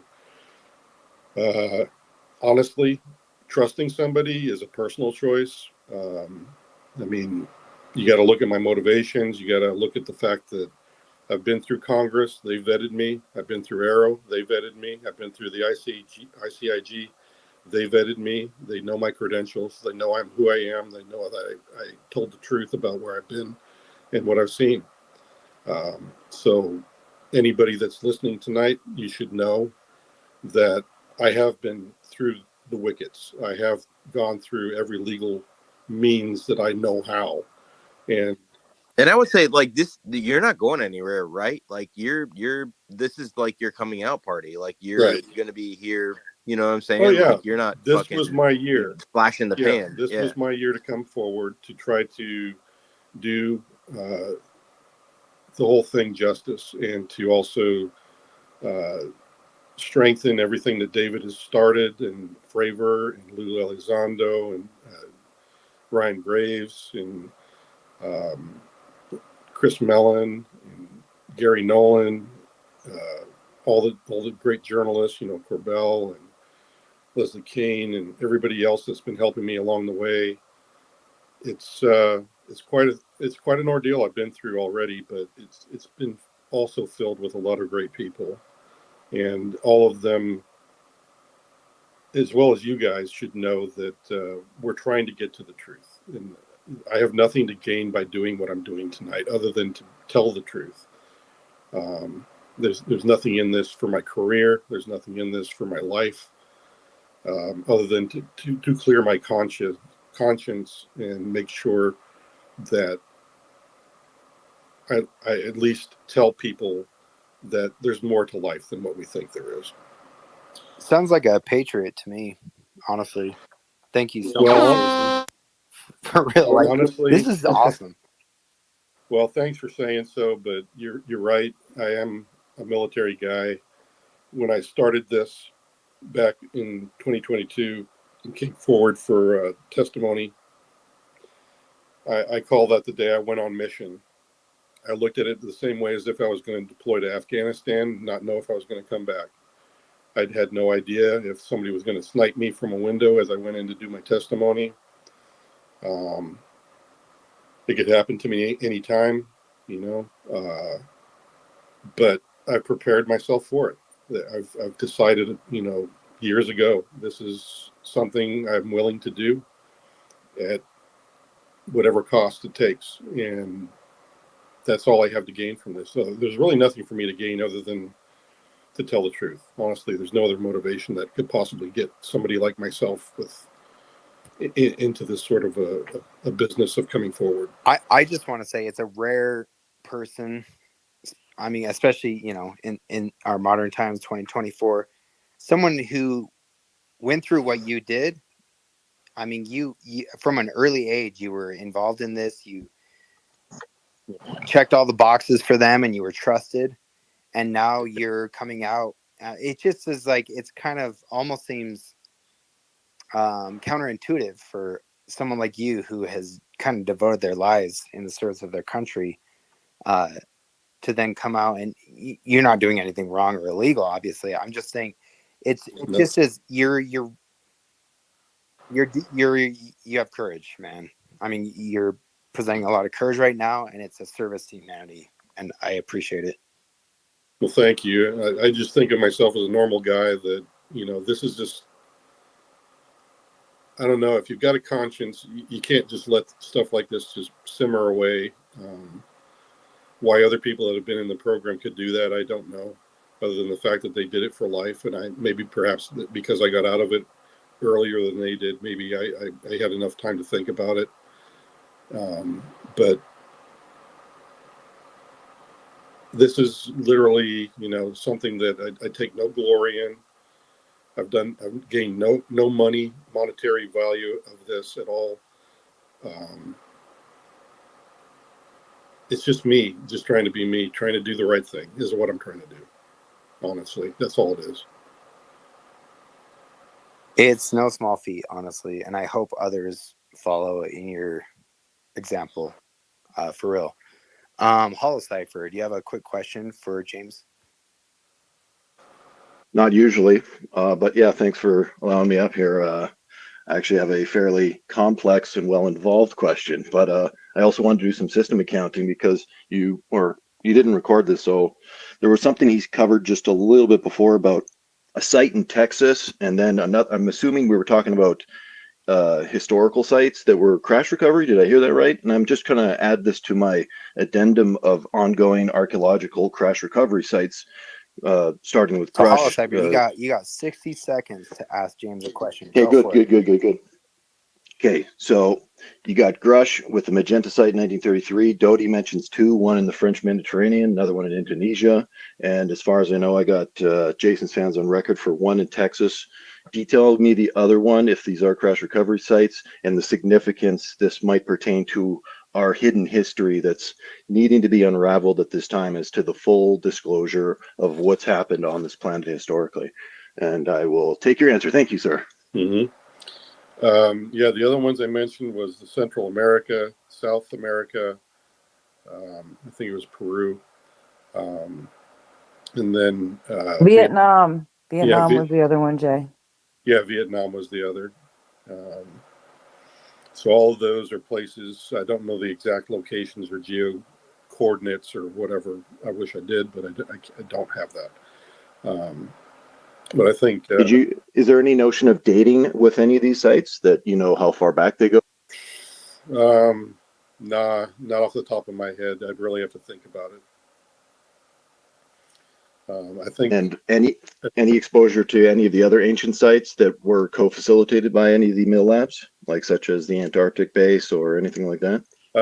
Those are outside of my program experience, but yes, I've read up on them, and yeah, some of it I believe, some of it I don't. Like the Nazis being down there, I don't think so. I think it's something else.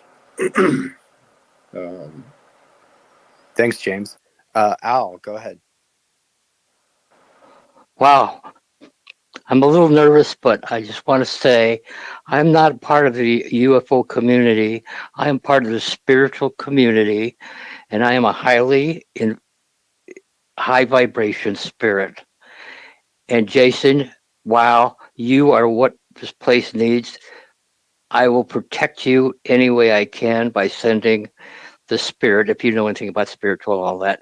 And one question I have is there any kind of investigation into interdimensional travel? Thank you. Yes, there possibly is. I think there's a way for interdimensional travel to help traverse very large spans of space. And I think that there's been a lot of studies done on that, that you can even get a hold of in the public sectors on. I didn't hear a lot of that inside the program, though.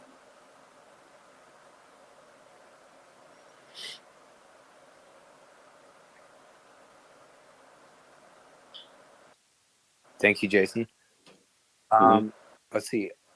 The Juan. Let's go to the Juan, and then we'll go to Jiggy, and then Darcy.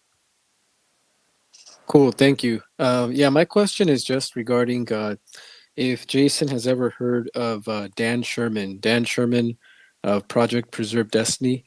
The story is that he was responsible for telepathically interfacing with the Greys, part of that program called Project Preserve Destiny. Have you ever heard of that, Jason? Yeah, I think I have, because I do have some friends that are into that. That kind of research. And yes, I honestly, having been a recipient of telepathic communication, I believe that it's possible that somebody can have contact like that. So yeah, that's in the realm of possible in my book. Okay, but have you ever heard of that program itself? No, I have not. Okay, thank you. Mm-hmm. Thanks, Juan. Darcy, what's up? I think Jiggy was before me here. Oh, my bad. Jiggy, go for it. No worries, guys. Pleasure to be here. Epic Space. Thank you so much, Jason, for your bravery. No problem. So my question, the wider audience, we got to get more people out there, and the pushback on Grush has been, the lack of firsthand. At least that's the perception, because maybe he didn't have the Dopster approval. So you mentioned you did get that last month. Yes. So I didn't know if I could channel my inner Ross Coulthard and say, can you say, that you have seen or touched the craft? I think that's the litmus test a lot of people are looking for. I have seen it. I did not. Well, it's possible I touched it because, like I said, during my missing time, I was out. I was probably on board the craft when I remember seeing the schoolhouse from about 100 to 150 feet above the roof line. So I was probably on board the craft. So yeah, I probably touched it too, but I don't remember much of it. Wow. Thank you so much. Quick follow up, and then I'll pass it back. You mentioned coming in the 90s after Lazar. From your experience, would you say that, your experience in the program aligns with what Lazar had to say? Yes. Again, I've been asked many times what I think about Lazar. I've always said, yeah, he sounds like he legitimately knows the process. He's been through the same things I have, getting access to the places he's been. He's described a lot of the same things. I was not a scientist like him or assigned to, try to figure out what a piece of one craft or exotic material was doing, but he did. And for the most part, yeah, I'd say that, yeah, he's pretty legit in my book. Lazar is. So yeah, I came on the scene a little bit after that, and didn't even know about him at all until later on. So there's him. I would say that Mr. Hall also. I think people are familiar with his video. He claimed to be the weatherman out at the site. I believe in his story as well. Incredible. Thank you. Amazing. Thanks, Jiggy. Let's go to Harbinger. Go ahead, Harbinger. Yeah, thanks so much, and thanks for coming forward. Two questions. Wanted to ask first, remote viewing, your thoughts on that, Ingo Swann, the whole ability to, sort of absorb information from that, and your response to that, and then I'll say my second question.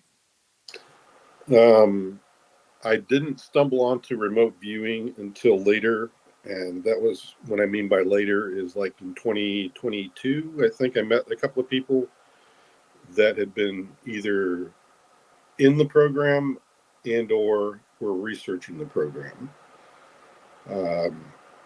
Again, having my own experience with telepathy, it's in the realm of possible. Because quite simply, that star map that was emblazed into my skull. I mean, I can still remember it today, just like it was way back in 1990s when I met the individual in the desert. That I could see where, if you can put that kind of imagery in somebody's mind, that there's a way to do that remotely. I don't know how much distance there has to be that when it's untenable and you can't do it anymore, or whether you can do it from great distances, and it's like a quantum thing where you can be on different diametrically parts of the universe and still do it. You'd have to ask one of the guys that was in the program and can do it. But yeah, I've heard people that actually have said that, I was part of the program and I used to be one of the people that could do it, or I still do, but I just don't do it for the program. And I think that there's some people that claim the program still exists.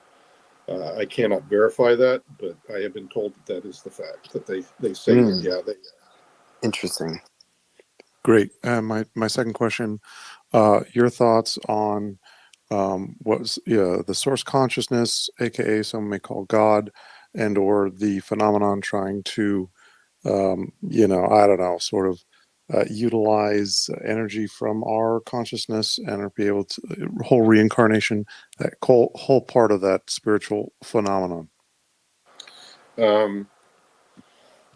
I would say that, I do believe that, if there's other higher intelligences, there has to be one at the very top of the food chain. So people would call that God or the supreme being or the supreme intelligence.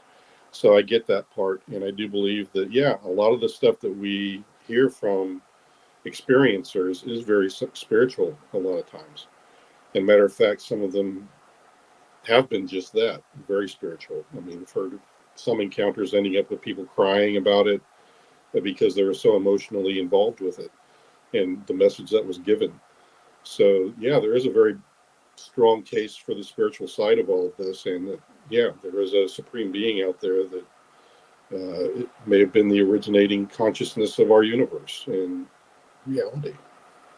Now, the trading of energy, that one, I'm not an expert in. I'll tell you that right off the bat. But from what I understand about science is that there's literally everything has some sort of electrical charge or energy or something going on. I mean, even our own brains work off of electrical charges in our nervous systems. So even our own bodies are like that. And scientists are starting to say that there's like a symbiotic relationship even amongst the trees.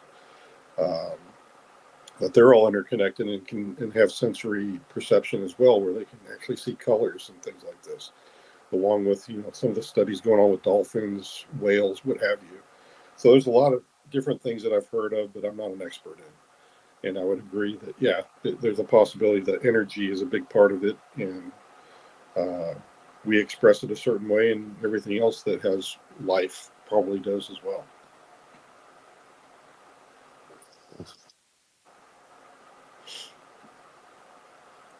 Thank you, Harbinger. Darcy, go ahead. Yeah, just I'll have a quick question here and then I'll jump down so one of the many other people listening can jump up and ask some questions. But were you acquainted with any of the other 40 apparent whistleblowers that are kind of in the wings here? Or I only know a few of them. I think David Grush knows more of them than I do. Okay. And, prior to all of this going down with David Grush and, the congressional hearing that happened subsequently, were you, attending conferences related to this subject matter, reading books, or in contact with like Christopher Mellon and Elizondo, like people that are influential in the community at all?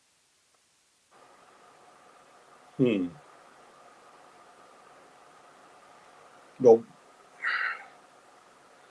yes. Well, of course, Lou is very influential, and a lot of the people I know are very influential, more so than I ever have been or probably will be.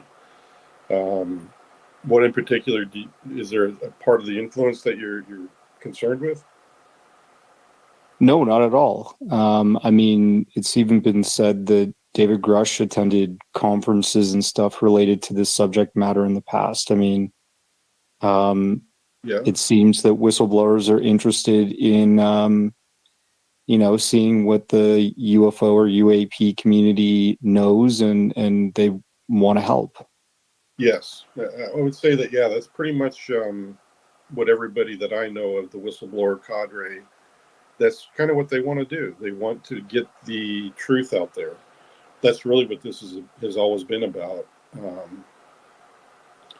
So it's one thing to run the program for national security reasons. It's quite another to keep from all of mankind that we're not alone. And that's the big beef, I think, the big dividing line is that do these two have to be forever intermingled and never talked about?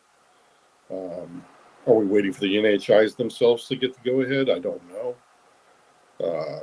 I'm pretty sure that if the NHIs wanted to go public, they would. Why they haven't, I don't know. I think they've got their own reasonings for that, and different motivations. Okay, with regards to the national security side of things, do you think that these energy systems or the exotic technology related to these NHIs would be seen as a threat to national security? I would say, yeah, that's a possibility. Honestly, if there are, just like we have different factions on this face of the earth, and even in our own borders here in America, there's so many different competing agendas. There's so many people at each other's throats. I'd imagine that, other civilizations would be the same way. They've got their own agendas, their own motivations. They've got their own systems of governance as well. And all of that will come to light at some point. But yeah, some of them could be quite threatening, honestly. I mean, some of them could be even more barbaric than we are. Who knows? Wow. All right. Have a great night. I'm going to jump down. Huge, amazing space. Thanks, guys. Thank you, Darcy. We are going to give preference to new speakers. So, Sarah, why don't you go ahead? Hi, thank you everybody for hosting the space, and thank you, Jason. Been listening for the last, well, since you started talking, so I don't know how long it's been now. I don't think either. I'm getting tired. Who is the robot talking? That might be the host. Oh It was shit. funny. So yes, very much enjoying it. I bet you have like a lot of water next to you because you probably had to talk a lot, but you have been. Yep. So my question is kind of more about the program and kind of the social kind of network in it. Nothing too detailed, but kind of just I'd like to get maybe your vibe on this. Like, would you say your peers were apathetic to disclosing this to the public? Besides, like I know Grush wanted to. He said it. He's like, "Hey, I want to do this," and he followed through. Right? He's awesome. And then shortly this year, you're doing the same, following along. Would you say a majority of people in the program were just apathetic and didn't give a shit? No, I'd say that it was mainly just the culture that they were invited into. Just like any other workspace, there are certain things that you do and you do not do. And those expectations were pretty obvious at first. You just keep quiet about it. And that's really what everybody did. So it wasn't apathy. It was more just that's the way things were. I know the people that I know in the program are very good people, very conscientious. One of them would even, go as far as when they finished off a 6-pack of Coke, would sit there with a pair of scissors and snip the plastic so that, if it ever got out in the ocean, that it wouldn't kill wildlife. So you can tell that that's the level of conscientiousness that the people have inside the program. So it's not apathy. I think it's more just the culture that keeps them quiet. And likewise, I may not even be coming forward right now if I was still in the program because I'd still be part of that culture. And that's the other thing getting in the way is that some of these people that are whistleblowers are still in the program. So they have a lot more to lose at this point because they don't have a safe landing strip to land on with their career, which is something I'm trying to start a bit of a foundation that I've been working with.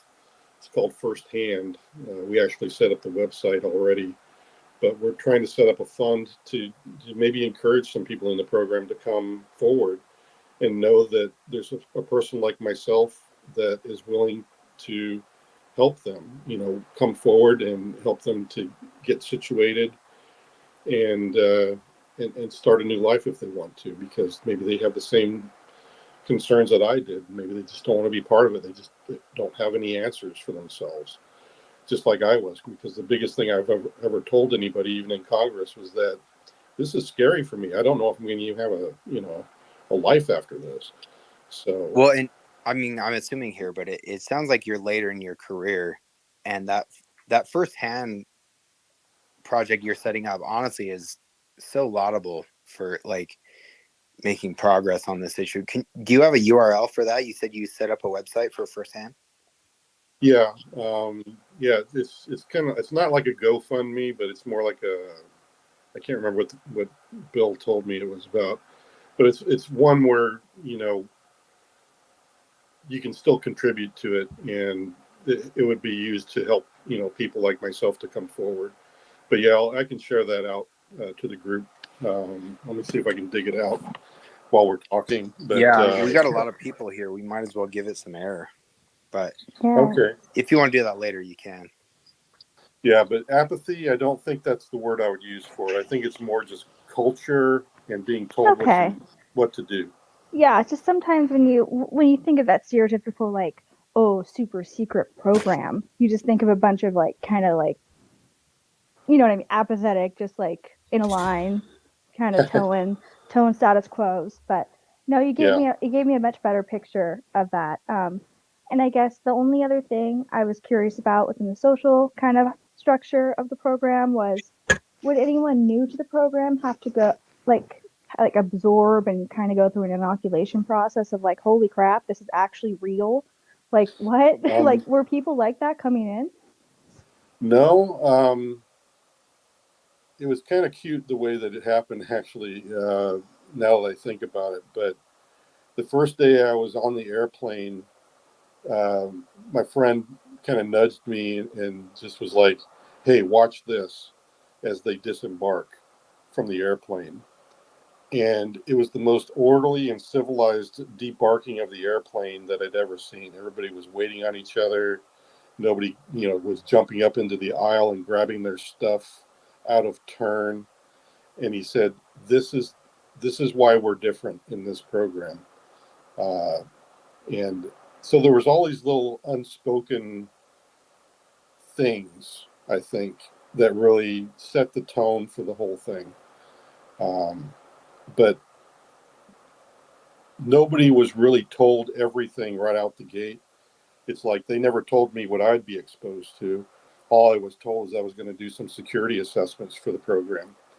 And I learned all the rest just by being on the missions. And the same thing's to be said about a lot of the scientists that I heard discussing what they were doing is that, yeah, sometimes they had nobody to talk to and they were just left to kind of figure it out on their own, just like I was. Thank you, Jason. We're going to go to Screen next and then Rich. Awesome. I appreciate it, y'all. And I apologize if this has already been asked. I've been trying to listen to the whole thing throughout the night, but it's been a lot. And please don't take this the wrong way either, because I've had my own experience that I'm not taking this off the table for it as well. But you mentioned that you tried to ask the other guys in the convoy or whatever, and they kind of ghosted you. Is there anything tangible from this stuff where like, how do we know this wasn't a conscious experience or something that happened in your head, especially when you say the information is coming from like other people? You had to figure it out. Were you ever directly briefed on anything like that, or is there anything tangible from this? Thanks. Tangible, yeah, there were plenty of people, even from the week before, that had seen that UFO before I encountered it while it was landed. So there's a butt ton of people that were already on that list. And the video itself is there for everybody to see. So yeah, there's tangible stuff there. I also know that the list itself of all the people's names that saw all that, that's floating around out there somewhere, whether it's in the media's hands or whether it's still on the range. I don't know, but somebody created that list and it's probably hanging out somewhere. Whoever finds it's going to have a gold mine because it has everybody's names on that. But tangible as to my experience in there, like I said, I've been fully vetted by everybody in the land, honestly, already. Congress, ICIG, Aero, they've all verified my background. So tangibly, you can tell you're talking to a guy that's probably had more scrutiny than most as to who I am. So all those are tangible. You can disagree with what I say, but that's what happened. I don't know how else to explain it. And like I said, I can go on and on about all the things that are a proof of my doing it, but I've run into people that just can't accept it. And I can only go to a certain point where I tell people tangibly, this is who I am, this is what happened to me. And it's just really up to you to whether you want to believe it or not. And I'm fine with it either way. I mean, I understand if you don't want to believe. No, it's not that I don't believe it. I perfectly believe that you had an experience, and those things would be tangible of you having an experience, right? I mean, more along the lines of, did you have anything like to remember the alien by, or were any marks on you, things like that? Yeah, there's an ongoing joke with me and James Fox, who's doing the film right now, with my experience. But yeah, there's I think I'll mention that after the film is out. But yeah, I exchanged a piece of my Aperol with the guy that I was talking to. So And yeah, I was pretty cold for the rest of the day because I gave him my inner lining of my jacket because I thought he was freezing to death, honestly. So I handed it to him. So Okay, did he give you anything in return, or you just gave it to him? No, I just gave it to him. I mean, I suppose just the fact that my liner was missing after that that time I was up range. I bet you my wife was like, "Well, what happened to your jacket liner?" I mean, that's about the only tangible miss I got out of it. And okay, cool. I appreciate that. Yeah, but that's kind of a funny thing. Thank you, Screen and James. James, before we get to Rich, I just want to ask you. Let's pretend like I'm a super skeptic, materialist. Yep.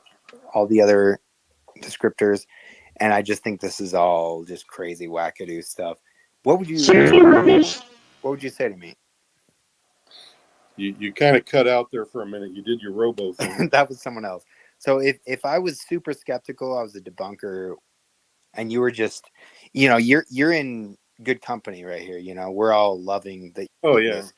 But if it was someone else, and I thought this was all just bullshit, some government psyop or something else, like, what would you say to someone like that?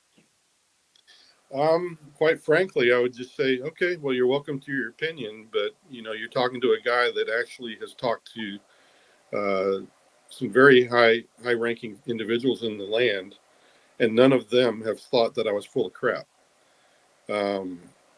Anybody who meets me, honestly, has said the same thing, that I'm very genuine.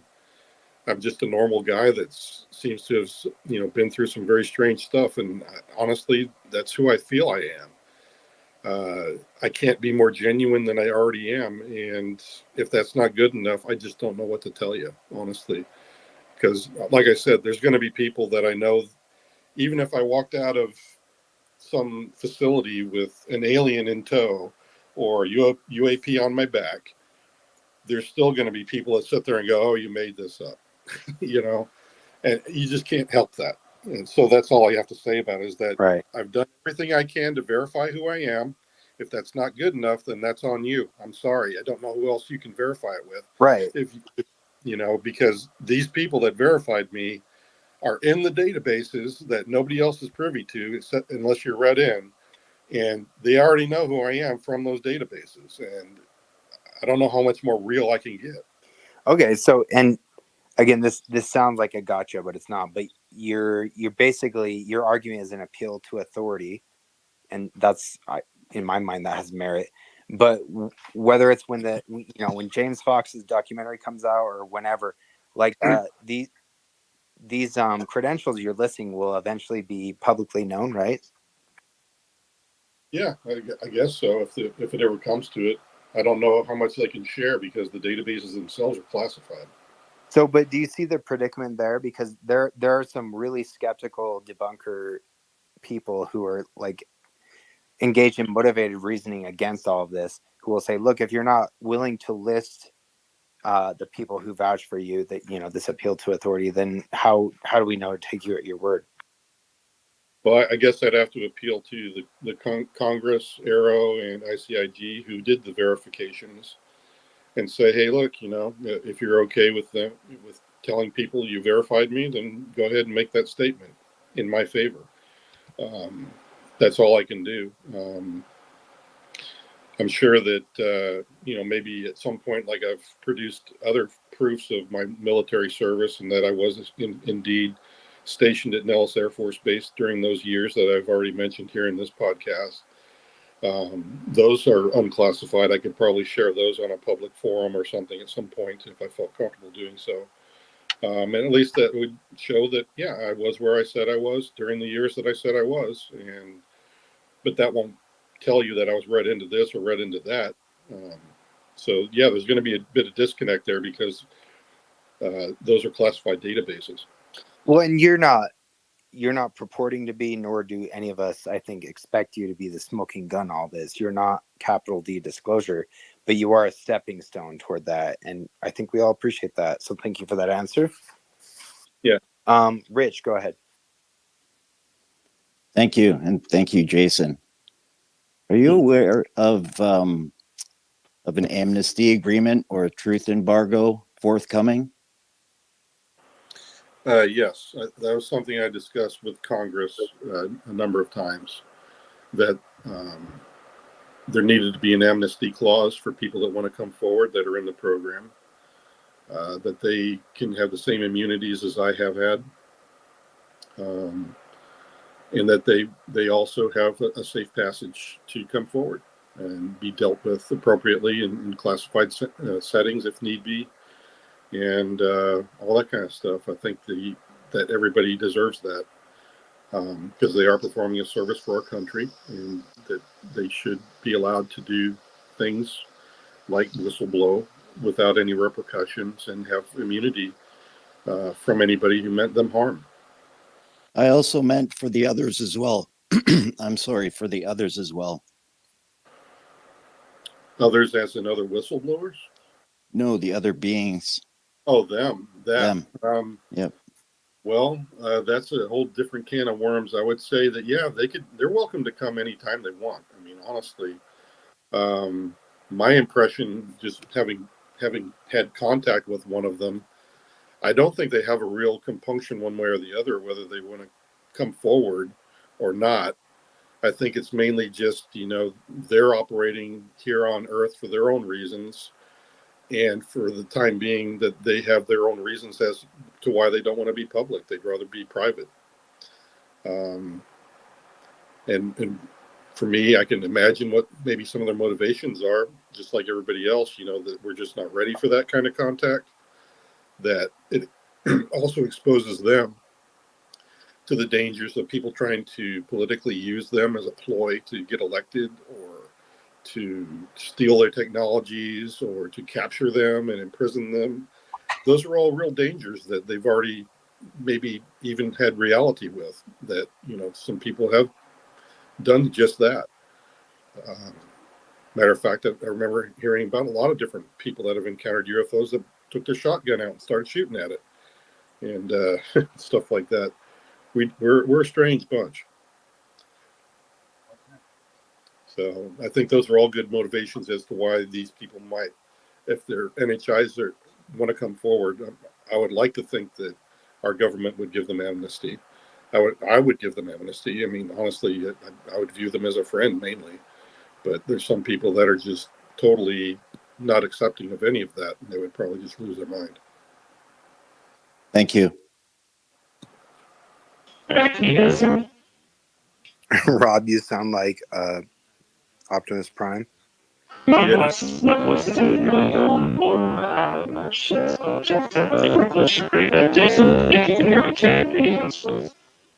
we do realize that we are insignificant and live on planet Earth. Yep. Well, I tend to think that sometimes of my own self. Yep. I'm pretty insignificant when it comes down to it. I don't know what Rob just said. Rick Ford, go ahead. Thank you. Nice to talk to you, Jason. You're doing your country well. You're a patriot to the people. And my question to you, how would you perceive about Russia and China, about their crash sites? I'm sure you've heard of something like that. Yep. While I was in the program, I didn't hear of any interaction with either of those countries. I believe they would be just as interested in it as we are. I think I've heard China was standing up their own UAP program, and probably Russia has had that at one point or another because of some of the documents that got leaked out of their country once the Berlin Wall came down, and somebody came back to the United States with some of their UAP records. So I know that they've had a program as well. How successful those are, I really don't know. I would like to think that America's better at it than anybody else at this point. And I think that kind of rings true also for the NHIs, that perhaps they look more for societies like America that are not, I don't know how to put it, they're a little bit more free in being allowed to discuss these sorts of things and to get to a place where people are not going to be shot and locked up in jail just for doing the things that they naturally do. Because in China, you could easily get in jail just for speaking badly about their own government, or Russia for that matter. And I think that's something that they need to think about, because, you know, it's okay to let people speak their minds. I mean, that's what we do. We communicate. And if you can't accept other people's ideas, that's kind of on you as to whether you're acceptable to be part of that conversation, or you're accepting of it. Because, you know, who wants to be in a conversation with somebody who's refusing to hear anybody else's side of the story?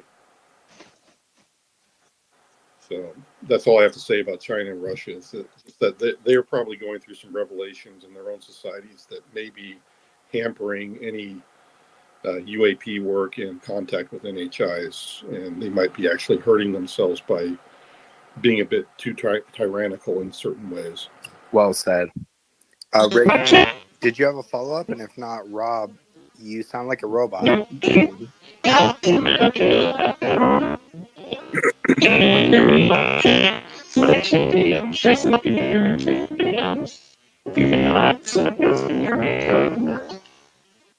Okay, Jason, is that the CIA right there, or is that something else? I don't know what that is. That's Rob being Optimus Prime. I couldn't understand anything he said. Is anybody in the same room with him that can understand him? He's hosting this room. I can't understand anything he's saying. Private message him, Kimbo. Yeah, okay. Do something like that. JJust. Because I'd love to answer him. Ulrich, why don't you go ahead? Hey, you guys, Rob, Astro UFO Intros is awesome. You're hosting the space. Jason Sands, thanks so much for speaking to us, man. Okay. Yep. I mean, everybody is just, the mind is blown. I wanted to know, what can you tell us about basically this battle that we're watching split within the DoD and between the DoD and Congress as it relates to, and if you already answered this, then I have many other questions, but what is going on here where we're getting one message from Arrow saying that there's no real evidence of these things, especially if Arrow vetted you, then ICIG saying we need to investigate this more heavily, and then the Grush allegations implying contractors hiding their reverse engineering programs from the government itself. What is actually happening here in the government? Okay. Well, first, let me make the announcement. I did send Rob, I sent you a direct message with that firsthand website that I'm trying to get started for other whistleblowers to come forward, as well as just to inform the public. I think that's the other charter we're trying to get started. Yeah, so, Rob, I'm sure we'll share that soon, especially if it's that secondhand stuff, because that's so important. He did want me to tell you to check your DMs, Jason, but you can get to that maybe in a minute. How do I do that? Well, anyway, I'll do that here in a second. Let me answer this question first. So DoD and Congress, number one, I would say that, as I was saying earlier, they have all of the testimonies at their disposal. They have literally all of the information that we could possibly hand them as whistleblowers. I think also that cadre of whistleblowers is the largest and most credible that our nation has ever seen in Congress to date. All at one time having very similar concerns about this program. Now, the messaging between DoD and Congress, I think you can expect that DoD, certain parts of it are going to only be involved in that program. But if those program people are trying to influence things, I can probably guarantee you that it's not going to be one of letting all of this go public without a lot of fight. So I think it's safe to say that when DoD discusses this topic with Congress, there may be some taint to deal with. because they've been dealing with this program for many years, decades, and they have always dealt with it a certain way, which is to pretty much deny that it exists. And I think that's something they're comfortable with, and that's to be expected that they would continue in that vein.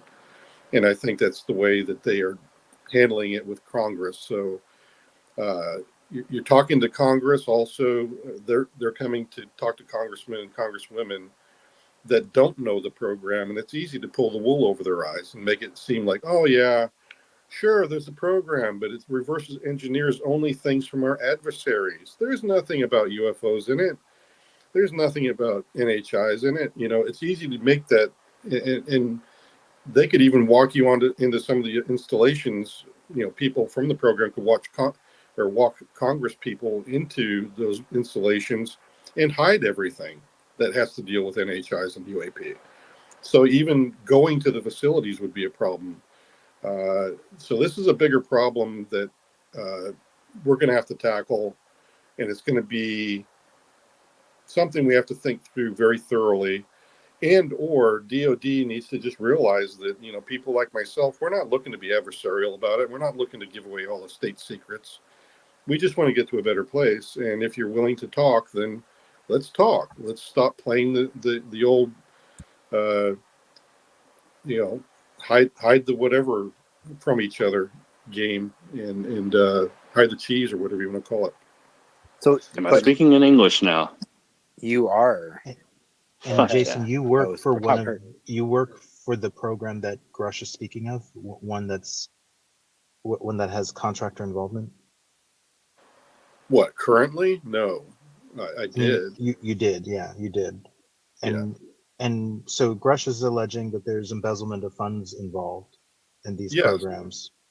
Yeah, and that's part of my concern as well. I mean, honestly, if I was put on the stand right now in front of Congress, I'd be telling them, all right, guys, you know, you don't believe me. Well, where's all the freaking money? Did you answer that? Did Arrow answer that?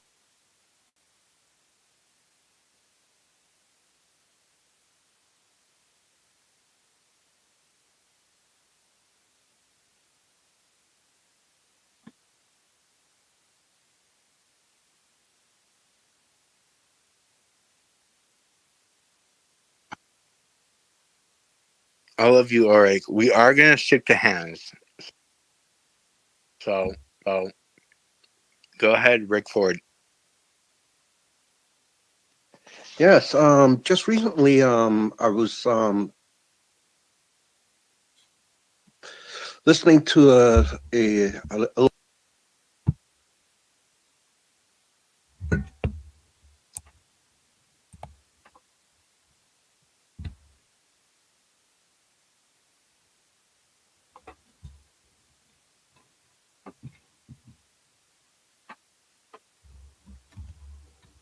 Yeah, Robbie, they're trying to speak right now, but there seems to be having trouble with the feed from what I'm seeing. I mean, it's hard to believe there's, 324 people watching our feed right now, Rob. And overall with the U.S., there's another crashes can occur anywhere on Earth, whether they be from an adversarial nation or otherwise. Space, it's been going on for a while. Our allies are much stronger in that regard by working together. So yeah, I'd be willing to talk to anybody in Europe that has a government that's willing to tackle this. I'd be willing to talk to the UK, Australia, whoever, just to get them on board and see what we can do together. So I'd say that, yeah, maybe they've got some stuff, and whether or not they've shared it with us, I don't know. We just haven't developed the program that far, or maybe we have and I'm not aware of it, because maybe that was something that came about after the 1990s when I was in the program. Maybe they've, developed some really good friendships in that regard. Yes, indeed. So that would be my response. So yeah, let's work with our allies, man. That's a good thing. Thank you, Jason. Thank you, Rick.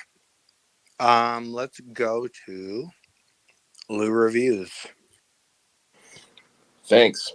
I'll be 100% honest with you, Jason. I, unlike a lot of people in this conversation, I'm very skeptical of the things you're saying. I have so many questions for you that wouldn't be appropriate in a space like this because I know a lot of people are waiting in line. I would love to speak with you on my show if you'd ever consider doing something like that. You know, if the things that you're saying are true, then there should be no fear of answering any questions. I will say you keep referring to the ICIG and to the Aero office and to lawmakers as they have verified who you are. And I believe you are telling the truth when you say that. But my issue is that they have not verified the claims that you are making. Nobody has verified the claims that you're making from an official standpoint. And they could verify those things without revealing classified information or sources and methods. Not one lawmaker, not one person from Aero, and not one congressional person at all have come forward and said, yes, we have a whistleblower that has given us information that we believe to be credible, and his name and his identity will be coming out soon. And this idea that we're whistleblowing and the way we're doing it is through a James Fox movie. Like, to me, that's not the way to get this truth out there.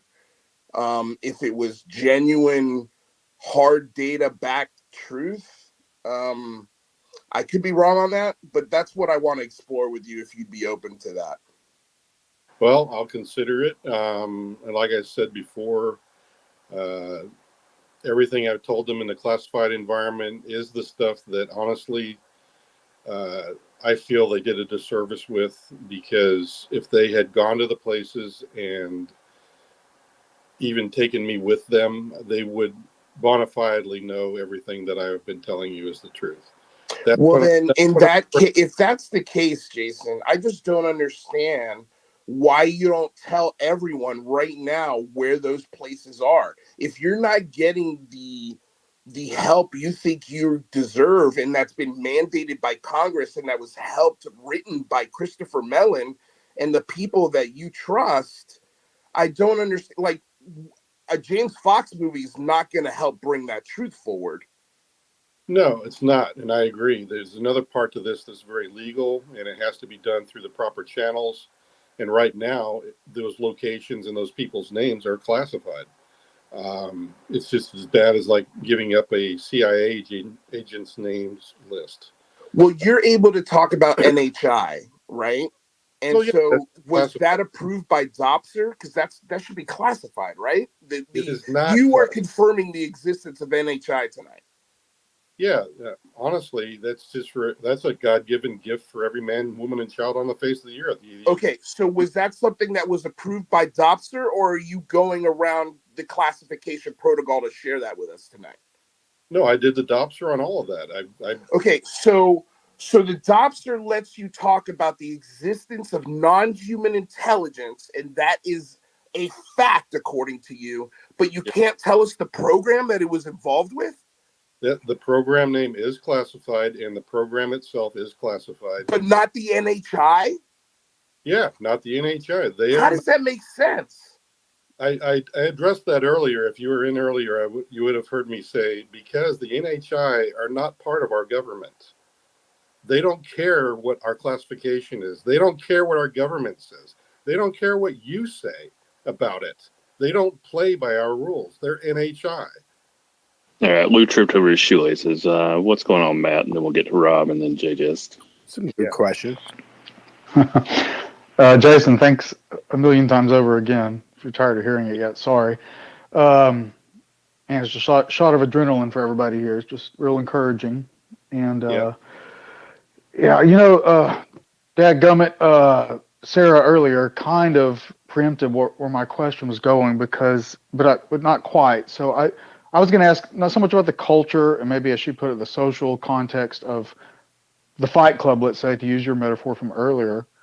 When I first broach the topic with you of the insiders and the where is everybody is I think the way I framed it earlier in the space. But I want to know more about the psychology of them so that we can better understand what is it going to take to get them where you are, because that's for me that's one of my favorite parts of the space so far. Just like it's like representative of our collective potential to choose and forge our own path forward, as you've kind of alluded to throughout this, and that is that your kind of evolution and waking up, perhaps spearheaded by your contact event on the range, and then it's like that kind of woke you up and you percolated and processed it for a while, and then the way you talked about yourself, that's just so, and the way it changed you, that was powerful, and that just again for me, and I think other people if they don't know it, that compounds your credibility, infinitely, because, that's where we all need to go collectively. So I want to know, what does it take to get those other Fight Club members? What do they need to experience? So that's the first part of my question. If you could say anything more about perhaps not just the culture, perhaps their psychology, like why are so many of them stuck where you were? Is it because they didn't have that experience like you did, or similar experience? And then perhaps just along those same vein, like this stuff gets weird, and I think as the space has gone on, I've gathered that particularly in the last couple of years, maybe you've made some more contacts and had some real insights from people more in the know and on different levels. And it's like I'm wondering, this stuff gets weird, and I'll give you one little tidbit that I think, for me is a compelling part of puzzle piece that I think is part of the story. I'm just curious if you could reflect on it. That kind of plays into maybe not the ancillary people, maybe for some of the true secret keepers, maybe what motivates them in the ways they are to keep quiet over the decades. And I'll give you one little tidbit. Melinda Leslie, I don't know if you're familiar with her. She's, I think we could all say collectively, most people would establish that she's a legitimate, trustworthy researcher, MyLab's focused, MyLab's experiencer. And I'll say it because she said it, unrecorded space here in our community with some experiences, some abductee spaces. She says way back when, she's heard it from other researchers as well, and she says this, I believe her, that's my assessment of her. Take it for what you will, that people, true insiders who have some sort of gatekeeping or authority, gatekeeping capacity or authority to really, have this is the way she characterized it, they have been threatened with their afterlife. That's one of the enforcement mechanisms, whether it's true or not, whether or not anyone actually has that power over them, but that's one of the enforcement mechanisms. Now, this stuff can go in a million directions, a lot of it doom and scary and dark, but I think that's part of it, or at least part of what we need to contend with, and part of the story, again, part of the puzzle pieces. So I just wondered if that also plays into why this secrecy has been so ironclad from the people who have not found the way, whether low level or high level, deep layers of the onion, anywhere in between. Why they have not had this transformation that you have had that's led them to say, you know what, my conscience compels me. I'm going to find a way to bring this stuff out. Again, back to what I said at the beginning of the space, like where is everybody? I just wonder if you could maybe elaborate a little bit more on that, because I think it'll help me and us go forward with, how do we entice these people? How do we navigate them through? Like with your website you're putting together that. I just love to hear more insight in that. If not to be if you have anything else to offer, I guess that's where my heart and mind is. I want these people to be where you are, and I just want to know more about how we can make that happen collectively. Thank you. That was amazing, Matthew. Go ahead. I was going to say that it hinges a lot on, if you've had your own experience or you have not. I've found that the people that have had experience, and there are a cadre of folks that haven't had experience but are able to believe other people that have had experience. And then there's the other bunch where they're either on the fence or they continue to, just doubt it, and they just can't help themselves from just doubting no matter what they're presented with. So I'd say that that's one of the things that's missing, is that maybe, experience-wise, it's just that the psychology of it all has to do with that level of belief. And then the gatekeepers, yes, there is a very realistic threat to their careers, if not their, maybe even bodily harm. I doubt bodily harm, but just, not being sure of what they will do to you if you're still in the program and you're doing something that you think is risky. And as I've said, I'm out of the program, been out of it for many years. So it's one of those things where you have got to come to grips with it yourself and believe or not believe. So that's one of the things. Now, if I was to try to get things to a better place psychologically with everybody, is to do what I'm doing right now, and that is to allow people to talk to me. At least you can hear it straight from somebody who's been in the program. That's who I am. I'm not going to lie to you. I've been a man of integrity all my life, had my clearance from day one, and it's continued on till now. And that's something that I just can't do. I don't like to be, unforthcoming. I don't like to hide things that don't need to be hidden. I don't like untruths when they're spoken. And that's who I am. And that's all I can offer. I mean, honestly, that's the one thing that's missing, is that there's too few whistleblowers to help the public understand this fully. And I'm woefully inadequate. I only know my piece of the puzzle. I don't know everything. I have opinions on parts of it and things that I've figured out, but I can be wrong on some of my points as well, and I'll readily admit that. But at least I'll give you my best shake. And that's all I can offer Congress. That's all I can offer you guys. That's all I can offer anybody, is to talk to me. And at least I'll give you a point of view that's from somebody who's actually been there and seen some stuff. And I don't know how much more real it can get other than you actually getting to experience it yourself. Because I think if everybody was exposed to it, then yeah, there'd be no problem. But even then, like I said, there'd still be a cadre of people that just would think it was a hallucination. So, it's not really something you can like translate to someone. Honestly, yeah, I don't think the government can even disclose the full Monty. It's not possible through language. Just my opinion. Yeah, I believe the same thing. It's just one of those things that, because I've tried so many ways, I'm like, did I just not say it right and get something across? I don't know to this person, but it just has to do with the person receiving the information.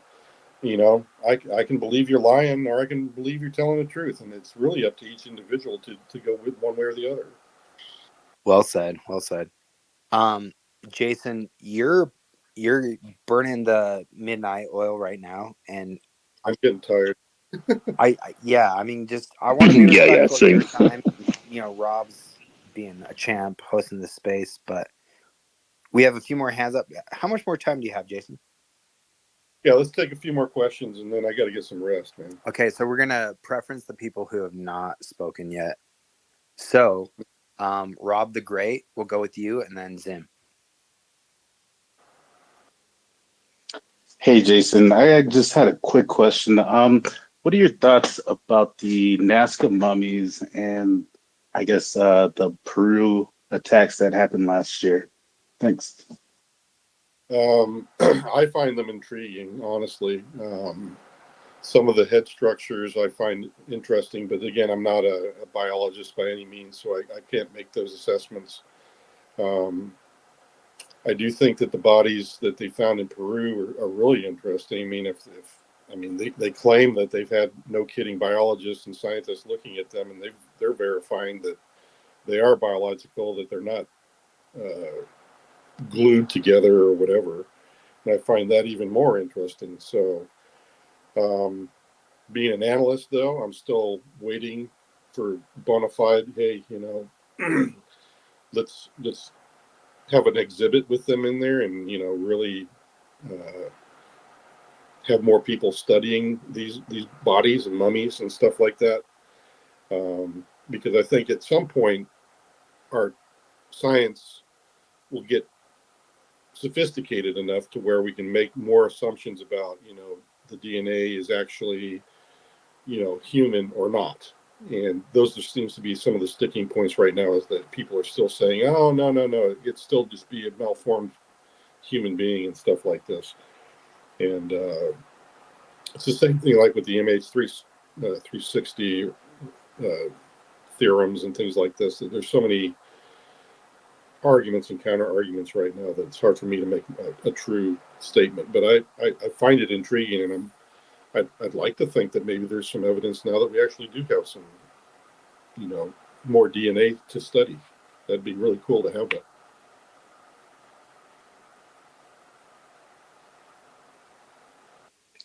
Thanks for that. Mm-hmm. Zim, you're up. Hey, Jason, I missed some of the first hours of this, but thank you for coming forward. And question, I've had an experience that seems so real, and it was what people would describe the sleep paralysis thing, but there's a lot more tied to it.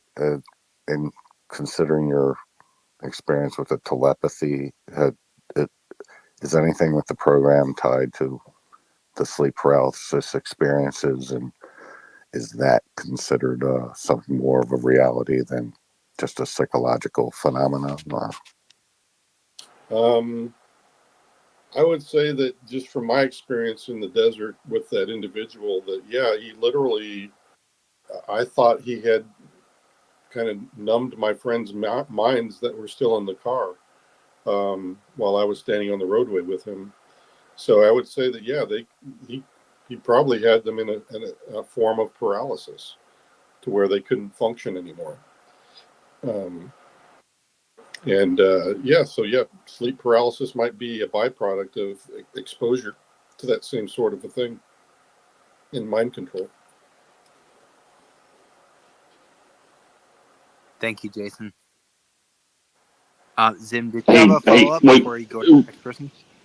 Yeah, real quick too. Before we get to the other hands, we got Steve Sprague. He was wanting to ask a few questions, and he can't raise his hand.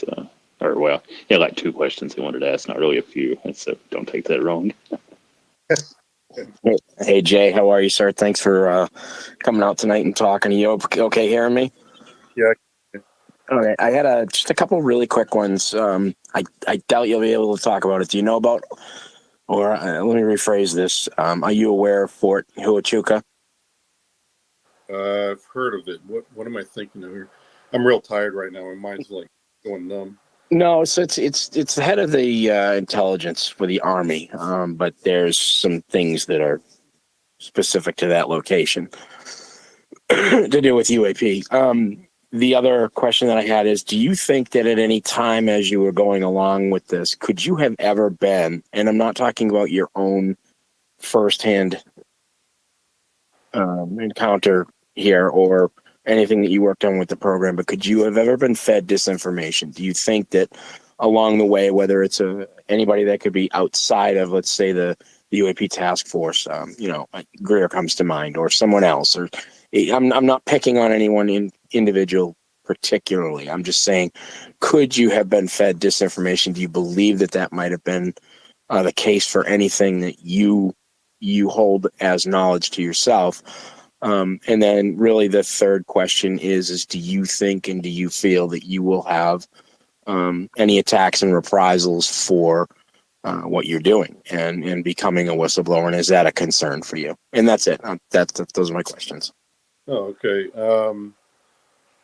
As for folks influencing me, like I've said before, I don't really read much on UAP unless one of my friends throws me a link and says, "Hey, look at this or look at that," and then I might give some opinions on it. But even though I know Greer and other folks that are out there, yes, they've surprised me with some of the stuff they know, and I haven't experienced some of the things that they have said. And I can verify that some of the things they say is true, but not all of it. Like I said, I want to know a piece of the puzzle. So in that regard, did it influence anything I have seen or heard? I highly doubt it, especially when I was on mission, because it would be a complete waste of thousands and thousands of dollars to have me and my team go someplace for an assessment and then waste time trying to feed me false information the whole way through.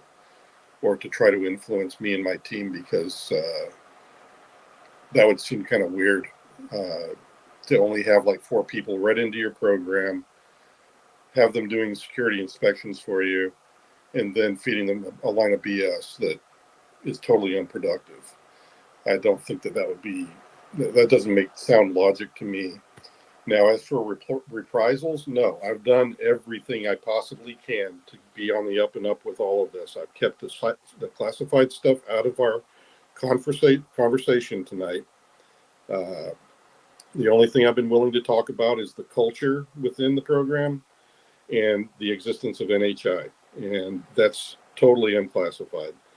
Those are all things that are in my DOPSR as well, so I've got coverage on all of it. So as for reprisals, yeah, sure. I'm sure any jerk is welcome to come forward and try to shoot me down or whatever they want to do.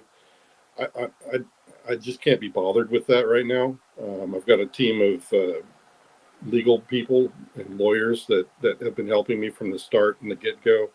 They've all steered me in the right direction, and I'm sure they'll continue to do so. But now that I've gone through all the wickets, I mean, I did everything they told me to do to be to the point where I can go public. So I don't think there's going to be any reprisals. There might be some people unhappy with me doing this. I mean, that's a given, but I don't know what to tell them. I mean, honestly, it's not their life, I guess. So you can have your opinion as to whether I should come forward, but it's what I chose to do with it. And I'm not overstepping my bounds when it comes to my obligations to the government and my classified clearances. Jason, I don't know. honestly, thank you. I just, if you're who you say you are going to be in the history books. Sorry, I'm not trying to blow your ego up, and I know that's not where you're doing this, but this is a big deal. And I want to thank you for coming into the space. Rob, thank you for hosting. I'm being respectful of your time. Maybe we got a lot more time left. I know you're toward the end. I did want to give one more question to a friend of mine who is smarter and more experienced on this topic than most people I've encountered in what is the wild, wild west. Like spaces, Jason, I'm not sure I would recommend doing a lot more spaces, but this is a great way to break your story. Paul, do you want to? Oh, wait, real quick, and I would not recommend it all going on Lou Reviews' show, Jason, just for the record. Yeah, agreed. Okay. Let's Okay, yeah. Paul Vidal, let's let him ask his question. Thank you, Kimball and Rob and Astral, for hosting this. Jason, thank you so much for coming on. This has been an incredibly special space, which I think we can see just by the amount of attendees here. You know, we broke 1,000. It's pretty incredible. So yeah, I really appreciate it. My question is this. Luis Elizondo has been quoted talking about the idea of what constitutes humanity. He's brought up the idea of what if it's not mankind but mankind's, and to me that conjures these sorts of questions about whether humanity might not mean something. It might not be just about highly evolved primates, but something deeper, something to do with our sentience, our consciousness, our souls, or whatever. So my question is, what do you think constitutes humanity? And moreover, do you think that the NHI, and I know you've addressed this a little bit prior, I've been listening for the past few hours, but do you think that the NHI might have had any role in the ancient past or recent past in terms of the development of our sentience as human beings, or experimentation with our genetic makeup, or some type of artificial selection? Thank you. Yeah, it has nothing to do with my exposure in the program, but in my opinion, after being exposed to all the stuff and the strangeness, I did go read up on some things, just light reading kind of stuff about ancient history. I have read through the Bible from front to back. And yeah, it seems to be, even the Mahabharata mentions the same sorts of things, that there has been an influence, at least, with mankind for a very long time. If you're to take the eyewitness reports and even the shards of the Bible and the manuscripts that we have available from ancient times, where eyewitnesses, in these books mentioning, beings and vehicles or other things that are quite inexplicably like what we would consider UAP activity and NHI activity. So I would say in that regard, yes, there has been some influence. And if you take the other parts of the stories within those manuscripts from ancient history, they describe some of the harsh treatment of our kind. And I think I think you're also referencing like Anunnaki and things like this. I did read up a little bit on that. Not a lot, but just that how they had created a race to work for them in the mines or whatever they wanted to get, the gold or whatever they were going after. So if those are true, then yeah, we've been manipulated even in DNA. The Bible also describes how the giants came about was because the fallen angels or the watchers had been taking wives of mankind, and the offspring became giants. So you have all these really strange things that are hard to wrap your head around. I don't know how much of it to believe myself. All I can say is that when you ask about our soul and who are we supposed to be, I think that is the one thing that is unique to us, honestly. I think each one of us would agree that we feel like we're individuals, that we're each unique, that we each have a different skill set. There's literally no identical twin. You get close to people that are like you, but there's always differences. And I think that speaks well of, if there is an everlasting life after this, that learning who you are is more important than anything else in this life. And stop wasting time trying to seek after, frivolous things. And just learn who you're supposed to be, first of all, and then be that person. Is like I said earlier in the show. That's really what I think being in contact with your very soul is about, because I think that's who you are if there is an afterlife, that's who you're going to be as well. I mean, that's the shard of intelligence and life that you were created to be. So I would say that, yeah, it has a lot of meaning in your soul to learn who you are. And I think that if anybody could be that in life here on Earth, it kind of makes them one of those people that kind of has an impact in your life, and be that great or small. I mean, some people are just good friends and they can change somebody's life for the better, and other people can be really famous and affect millions of people. It just depends on whether you latch into what you're supposed to be doing at the time. And I think that's the important thing, is just knowing who you're supposed to be. That's beautiful. Thank you, Jason. I think What do you mean by you've done that, a Jason? Like, so the average person, who they're supposed to be, do you mean like what they could become, or who they actually, Yeah. they have an identity that's to be discovered? Well, I think that's kind of it. As you grow, you it's like when I was young. I guess I can use my own life as an example. I loved to draw, and I became an artist. In my teen years, my dad played guitar, and he taught me how, and I liked to play guitar with my friends, and I learned how to do that. I'm also a good teacher. I found out that I fell into that by accident because my wife got ill, and I had to move out of my technical job and career, and I had to take a teaching job. I ended up loving it. Never knew I'd be good at it.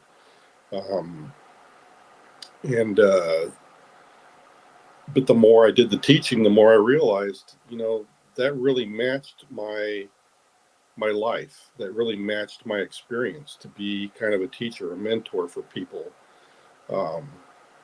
And that's kind of who I am.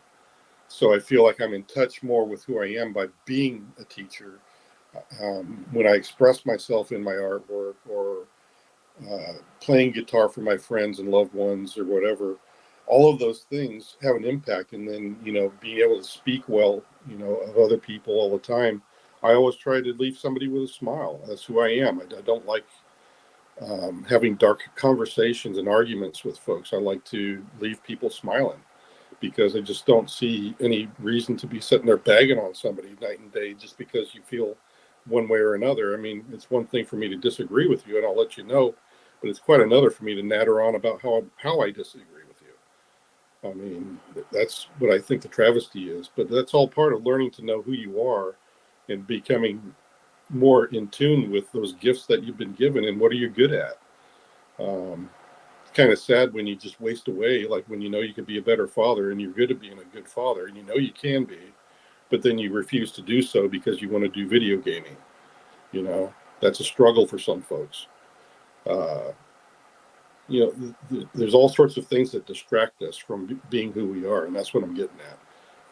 I love that. Can I just say, it's so amazing how by getting to know ourselves better, by getting to know our nature, by getting to know thyself, that we learn what really matters, and then through serving others, like you're talking about, we also get to know ourselves better. It's this kind of like circular process of growth, and so I just really love what you just said. And my only follow-up question is simply, has your work in the program affected you in this way in terms of spiritual growth and your outlook on reality? And if so, how so? Thank you. Yes, it did affect me. When you're confronted with any sort of a experience that really shakes you, it becomes a profound moment, whether it's, serving in Afghanistan and facing down the enemy and losing a friend, losing a loved one. Sometimes, good things as well, like getting married, having your first child, or having your first great relationship with somebody that you love dearly. Um, all of these things have an impact in us in a profound way. And sometimes, when you're good or bad or indifferent, yeah, I would say that the program did that to me. It literally exposed me to parts of life that I didn't know existed, and parts of truth that I never realized that it really was what was going on, because I was very skeptical coming into the program myself. And when I left it, I was literally shaken. It took me years to parse what I'd been exposed to. But after I came to grips with it, I was pretty all right with it. And I was like, wow, it really taught me a lot about myself.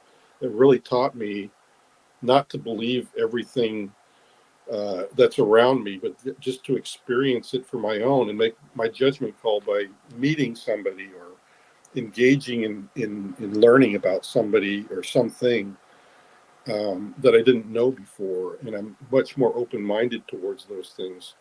So I think I was kind of like a closed circuit when I went in, and came out an open mind at the end.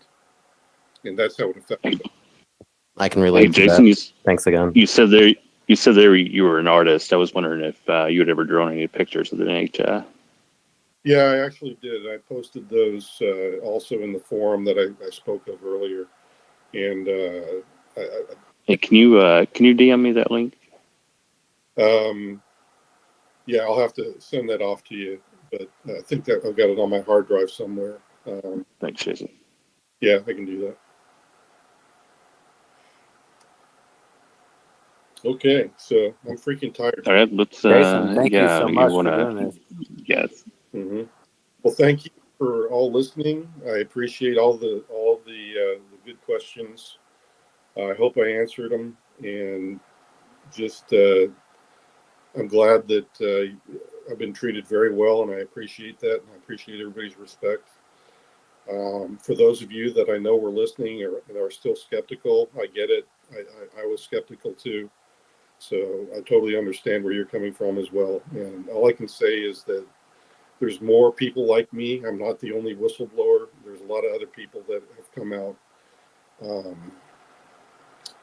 I'm not sure. I've not been told of everything that's going on in Congress. I'm sure if I'm given another opportunity to talk to the congressmen and women, I will ask them, why are you taking this stance now that you've been exposed to so many whistleblower testimonies?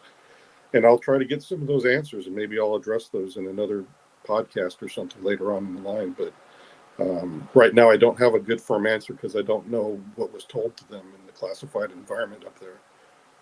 Well, and one of the things I love about you, Jason, is that when you don't have definite answers, you don't give them, and that's a big green flag for me. I'm sorry, Rob. Go ahead. Yeah, this has been awesome, Jason. Thank you for your time, and hopefully, when you do get those answers, you'll keep me in mind. So. Yep. Well, we'll see what we can do. Like I said, I'll keep pushing. I'm on mission, man. I've been on mission since years ago. I'm not going to quit. I need to continue with this. I'm not going to be a jerk about it either. I'll try to keep everybody's interests in mind, to include those in the program and those in Congress and Pentagon, whatever. I'm not trying to hurt anybody. I just want to get a better place. How many followers do you start this day out at, Jason? You got like 653 now. So they're popping up. I'll have to count them up in a bit, but I don't know. Oh, yeah, mine's blown up today too. None of This has been a that hell of a matters, space. Obviously, Rob's Red, yeah, so for it doesn't sure. matter, Fuck follower count. Red. Honestly, Jason, just take it in stride. You're doing God's work. Like, honestly, you're going to be in the history books probably. Even if it's just a little blip, like, this is a big step. So thank you so much for not just coming in these spaces, but doing what you're doing, for real. Yeah, I think the application is not counting how many followers right now. It just says 20 plus. So I have no idea, but I'm looking through. There's a lot of stuff. You're right. This went bigger. I was so surprised to hear it went up to 1,000. All right, Dave Scott, I may be crashing your way. It'll be for a short period of time. If I do, though, brother, I can't promise you much. I'm dead. It's been nearly 12 hours. This has been going on total. So, and God, we've been here with Jason for what, at least 6 to 8. Yeah, we got to leave something to talk about later too. So we're good. Thank you, Jason. Thank you, Rob. Yep. Yeah, thanks, guys. Thanks, everybody. Yep. Thank you, and good night, and sleep well, everybody. Great job, man. Good night, guys. Love you guys. Wow, Robbie. Yeah, quite a space. A space. Now, Dave, we came in obviously after he started, so he, I'm sure, divulged information there in the beginning. What were some of the pieces that you know that he probably discussed, and so we could come up to speed with what he saw? Like, what were his initial statements? Well, first off, I got tipped off to this about 8 o'clock, and I was on a drive with the family, just kind of going out for an evening drive. And then I got tipped off it was going on. And so I quickly tuned in and listened to Courtney Marcassani from UFO Court was asking some questions at that time. And when I got home, that's when I quickly hopped on and said, we got to go to breaking news. So I do want to apologize to both R Keith Andrews and to Brian Bowden, who were waiting patiently for us to go, but we wanted to make sure that we covered this. I mean, we covered this for the last 3 hours, and that was a space that went on 6-7 hours with Jason. Now, from what I know, Courtney Marcassani had a conversation with Jason earlier today as she's on the East Coast, and she had a real heart-to-heart with him about coming out and talking publicly. There was no knowledge that Jason was going to join this space. He did it on his own. He was somebody who was, or the host, Rob Wood, was shocked as anybody because he's been texting me. If you've seen me looking down at my phone or typing, I've been talking to a lot of people behind the scenes of everything, and Rob was absolutely shocked. And kudos to Rob Wood over on Twitter or X, whatever you want to call it, okay, for putting on that space and being smart enough to just let it ride wherever it went. I mean, Jason took some hard questions from both critics and people who were in awe of what he was saying. Now, Courtney Marcassani and I learned about this story a number of months ago, and we have been talking to Jason privately over that time as he was preparing to get legal authorization before he could actually step out to the public. Okay. And obviously he has received that. As far as I know, I haven't talked to him. I haven't been able to verify that, but that's an assumption and an opinion on my side. So don't hold that against me. But I know Courtney had a very deep discussion with him earlier today that may have had a some sort of convincing regarding that. And so Jason has had an experience. He's former U.S. Air Force. He's also worked for a number of agencies. Rob Wood, by the way, just came into the chat room. He's listening in here. And I want to give a big shout out to Rob for allowing us on Spaced Out Radio to actually play that live. And if you get a chance to go hit subscribe and ring that bell on his Twitter account, we'd greatly appreciate it. And hold on a second here. I just got to take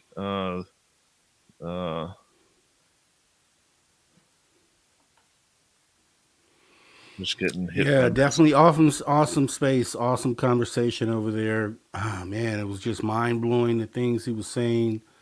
So, yeah. Can't wait to see where this goes. Jason Sands actually just texted me, and I said, let's chat tomorrow when you're not tired. But great job, Rob Wood, and I know you didn't expect that.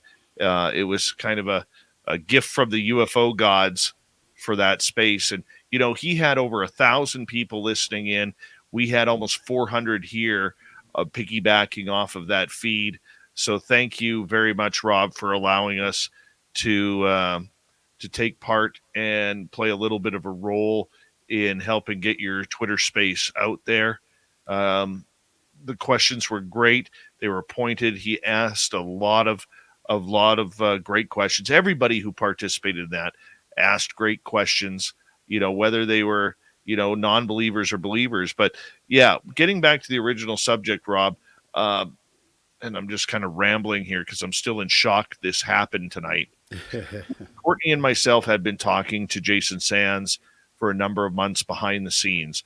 And when you heard us discussing about this whistleblower, and you heard it a lot, and when Courtney would go over, leave Alaska and head to the East Coast, she was meeting with Jason Sands to have conversations with him and others regarding this. And, you know, we promised that we would keep his name quiet because he asked us to, and we were going to allow him to come out when he felt it was time to come out. And sometimes that's a little bit of a game. And, you know, I know people in the UFO world hate the trust me, bro type situation. I know they do. But this is kind of what has to be done sometimes in journalism is you have to protect your sources until they are ready to come out or they are legally allowed to come out. And so Rob stated here that it started as a joke to discuss the story that had been starting to take off. Then it snowballed, and I think it's great.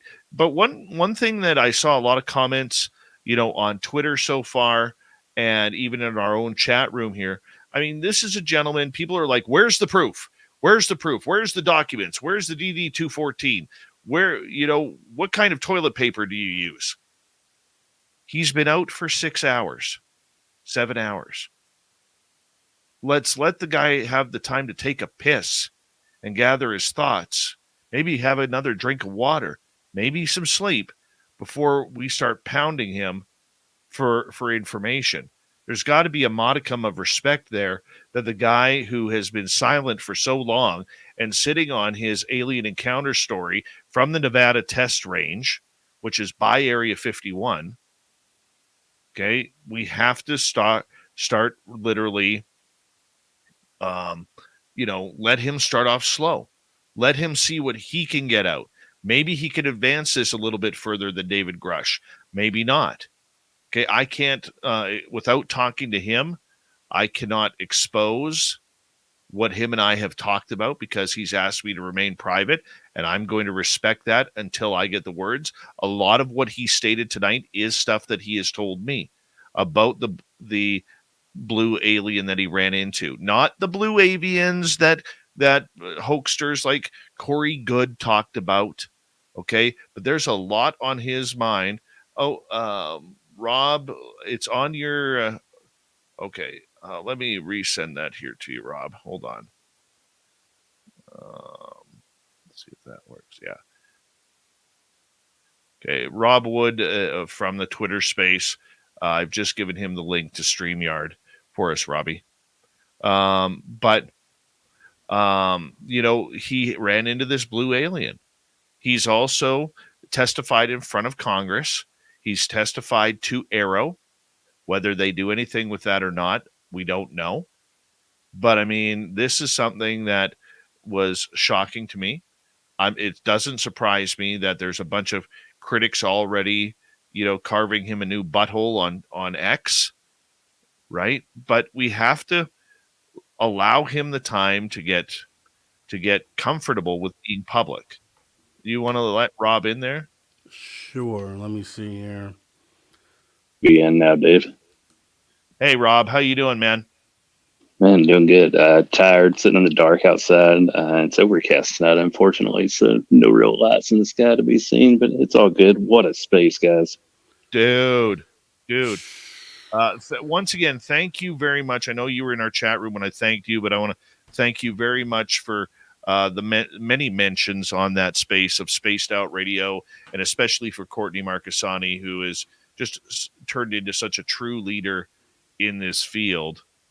And 1 second. Yeah, anytime, Dave. I've been a huge fan of the show for quite a few years now, so anytime I can plug it, I will. Yeah, and I really appreciate that. How did this? Do you have time for a couple questions from Rob and I?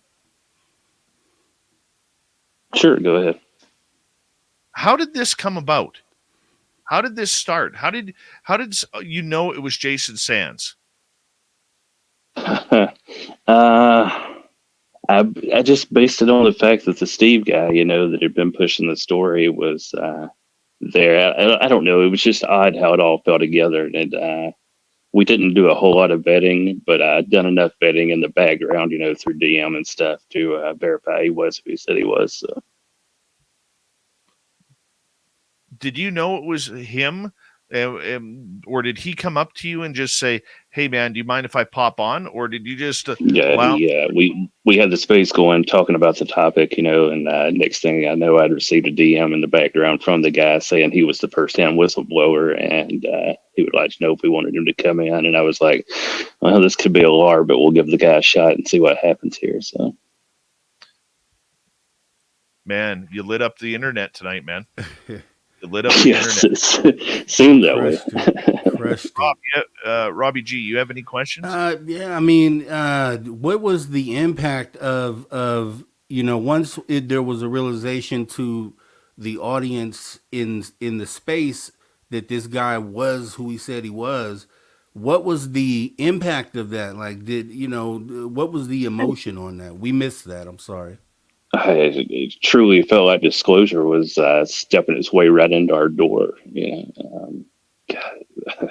I'm still mind blown with the whole thing. I've got to wrap my head around it. So. Yeah, I was gonna say, because before, obviously, if you're already talking about the subject, then boom, here comes hopefully, the whistleblower that kind of kicks this thing into the next gear.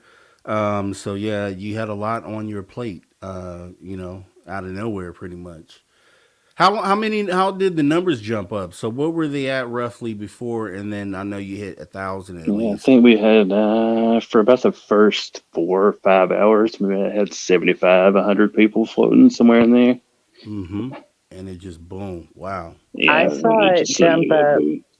I saw it jump up to like 630 something people. And I was like, oh, wow. Oh, snap. Oh. And then it just kept going up from there. That's big. Welcome, Nicole. Hi, everybody. Hi. Hi, Spaced Out Radio, Space Travelers. Nicole. Hi, Dave's Beard. Hi, Rob Gee. Hi, Rob Wood. There's lots of Hey, Robs going Rob's on got a right beard now. too. You just can't see it right now. Yeah. Look at that. Oh my he God. does. It's like ugly cardinal red though. What's going on with that, Rob? You need to dye that shit tubby blue. Hey, I've got a redheaded little demon child for a reason. I mean, come on. Oh, that's funny. I'm sorry, it's baseball season. I get a little feisty. I'm in Cardinal territory, so I gotta always be on the defense. Being a Cub fan. You win one World Series in 110 years, and all of a sudden you got Doesn't matter. It doesn't matter. It's for love of the game, dude. Go Braves. Dave. Yankees. It's kind of how I feel like today with the Twitter spaces. I'm like, you know what? Finally, a Twitter space that was like the Cubs freaking World Series. Yeah, it kind of felt like we won today, didn't it? It did. It did. Yeah. After 101 years. Yeah. No, honestly, like,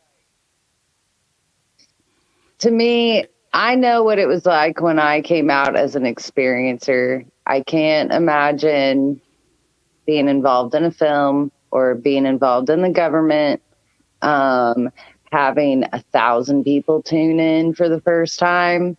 I think 16 people heard me tell my story for the first time. And I think to the have, first time I really told mine, maybe 75 or 100, I was kind of shocked. It was in a UFO intro space, my co-host tonight. Right. That's on his page if you want to go check it out. So. but then just to,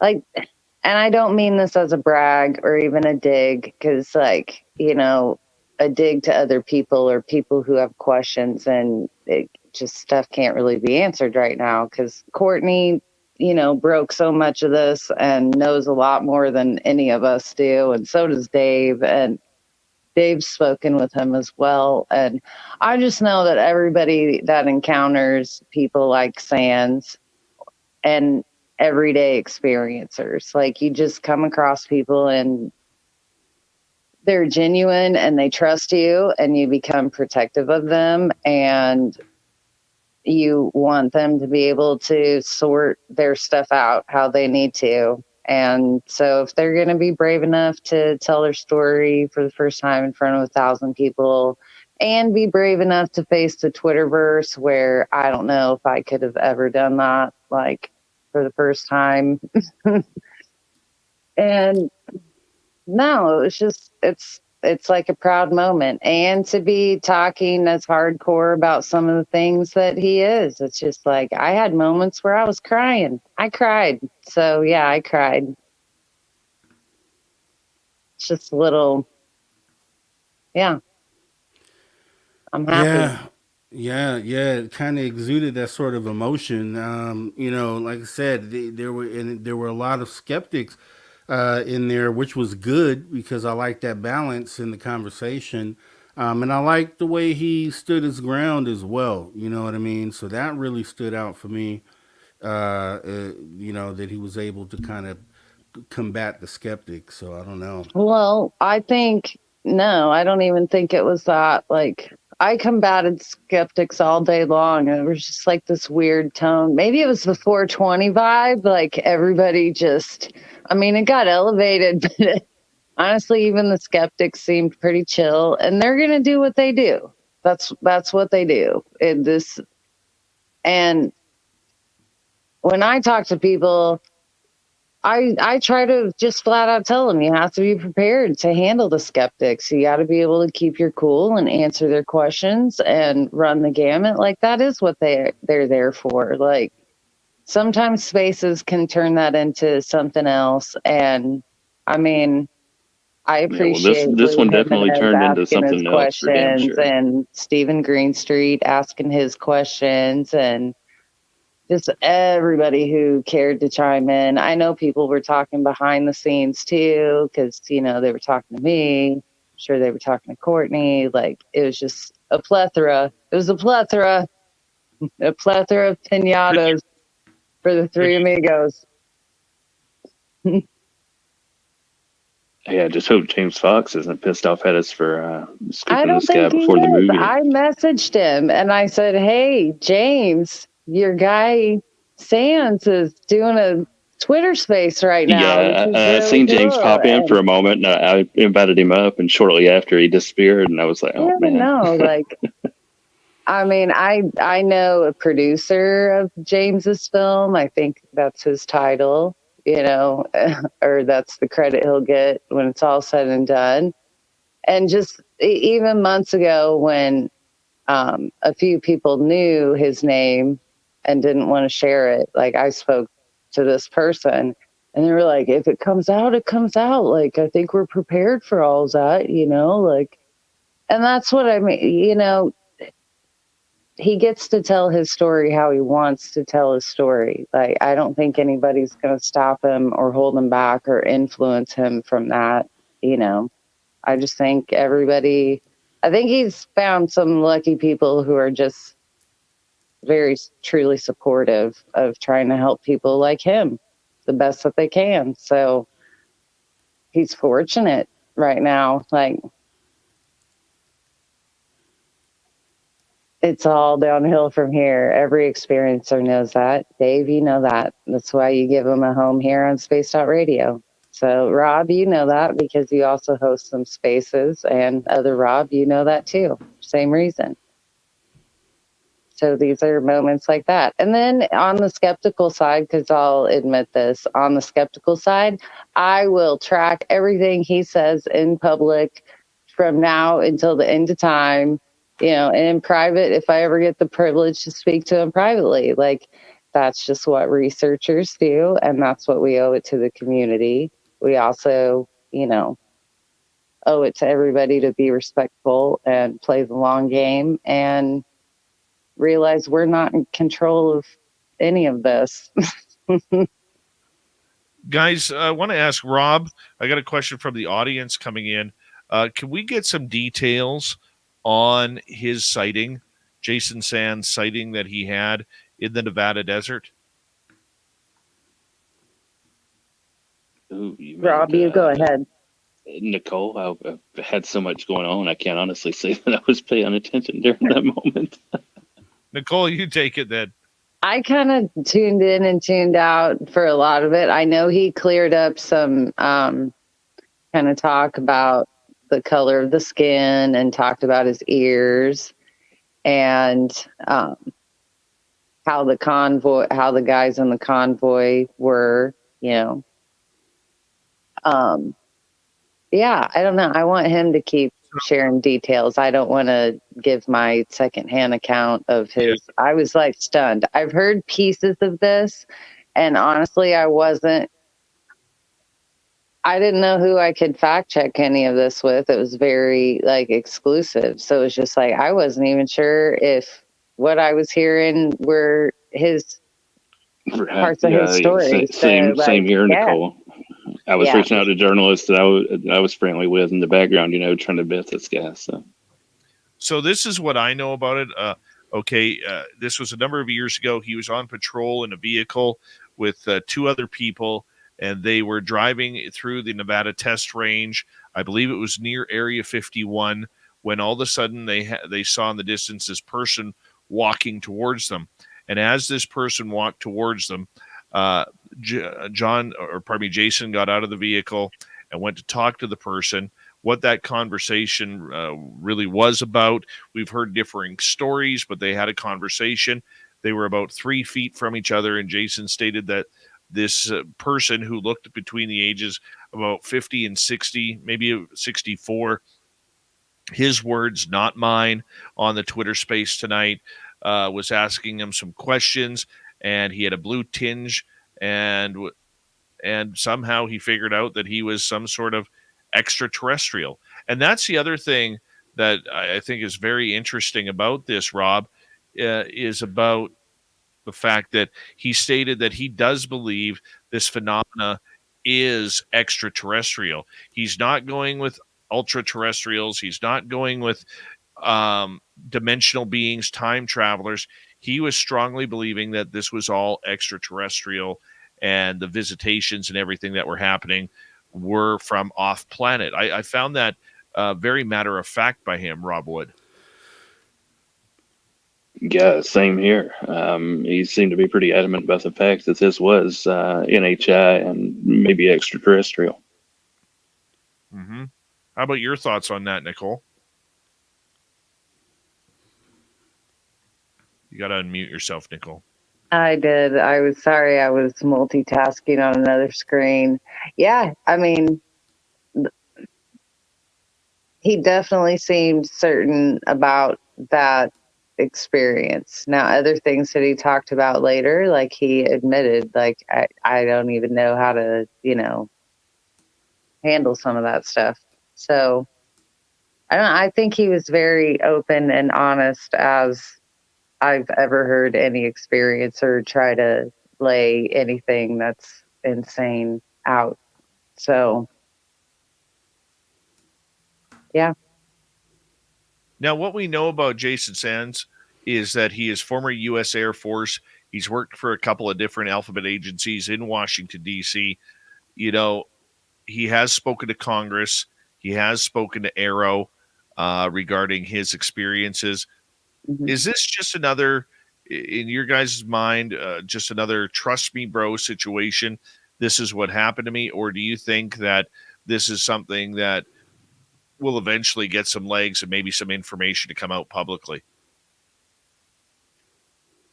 I think he pretty much said that if there was follow through, he could walk them directly to what he's talking about, where he's talking about, everything that he knows that he's bringing out.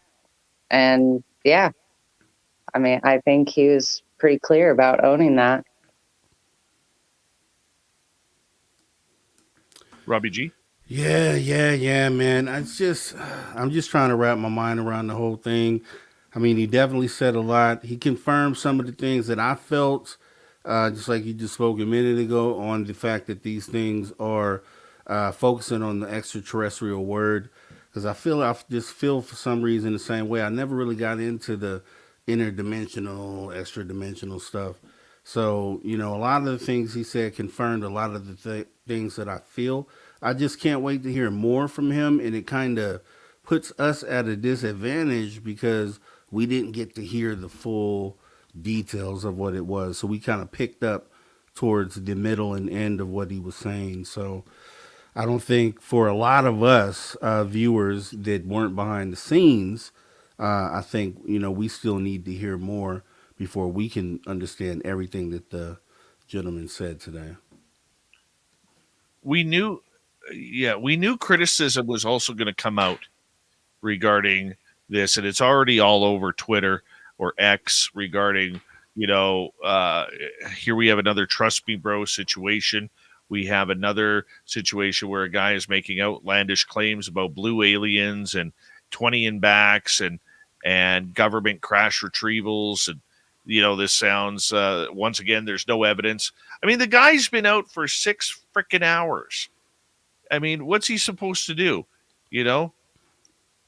I don't understand that. I mean, do we not have to allow a modicum of time for him to maybe get his files in to see what he can and cannot release? Rob, Nicole, your thoughts?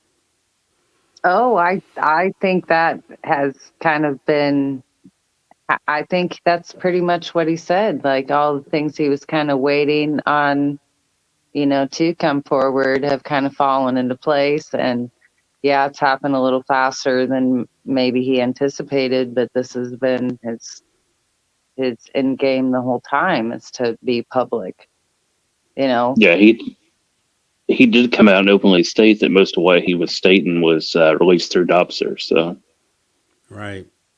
Yeah, that was a key too. That So was a heated part of the debating today, or this evening, as to why he could talk about some stuff and not. And I think he actually handled that kind of criticism or questioning very well too. So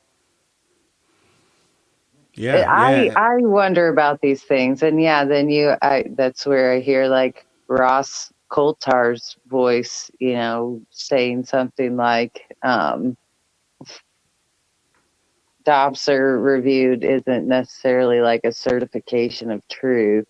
You know what I mean? So That part, yeah. So we'll have some days of that actually coming up, where things will be tried to be picked apart on the gentleman's story. So can't wait for that, right? But the vetting has to take place, right?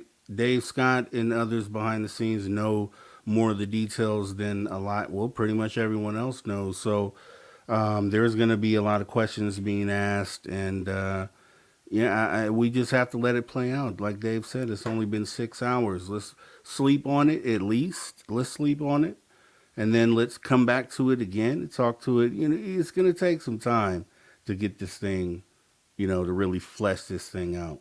yeah, he said that too. This is like his coming out party. He's not going anywhere. Obviously James Fox has a masterpiece that he's about to put forth. Can't wait. So he's gonna give us a very good narrative to go along with the rest of this. So you know what they're gonna say. You came out. This is a rollout for the documentary, and you already know those criticisms. I think if this was a rollout, it was definitely a surprise one. I don't know who threw the surprise party, but it wound up on. Right. Yeah, for sure. It wound up landing right in my lap as well. Hey, I just wanted to thank UFO Twitter and the community for actually being civil and decent about this whole thing. It was a nice space. So I've seen some real toxicity going in the place. So, I'm telling you, for lack of better terms. It was the 420 spirit washing over the Twitter space universe. All right, guys. Well, my brain's about mush at this point. I think I'm about to sign out for the night. It's been officially over 12 hours now. So. I hear you, Rob. Hey, but I'm down to roundtable anytime, Dave, and discuss whatever. I've got a bunch of experiences and stuff I need to pitch at you too. So. Contact me on X, and we will align something to get you on the show. Okay. Gotcha, Dave. Appreciate you. I'm gonna hang out and listen. And unfortunately, this was an unrecorded Twitter space. But I think a few people may have taken care of that here and there. I'm sure it got clipped to high heavens, and we may have a fail safe. So, hopefully. Well, feel free to use anything of ours because we've got. We started rolling about 9 o'clock. Rob? Roughly, yep, 9 o'clock. About 9 o'clock. So we got about 3.5 hours of it. Crazy. All right, guys. We owned the night. Appreciate you. Yeah, appreciate you. Yeah, we own the Shaq night. Valet, Sure. thanks for this awesome super chat. Thanks for your support of Spaced Out Radio. Appreciate you. Big Shaq Valet coming on out. Love the name. Nicole, you know what? I want to read a comment and I want to get your opinion on this if you don't mind. Okay. This one comes from Paisley in our chat room, and I think this is an honest comment. She goes, got here late in the conversation, was at first enthusiastic, but after a brief look into who Jason Sands is, I'm inclined not to trust anything he says. Sorry, I'm disappointed as well. What's your thoughts on that? I don't know any experiencer that comes out that doesn't hear somebody say that or think that. So I don't know what you want me to say. Yeah. Well, Rob, what's your thoughts? I'm going back to that comment so I could see it. And let me bring it up here. I got it up for you. Okay, and so a brief look into. So what was seen when you looked into Jason Sands? That's would be my question, because this is a comment without full context. What did you find, Paisley Wave, if you're still in here, when you took a brief look into Jason Sands? I would like to know. I think a lot of us would. Yeah, because I can't really answer, because it really depends on what it was that person found. If it was it anything that turns the tables, or is it just something that person doesn't like or agree with? Really depends, right? I think, though, that what this does is it gives a new avenue of what we're doing. And the UFO community, even though I love experiencers' stories, I just, it's something that I'm addicted to. And Nicole, I know you're that way as well. But, I really do believe, in just my opinion, that the UFO public, they're so tired of people coming out and just listing stories. They want that hardcore evidence that's still behind top secret walls of the Pentagon, that's still lock and key away from anything or from daylight, that it'll never see the light of day. And unfortunately, that could be forever. It could be 100 years from now when we're all long gone. Okay. It could be, another 5 years before some validity comes to it. We don't know, but we have to, unfortunately, take what we can get. And to have him come out and say his story, his piece, okay, and the fact that he has sworn testimony, I think that gives a lot of credence to what he is actually saying. Oh, Nicole, there was a question that I did want to ask you, because you would know this better than I with your research. Do you think that he had to have permission to come out and speak the way he did Tonight? From who? What do you mean? No, I think he's did it himself. I think what he needed to be approved to, or have reviewed to come out and talk has been. Maybe some finalizations were happening or whatever. But yeah, these guys don't want to break the law. I don't think any of them do. So, they stay within their parameters and then push it where they can. And I guess the only thing that I can say is, like, it's FOIA time. Like, if they're going to talk about pieces of projects and dates and years and, all of that stuff, and get your pens and paper out and get your little keyboards out and fill out the little templates, talk to your chat bots and come up with the perfect FOIA report.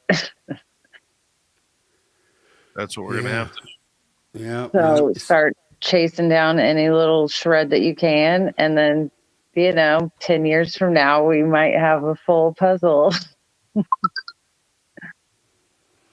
You got that right. But see, if he's the thing. So if he said, like, pretty much everything that he said tonight isn't classified, didn't really, it was approved by DOPSR essentially. So what part of it? I wonder. Is there more to his story, right? Like, is there more to the overall story that just obviously can't be shared because of NDAs and things like that? Like, that's what I'm wondering. And I don't know if that even makes sense, right? Because I don't have the full context of the story. But I don't know. What do you think about that? Is there a bigger thing behind just the fact that there's non-human intelligence, right? So the story that he tells and interacting with these things. So past that, is there any other information that he has that maybe comes out down the line? Is kind of what I'm asking.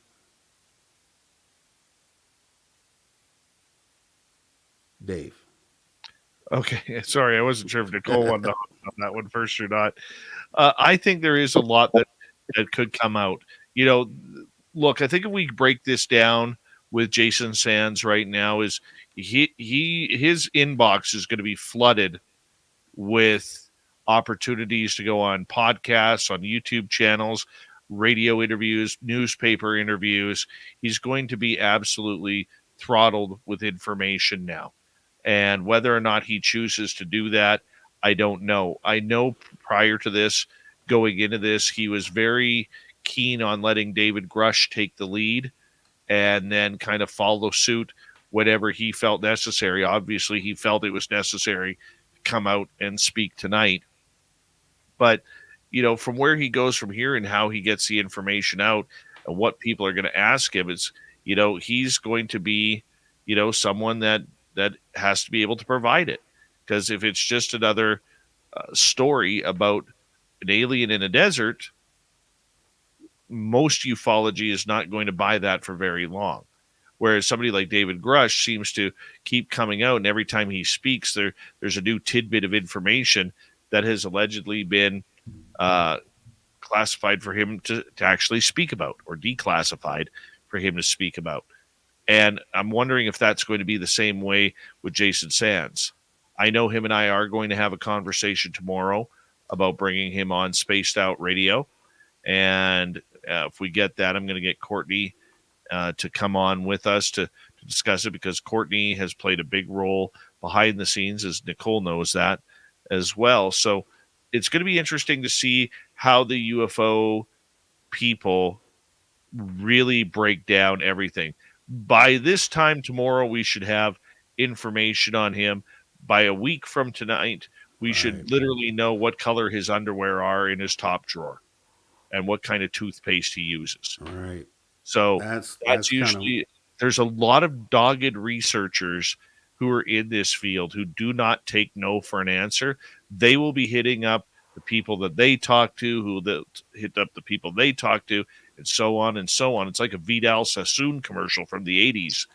Dave, you just want to find out that everybody has Spaced Out Radio swag in their dresser drawers. That's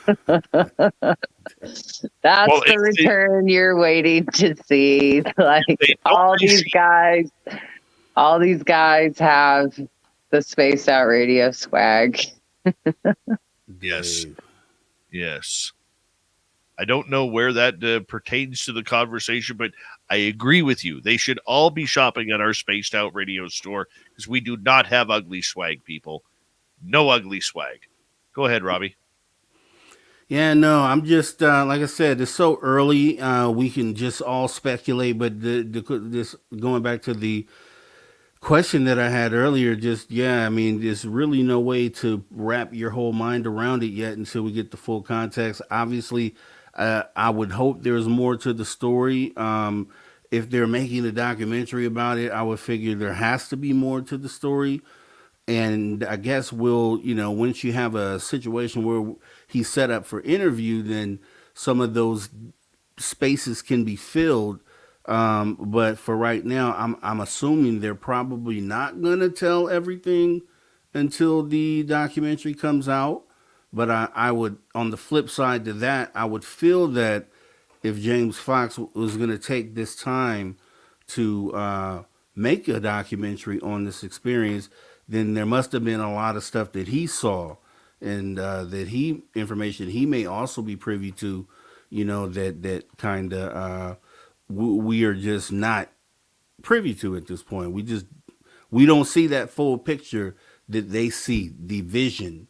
You know what I mean? And I think once the interview happens here on Space Out Radio, or this documentary comes out, that we'll really get to understand the impact of what it is that he's bringing to the table.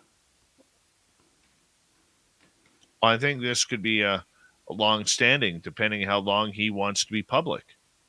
Right? This is just a start. But from what I know of him in my conversations with him, I do know that he cares. He cares deeply for the public finding out the truth. He cares deeply about, taking this forward. It's a lot more than just the UFO narrative that has been planted with us about a threat narrative. So, I mean, when Jason Sands starts to open up more, it's going to be interesting to see what path he actually follows. I think we're all going to be interested in seeing that. I mean, we can't bank everything off of one conversation that ended up going for a full work day. Here's a guy sitting on his phone talking. I'm sure he had the charger on his phone for most of the night. And we're going to see where it comes out. Rob, majorly, just so you know, Rob did not record when he started the Twitter space. He did not hit record on it, so there is no copy of it that will be out there. I may or may not have recorded at least the audio of the space as soon as I didn't believe it. I got messaged because I was in the space next door, and our buddy Danny Silva was like, and Dave Schrader was like, dude, you got to get back in the space. The whistleblower just showed up, the one that Courtney's been talking about. And then Silva was like, what the heck's going on? Like, I didn't believe it at first. And then I thought they meant like him under an alias. And then I saw his name and I was like, holy crap. And yeah, I just hit screen record. So I got the audio. The visual is terrible because it's like my screen going between like my phone blowing up and the space, and it's just terrible. So yeah, I have the audio. Maybe I missed the first 10 minutes, 5 minutes. I'm not sure. And then I stopped recording when you started recording. So there's at least that kind of cohesiveness. Joe Merja probably has a transcript of the whole thing by now. So that's what he does, right? What are his credentials? I saw Dave? Matt Ford in the audience. I'm sure Ross was lurking. Like, I've been reaching out to Matt Ford for the last couple days, so I don't know what he's doing. But, I mean, like you said, there was lots of people paying attention, so I'm sure lots of people have questions. I don't know why everybody didn't join. I think James Fox went right back to editing, and it's like, yeah, Sands is doing Sands. And, Leslie Keene was in the audience, so she got a shout out. I think she's, friendly with Sands. And, I think everybody just kind of like dipped in to see if everything was okay. And, he was being treated fairly and was getting to talk. So isn't that what's important? So Pretty much. Yeah, so we'll see where it goes. Like I say, it's more speculation today than anything. Dave. Right. It's Rob Wood is back. Is he? Courtney's messaging me among other people, so I don't think Courtney can go to bed. Courtney's flying high right now. Courtney's flying high. I wish she would join us. Courtney, join us. Are you listening? Maybe I should message her.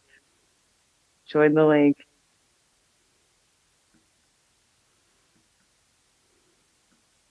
I'm just catching up here. Well, we're still multitasking. We're just because he's telling this story doesn't mean that me and Courtney are stopping working on the 10 other things that we're working on right now too. So. Right. Rob Wood, you jump back in. You lonely already? Oh, he gone. He was like, damn it. I can't figure out how to get out of, what is this, StreamYard? So he's going to pop back in. All these ultra-dimensional universes that we're in right now. There he is again. I'll let you bring him up. Yep, I'm bringing him in here. Every time I try to close the private chat, it dumps me out. So. Oh. It must be on mobile. I thought you were going off to bed there, Rob Wood. The adrenaline's flowing too much, I think, to go to bed at this point. Yeah. So, what are you making the wife for breakfast so she's not mad at you tomorrow? Sorry, I had the YouTube going in the background. It was overlapping. The big kids made homemade sticky bun dough earlier, so I hope that goes well in the morning. God, it's 3:30 in the morning. Jesus Christ! Mm. I go to bed at like 8 p.m. Guys, I mean, come on. Yeah, 129 here in California. Hey, it's 1:29 in British Columbia as well. Whoa, we're on the same timeline. Okay. Yeah. I'm looking at you right now, man. Looking at you. Oh, I'm looking at you too, Dave. There you go. Yeah, he's looking at you, looking This at him, guy looking right at here. you. Well, it's been a yeah. very night. Go ahead, Rob. No, go ahead. Yeah, go ahead. It's been a fantastic night. Continue. No, I also come back to give Spaced Out Radio and Courtney a big shout out and a thank you for all this as well. I forgot to earlier. I've given it in the background privately, but I thought I'd give it here in public. So That is awesome. I heard the shout outs over the Twitter space. It was like Dave Scott in Space Out Radio. I'm like, oh, Dave, they said your name, Dave. You hear your name. I got excited. I was like, who, me? Who, me? Yeah. yeah, Nicole had whispered in my ear you were lurking in the background there. I didn't see you in the sea of people with Leslie Keene, but let's see. Let's see what happens when you wake up tomorrow. Front page news or who knows? 1,000 people in there. Yeah, it was a packed house. So I say you don't even know who. You can't even begin to say who was in the audience. You just can't even begin to say. So that's something to think about too. And I'm always like, and he said something. I think he said something, or someone else said something about people in these programs and in these military positions, these government positions that may be listening to things like that. And I just wonder, I'm sure there were people like that in there tonight, but I just want to see, what comes of this really.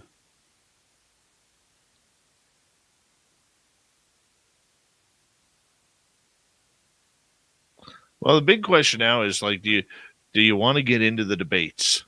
Because there's a lot of debates going on X right now. And some people who think they're in the know saying that this was all BS. Others in the know saying this is one of the greatest things that we're going to see for a while. Okay. And it's going to be very interesting to see how it all plays out over the next little bit. And I think that there is concern that Jason Sands now might, after seeing a lot of backlash, he might disappear back into the wind.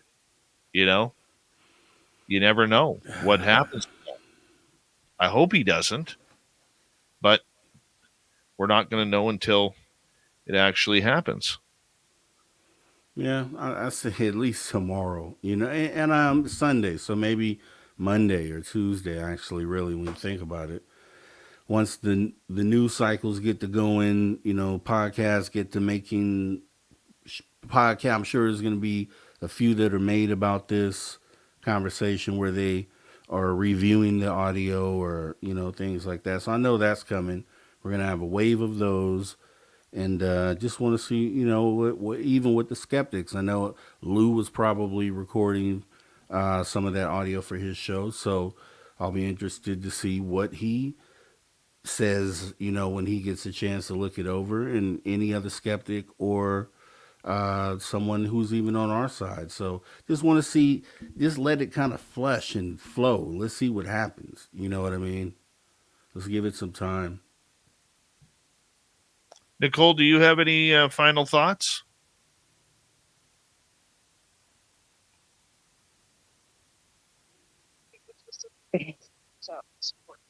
My final thoughts are it'll be here. I'm just going to repeat here. Hold on.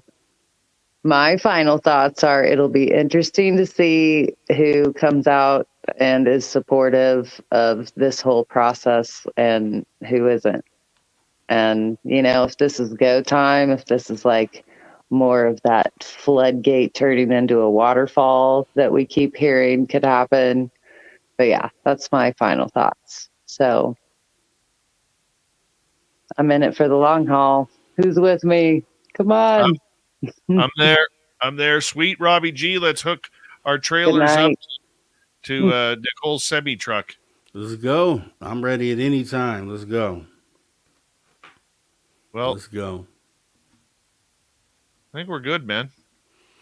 Yeah. It's been a long one. This after hours has gone for officially 5.5 hours tonight as we started at 8 p.m. Pacific.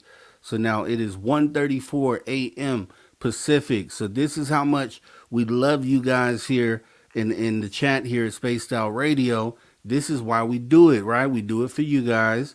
And that's the reason why we stuck around and hung out. Made sure the information was delivered properly. And I really hope you guys appreciated that.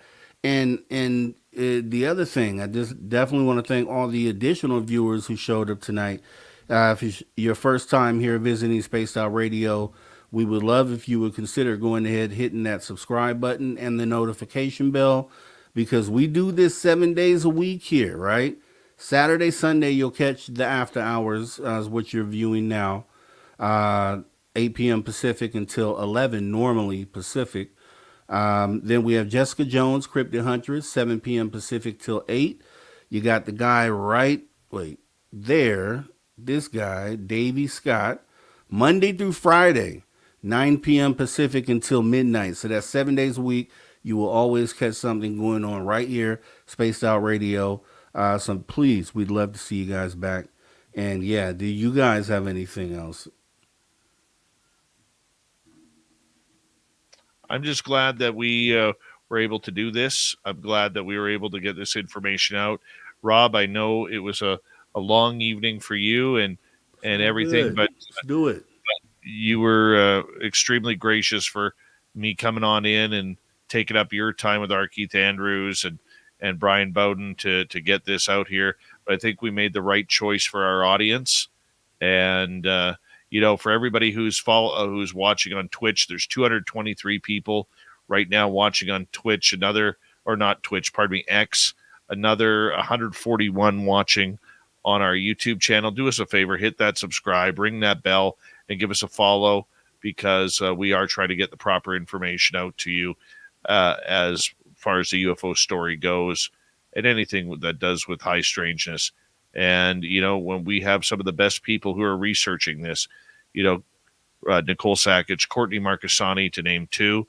And then, we have a number of other people who could come in and talk about this. But we're going to keep efforting to try and make things happen. And obviously, we're going to keep following this up as it goes on.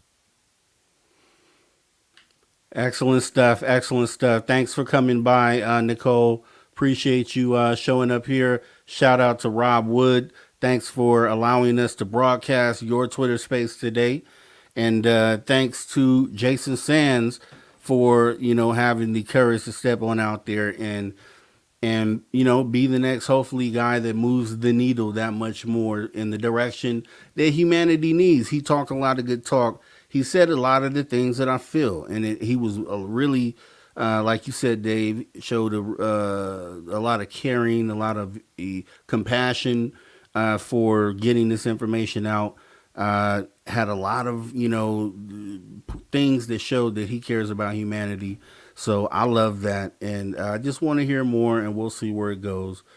Outside of that, are we wrapping up, or are we still going, or what are we doing?